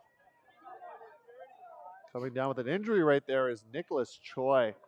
Another one of these players that has played for Vancouver's Blackfish. And while we get a moment to look at this, it does look like a junky zone with 2 unders, mid unders on this side, perhaps a taxi as well on the reset. Yeah, Andrew Ling coming in. And the chat is correct. He is a national champion with the 2016 Grand Trunk team that defeated Winnipeg's General Strike. So shout out to those former teammates watching in the audience. Galvez finds Maddie Schwartz, guarded by Zella Mamat. Pig fake from Zoo. But not much downfield action, and Page decides to strike deep after there was very little movement from the cutters. Conrad looking deep, and no one seemingly going for PBHG. And that'll be one of the easiest blocks Kevin Tong will get. I think he saw Chachanov, especially with Tong coming in on their mark. And Siwa's going to power a backhand. That's going to be way short, knocked down by Casey Hunt. And the breeze picked up right there at that point, too. A tough contested throw and getting the area. Zelmot and Page going to call a foul.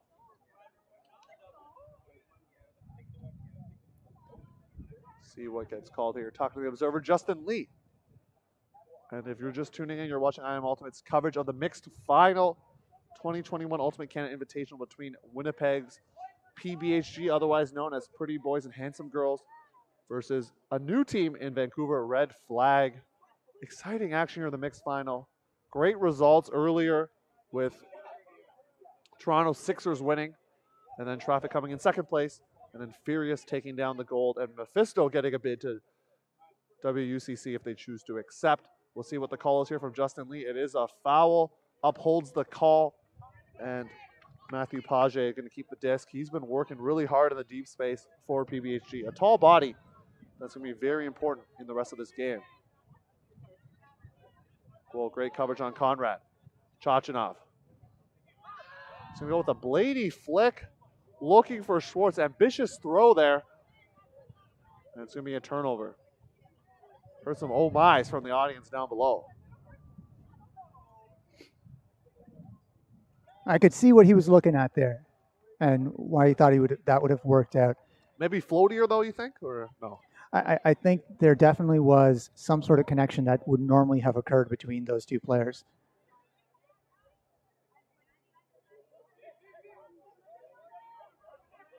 Goal high throw, snagged by Ling. Deep stack, it looks like, for Red Flag. Kalimot with it.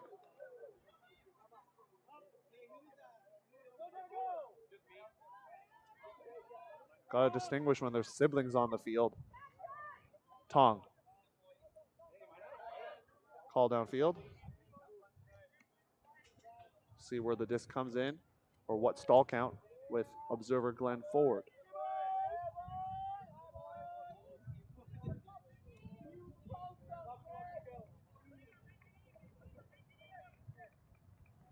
Coming out of stall one, Tong.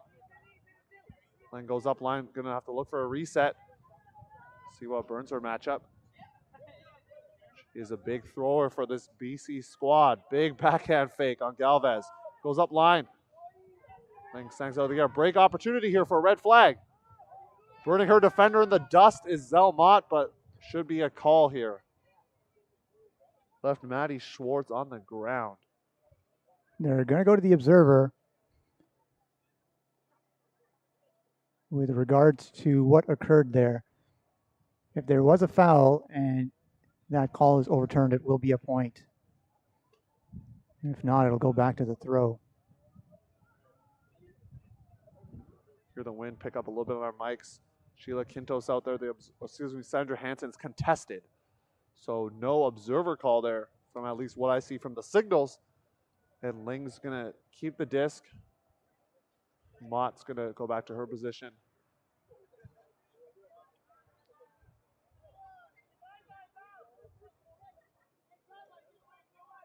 Disc is in. Ling going to go with an ambitious blade. He'll find his receiver, Julia Zhao.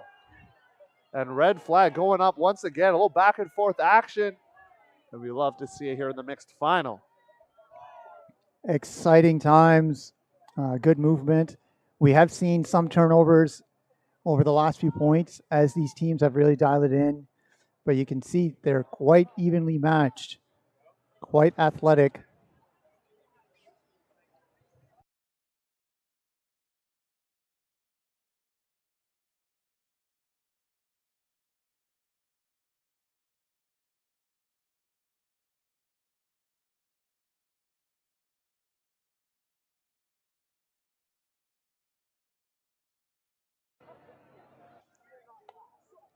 We're back here. PBHG needing a critical hold, and it sounds like some of their D-line players are back on, but they were the ones who actually were able to generate the first hold of this game for the Winnipeg group. So they are back out there. Right to left, Hillary Rempel, Casey Hunt. William Medwick, Matty Schwartz, Liam Sawatsky, Elliot Wong, and Lou Galvez for PBHG. Some of the same players as well from the previous line For staying red flag, on. yeah. Andrew Ling, I haven't seen him come off that much. He's been an important part of this team. Goes with the big hot Guo out there. The Mott twins, Siwa.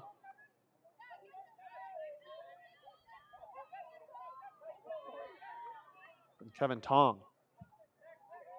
And a pick downfield. call with a deep vertical stack. And good coverage on with this somewhat junky setup once again, where we can see two defenders at the front of the stack. Definitely a junky look, and PBHG needs to identify than they do with the blade to Hunt. Schwartz is going deep, but Hunt saw it too late. Medwick. He's going to launch it for Wong. Tough grab, and Mott in the area. Collie Mott this time. And that gets the Vancouver Furious George group that's still here pretty excited. There's plenty of heads-up play, and we saw that in yesterday's game as well, is that when the disc goes up, red flag players get under it.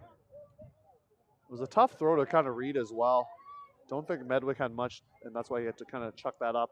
We saw one of those throws work out for them as the turnover happens. A turnover like that, a big throw like that high stall count throw worked out for Furious as they defeated Mephisto earlier today in the open final. It seems like Furious practice with those high stall count throws. Maybe they do. I know maybe they can hear us there close sideline, but into the action, Elliot Wong looking for Galvez, and Zelmont this time getting involved, and the Mott twins making their mark all over on defense.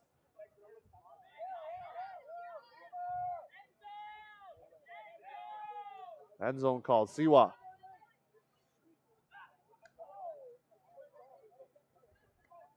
Guo finds Tong for the break. And red flag scores again as Tong spikes the disc to the turf. Alex Lamb, the coach, quick to congratulate him as red flag goes up 5-2. And PBHG searching for answers right now in this final. Yeah, they're definitely going to have to find something soon. They are getting there, but when they've been taking their deep shots, they've been finding red flag players under that. It worked out in the first few points when they had a tall player going deep. But when they've just been putting it a little bit short, that hasn't been working out at all. So they have to figure that out. They have to keep stretching, otherwise red flag is going to play harder under and cause those stall 9 deep throws. They have to open this game up. Yeah, right now you're in that point, especially in the shortened game we keep mentioning on the streams here, where it's not necessarily the point of no return, but definitely a point of feeling really overwhelmed if you're PBHG. Maybe they're already feeling that now, but going down 6-2 would be huge. A huge deficit that's tough to overcome. But we've seen some comebacks like we did with Furious earlier today, so you never know. Yeah, all of these teams at the pace that they're playing have plenty of capability. As that poll goes off, we're just focusing on the receivers. Chashinov going to take it. Drives off the disc as well to Medwick. Schwartz again on offense. Hunt out there as well. Page. Guarded by Jesse Watt. Toronto's own now lives out in Vancouver, attending UBC. Rempel looking for Medwick. Nice little grab there.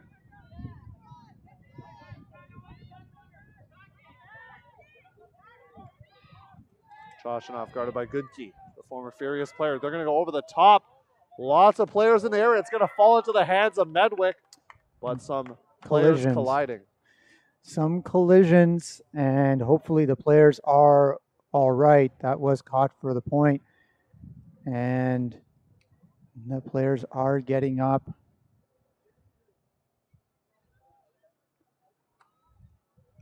And it looks to be a point as is called.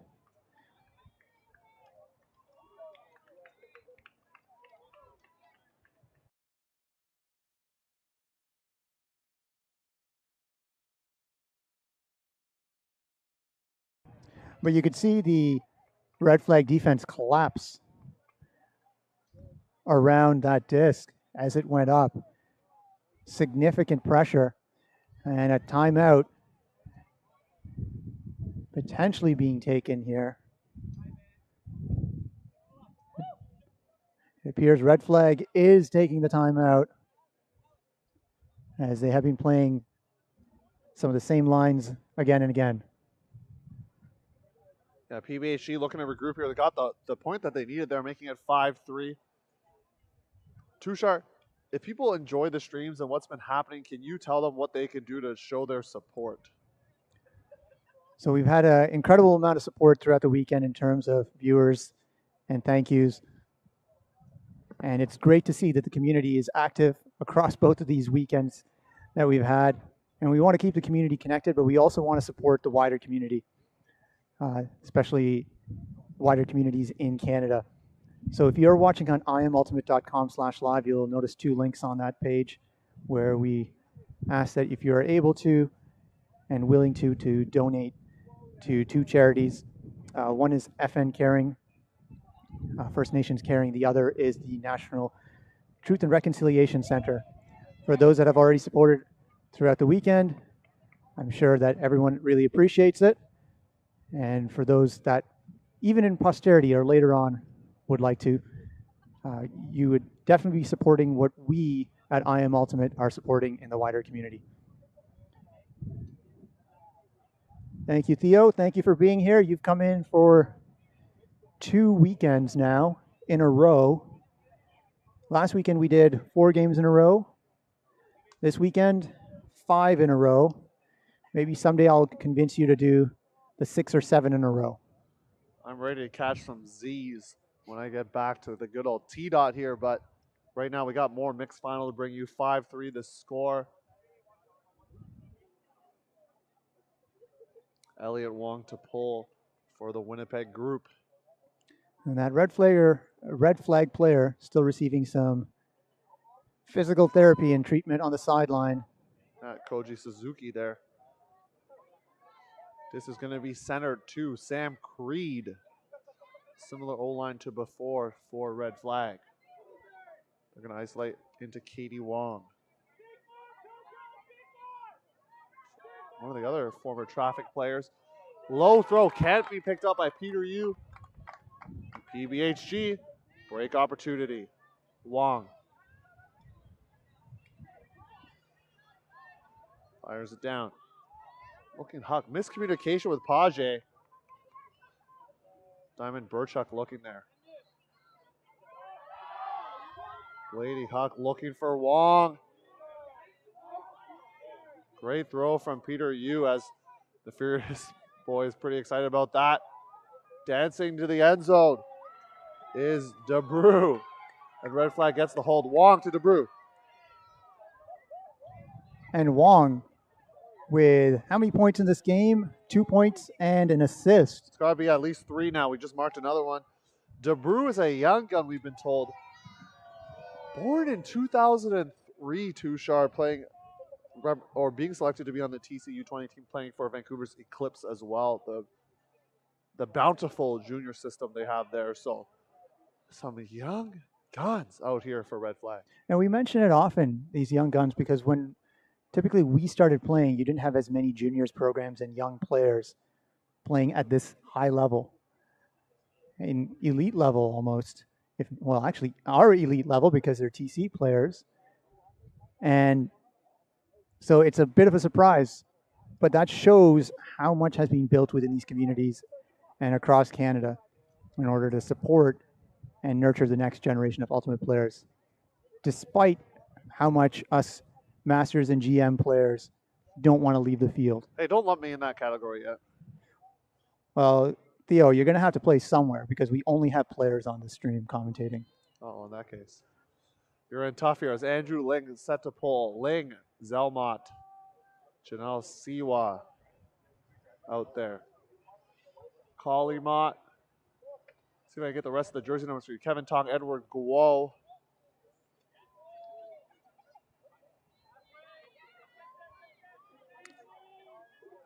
For red flag, along with Julia Zhao. Chachanov finds a Rempel.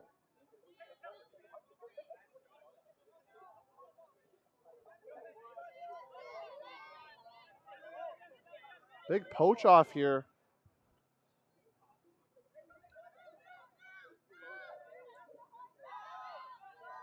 Melt called. Rempel.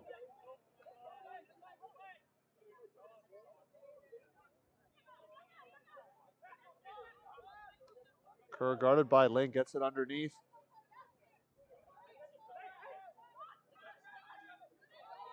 Finds a Rempel. That was a high stall count there. Sewell was poaching off, giving a free reset. But these cuts are being defended so hard by red flag as Schwartz gets it off a poach from Zell Mott.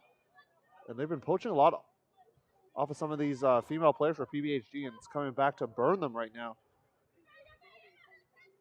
Here goes break side. Pick called.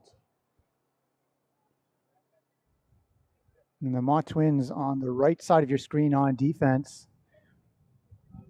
will be trading players. And there's a poach in the end zone. And big flying block is Edward Guo, drawing some O's from the crowd. He had that red the whole time. Looks like he even baited that throw right there, Edward Guo.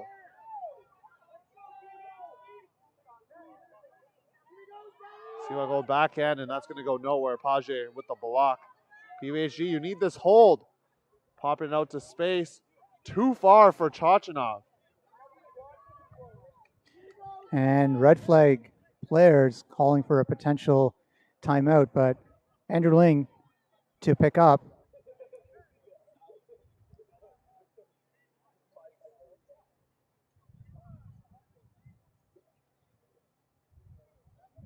Runs up to the line and calls the timeout. And Tushar, with that, we're going to take a timeout so we can regroup from this exciting mixed final and be right back.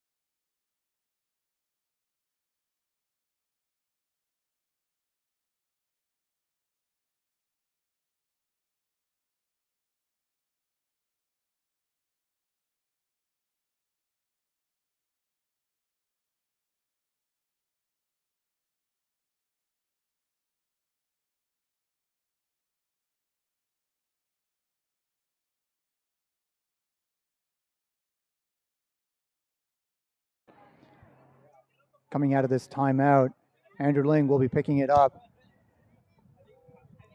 and going into match defense with lots of spacing. I like the timeout call, especially for red flag here. Trying to get out of half. Guo looking for Collie Mott. Hunt gets the block, but you got to catch your D's, as they say. PBHG, you get another chance. At the pace that they're working at, it can be difficult. You're just trying to get a piece of the disc because you're Zell Mott flying in for the block. It is a Mott highlight reel right now in this mixed final. Siwa to pick it up. Siwa guarded by Zhu. A tall handler is something you always need on a team, and she towers over a lot of her marks. Zhao.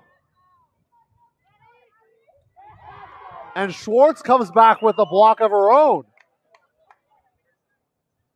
This is a great back and forth game right now. Tit for tat, block for block. I like it. Looking deep for Hunt. Collie Mott in the area. And Tong in there to make sure it doesn't come down as well. And you could see that when it went up, anyone who was available was there. This has been a long point. They needed that timeout to kind of catch their breath a little bit, recharge, and now they're going. But one of the Mots is taking an injury. Yeah, Kali Mott there. So we'll see who comes on. It's going to be, look at the numbers, Katie Wong. And there's a potential second injury as well. Yeah, both Motts coming off the field. So we'll see who comes in her stead.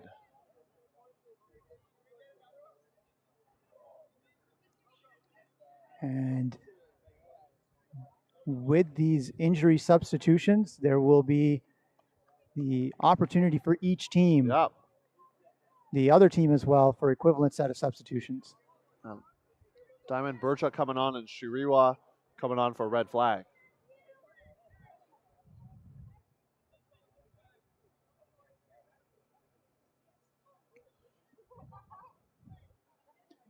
And disc now back in play. Another break opportunity, especially for half. This is huge. Either going to be 7-3 or 6-4. Wong. And Just slips out of her hands, and that's just a cold-blooded turnover right there. And PBHG. Even on the fake, there was a lot of power on that. You're right, absolutely. And red flag now. PBHG on the doorstep of the red flag end zone. Floating it out. Guo had a flying block earlier on that same exact matchup. Going around. Page. Galvez. Page slipping. Looking for options, and Guo just going to get the block thrown right to him. That's one of the easier blocks you're going to get. And things not coming easy for PBHG right now. Red flag turning up the defensive intensity. They've been really impressing throughout this tournament. Tong going deep. Backhand fakes is going to send him underneath. Great grab. Shiriwa. Wong. On that far sideline, getting it over to Ling. Red flag going to be patient, and Guo, I think, looking upfield before he even had a chance to catch it. And every ultimate player's experienced that at some point, right, Tushar? Absolutely. On multiple occasions as well. Chochinov, I think he's looking big huck here. High stall count. Just going to throw it. And once again, a floaty throw, and it's going to be a turnover rather than calling a stall down. As Theo takes a quick break here, he's been speaking all day. He just needs to recharge with a little bit of water. Red flag with another opportunity now.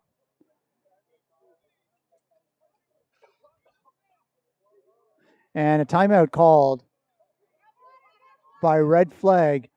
Their second timeout of this point in much the same position.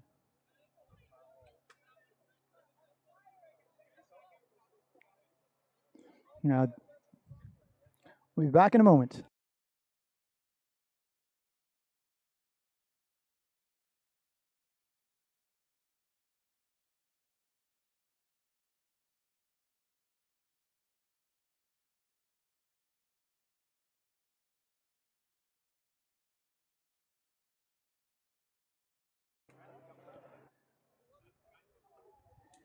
So plenty of conversation in chat of better to save your timeouts for when you're closer to the end zone.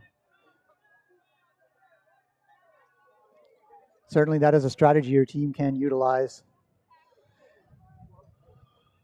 But in general, it's better to make sure your team has a plan to score the point. And that could happen at any location.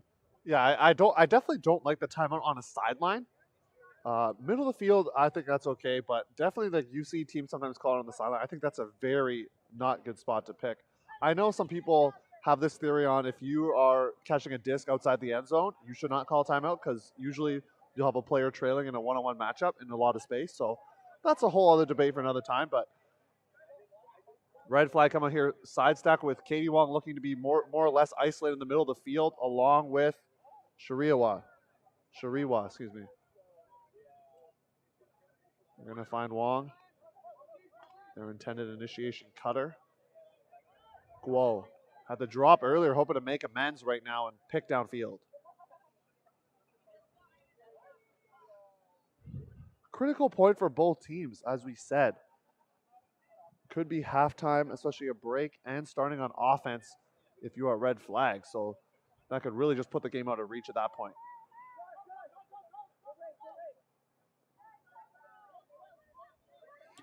Lane going deep. But she can't come down with it. Great effort, though. And Enderling made eye contact there as that cut was coming out of the middle of the stack with plenty of deep coverage. This team does have the chemistry to know when their players are going to go. Tushar, this team actually started last year during the pandemic, so they have been practicing throughout, and I've seen them hard at work. Some rookies, I guess, as well, because they've had just a few players. Blady throw. Page comes down with it. Going to float it out for Schwartz. And she'll get the score. PBHG needs that hold, folks. And they get it. And that's 6-4. PBHG keeping this game going. And red flag forcing high stall count throws. And many times it's paying off for them. It was reminiscent earlier of Samson Hoy's throw in the final. A high stall count throw that Patrick Church came down with that turned the fortunes for the Monkeys from Vancouver. Was there any doubt in your mind as to how that game would go? I'm hesitant to say this because we have a Furious player near our booth right now, but I will say that I did think Mephisto had the game, especially at 8. We're trying to remember that timeline. 8-6. If they had gone that break, it would have been 9-6, and I think that would have been lights out. But, you know, fortunes change, and Furious shows why they are the most successful Open team in Canada. Is that a stretch to say based on CUC results? Based on CUC results and World's results, it's not a stretch to say that. Certainly Mephisto, excellent in that game and was looking to take it.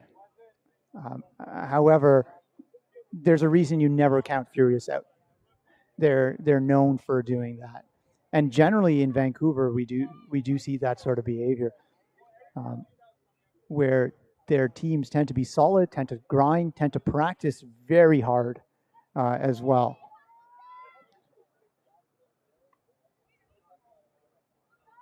New centers to Creed. Coming through is Hoy.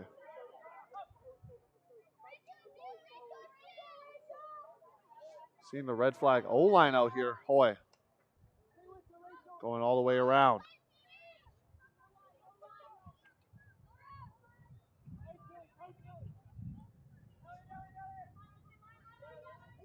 Hoy's going to go around. Popped up throw. Snagged by Peter Yu.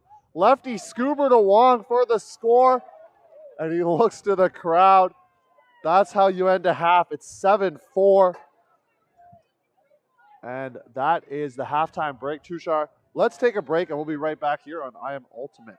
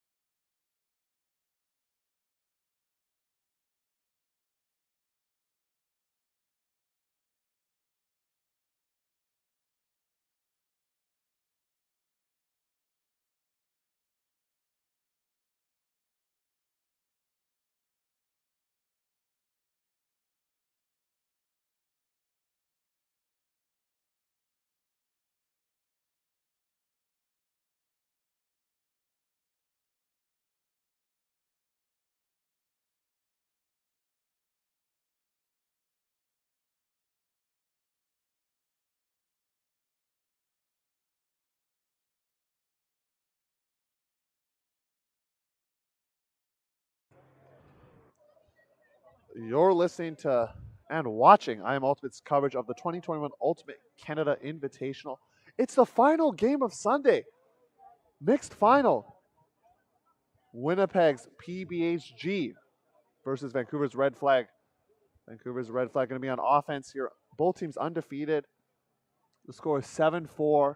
Not that much time left, Tushar, so they need to get going right away.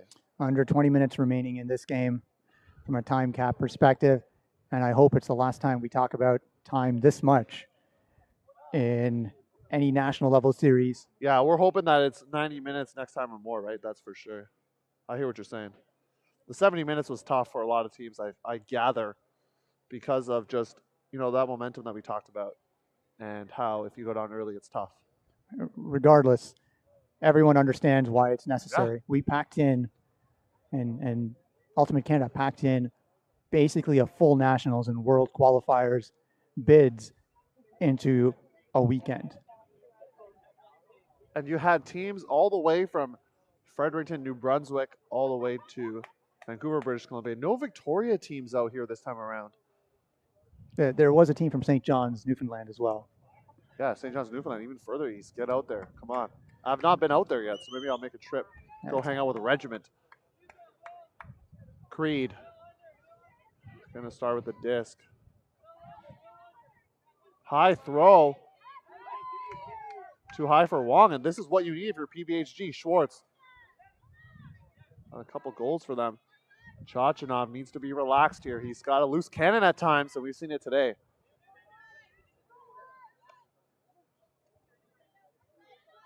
Stuck on the sideline now. They got to get rid of it. Going inside. Will that stay in bounds? And trying to go for the greatest is Chachanov, and it's going to be ruled out. So that greatest won't even be in play. Peter, you will have to take it from the sideline. And this conversation giving a little bit of rest to the offense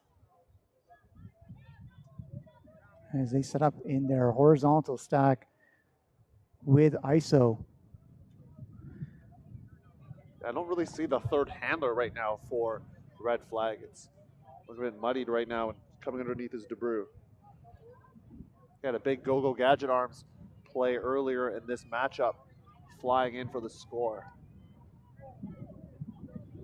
Urahashi, pick called. Pick called in the middle of the field, good to maintain possession.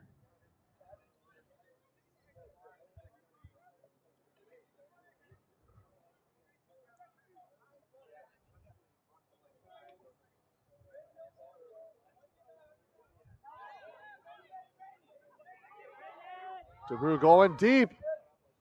He tracks the disc with an amazing catch.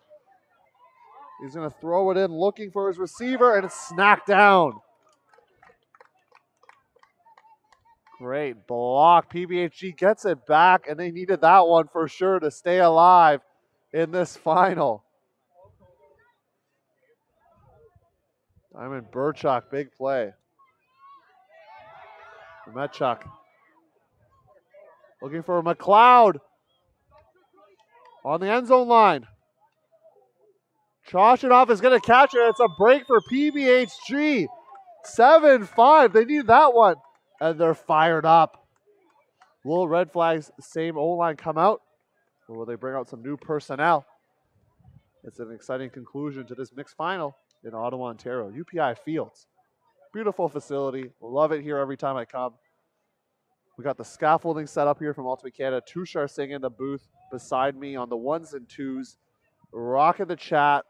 Rocking the production board, scoreboard, camera, color. I'm Theo Wan here. Want to hear a recap of this tournament? Check out the Huckaday podcast. I'll be coming out this week with my co-host Danny Proby, who came in second place with Traffic. So you can check that out at ultiworld.com/huckinga or on all podcast platforms. We're on Instagram, Facebook, and Twitter. We use Instagram the most. We're not on TikTok like Traffic's TikTok game that we saw earlier. I don't think any team has been able to up Traffic's TikTok game there, Tushar. It's been quite impressive. Watched it yesterday on how they came up with a new routine and practiced it and delivered on it. It shows It shows the ability for the team to learn something very quickly, as well as builds the team's cohesive structure.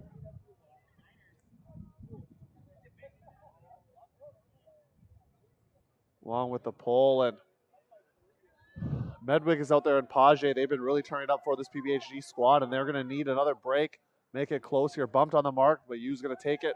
Goal's going to go deep. Someone's going to need to fill underneath. It's going to be Ling now as a handler, slinging it out to Kurahashi. A young player, but on the World Games applicant pool, which is really exciting for such a rookie or a younger player in the ultimate scene. DeBrew finds Yu. I think it's going to go all the way around to Wong, and that's the offense. Red flag needed. Swing it all the way across the field, restoring that 3-point lead. And that is 8-5. And is that the third or fourth point for Katie Wong? That's 4 points right now from my count. And on chat, we're being asked why Huckene is not on ICQ. I don't know what that is. And that in itself is a problem, Theo. And we hope that you will address it on your podcast later this week. Apparently, we're not on Twitter. We're not active on Twitter, that is for sure. So if you want to add us, you better find us on Instagram. That's where we're at. Yeah, absolutely the case. But the more glaring issue is ICQ. You're not on TikTok either. So, of course, that's why you wouldn't be on ICQ.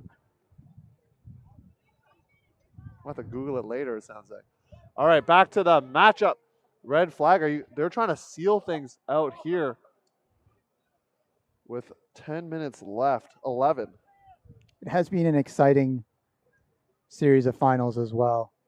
Sixers dominating in theirs, showing their strength, and great to see that as well, that particular stream, because we hadn't seen much of them in the tournament. Yeah, red flag. This is their third stream game, which is really exciting for them. I'm sure a lot of Vancouverites, I think that's what they're called, are excited for that. Siwa with the pull. Looking to roll it. Conrad on the field again. We have not seen him in a very long time, so he is back out there. Split stack for PBHG, a little zone look here. It's been primarily with their female matching players sticking up in the lane and scuffing up some plays, leaving some poach it players in the area. We see Casey Hunt and Maddie Schwartz poached with only one red flag player in the area. So we'll see what PBHG decides to do with that defensive look.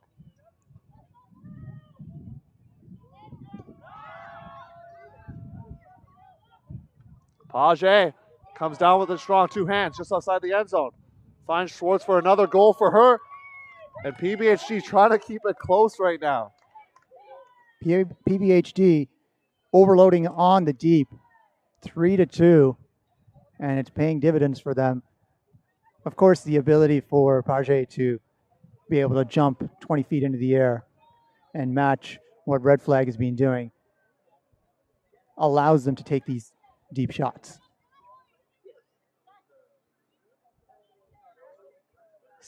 6-8, Red Flag leads with less than 10 minutes remaining in this game. Gotta get a break now, though. Gotta get a break now. Right to left on your screen, PBHG. Winnipeg's finest. I love the Winnipeg system and the program, especially in the junior scene. Big shout out to all the program builders. I know William Conrad's part of that. There's a lot more names I could list. And even just the Winnipeg high school scene, Dean Wright, a big name for those in that area that know. And so they've just been turning out a lot of players to end up playing for these high-level Winnipeg teams, and we love to see it.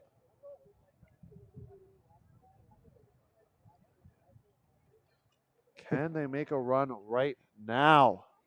If you weren't able to catch some of these games, they will be posted later on the This Is Ultimate YouTube channel. Will it be, and the whole entire day is going to be on the Ultimate Canada YouTube page, correct? Yes. So the live stream, whatever we've been able to stream, aside from that break that we had, the first game will be on Ultimate Canada's YouTube page almost immediately.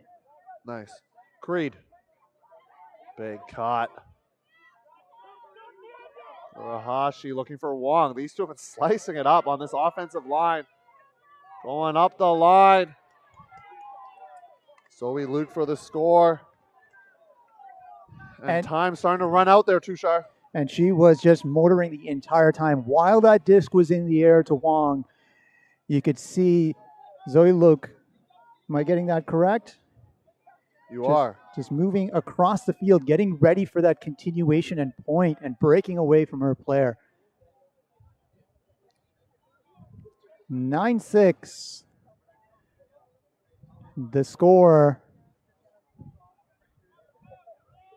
And a pretty good atmosphere here at the field still. We're hearing that background noise, the people interacting, talking, enjoying themselves. There was this atmosphere for the women's final as well, but undoubtedly the largest atmosphere was for the Fierce Mephisto final. And hopefully you can go back and watch that. That was an amazing game and lots of action happening. And so just the atmosphere, even during, I watched the GOAT Phoenix Universe Point, and just everyone noticing what was happening because the cap had gone and everyone just flooding to that side. Really cool community feel, and just good to be back, folks. Thanks for tuning in, and hopefully you're playing Ultimate wherever you're located right now. We know it's heading into potentially the winter months, so maybe you're playing some indoor league or things like that if your restrictions allow. But red flag trying to seal it right here. Ling with a great pull. Trying to make it 10-6 and bring home the title back to Van City. Conrad. That same poachy look. PBHG has adjusted to it a little bit better. Zoo.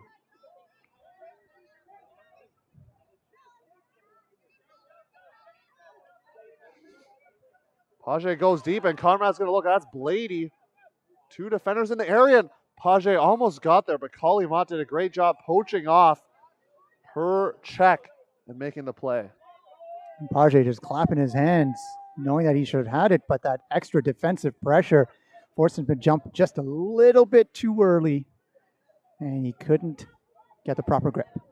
Even just the body in that lane, right, just going to cause some issues for you. So totally understand that. Like looking for Suzuki. Kerr can't get there. Great effort, though. Mott. Motions for Guo to come underneath. Goes with a hammer reset, and that's just going to die in front of the feet of Andrew Ling.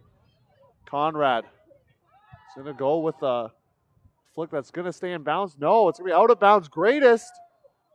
And Guo will snag it. Interesting throw choice from Conrad there. I don't want to say that's the game, but that could be on this ensuing huck. Zelmont. Schwartz falling down in coverage. Zelmont's going to find Suzuki for the break.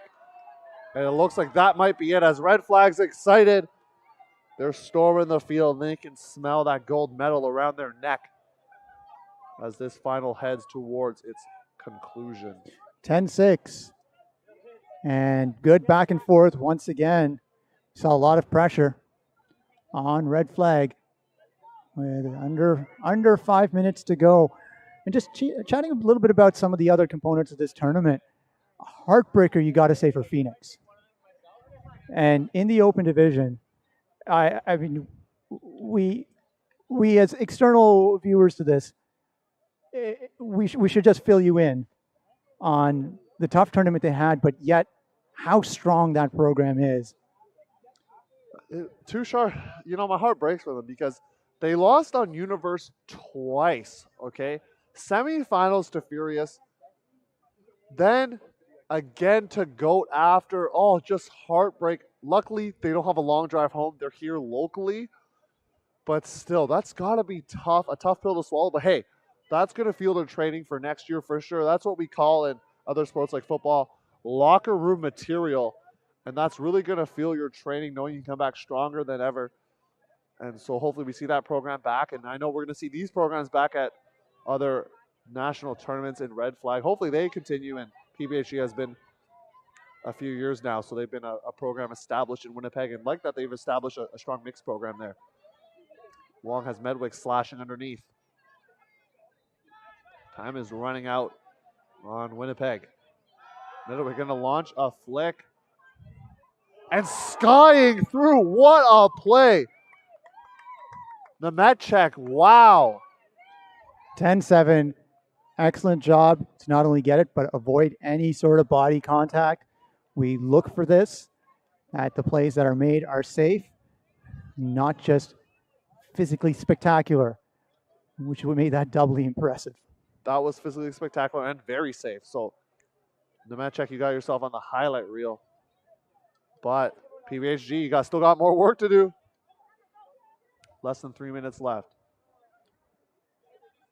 Yeah, this has been an interesting matchup, and a timeout is called.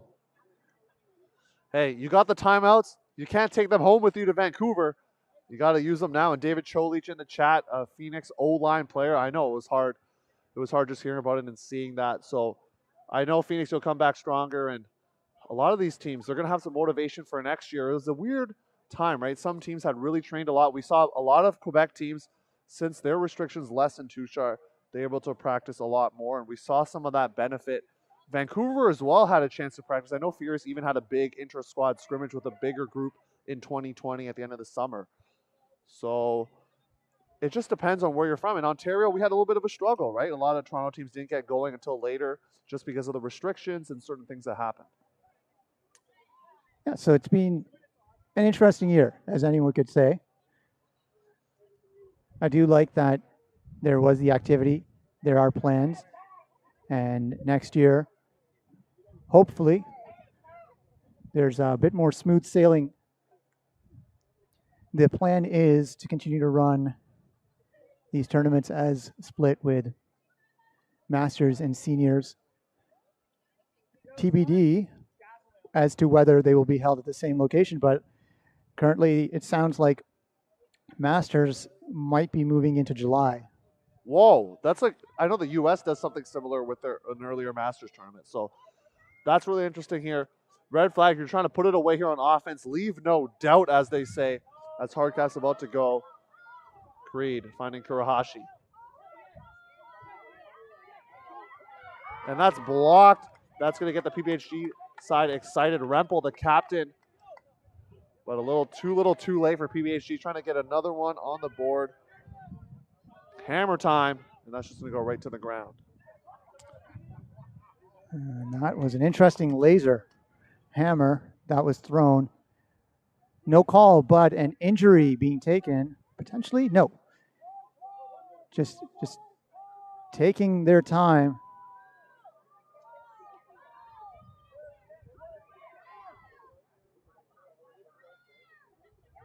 Hoy. Gonna go down to you. Big backhand fake. It's gonna hit Wong here down the line. The horn goes, last point out in this final, and UCI in general. Tam. Scooping in. Nemechek again with a nice highlight reel play. You got to play this guy a little bit more here. He's going to go with the skying flick to Page for the score. And that's going to end it. 10-8 is the final. Red flag. You are the 2021 UCI champions. If you choose to accept, you are going to WUCC. Congratulations. Tushar, what a tournament. Thank you very much for the assistance from Ultimate Canada, the volunteers here, the players for showing up, the observers for supporting these games. Theo, for you to make the drive down, 2 weekends, almost close to midnight each. And the viewers at home who continue to keep us motivated. And I hope we'll motivate Theo and Danny to also consider ICQ as a distribution mechanism. I have no clue what that is, and I'll find that out later. So Hucking A, we're going to be on ICQ, whatever that may be. We'll figure that out. But either way, thanks for tuning in. Drop a like on the video, all that YouTube stuff, but follow I Am Ultimate as well. And see you in a couple of weeks. Ultimate Canada will be streaming it, so keep in touch and stay tuned for that. We'll see you next time. Thanks for joining us. Do appreciate it. Catch you later.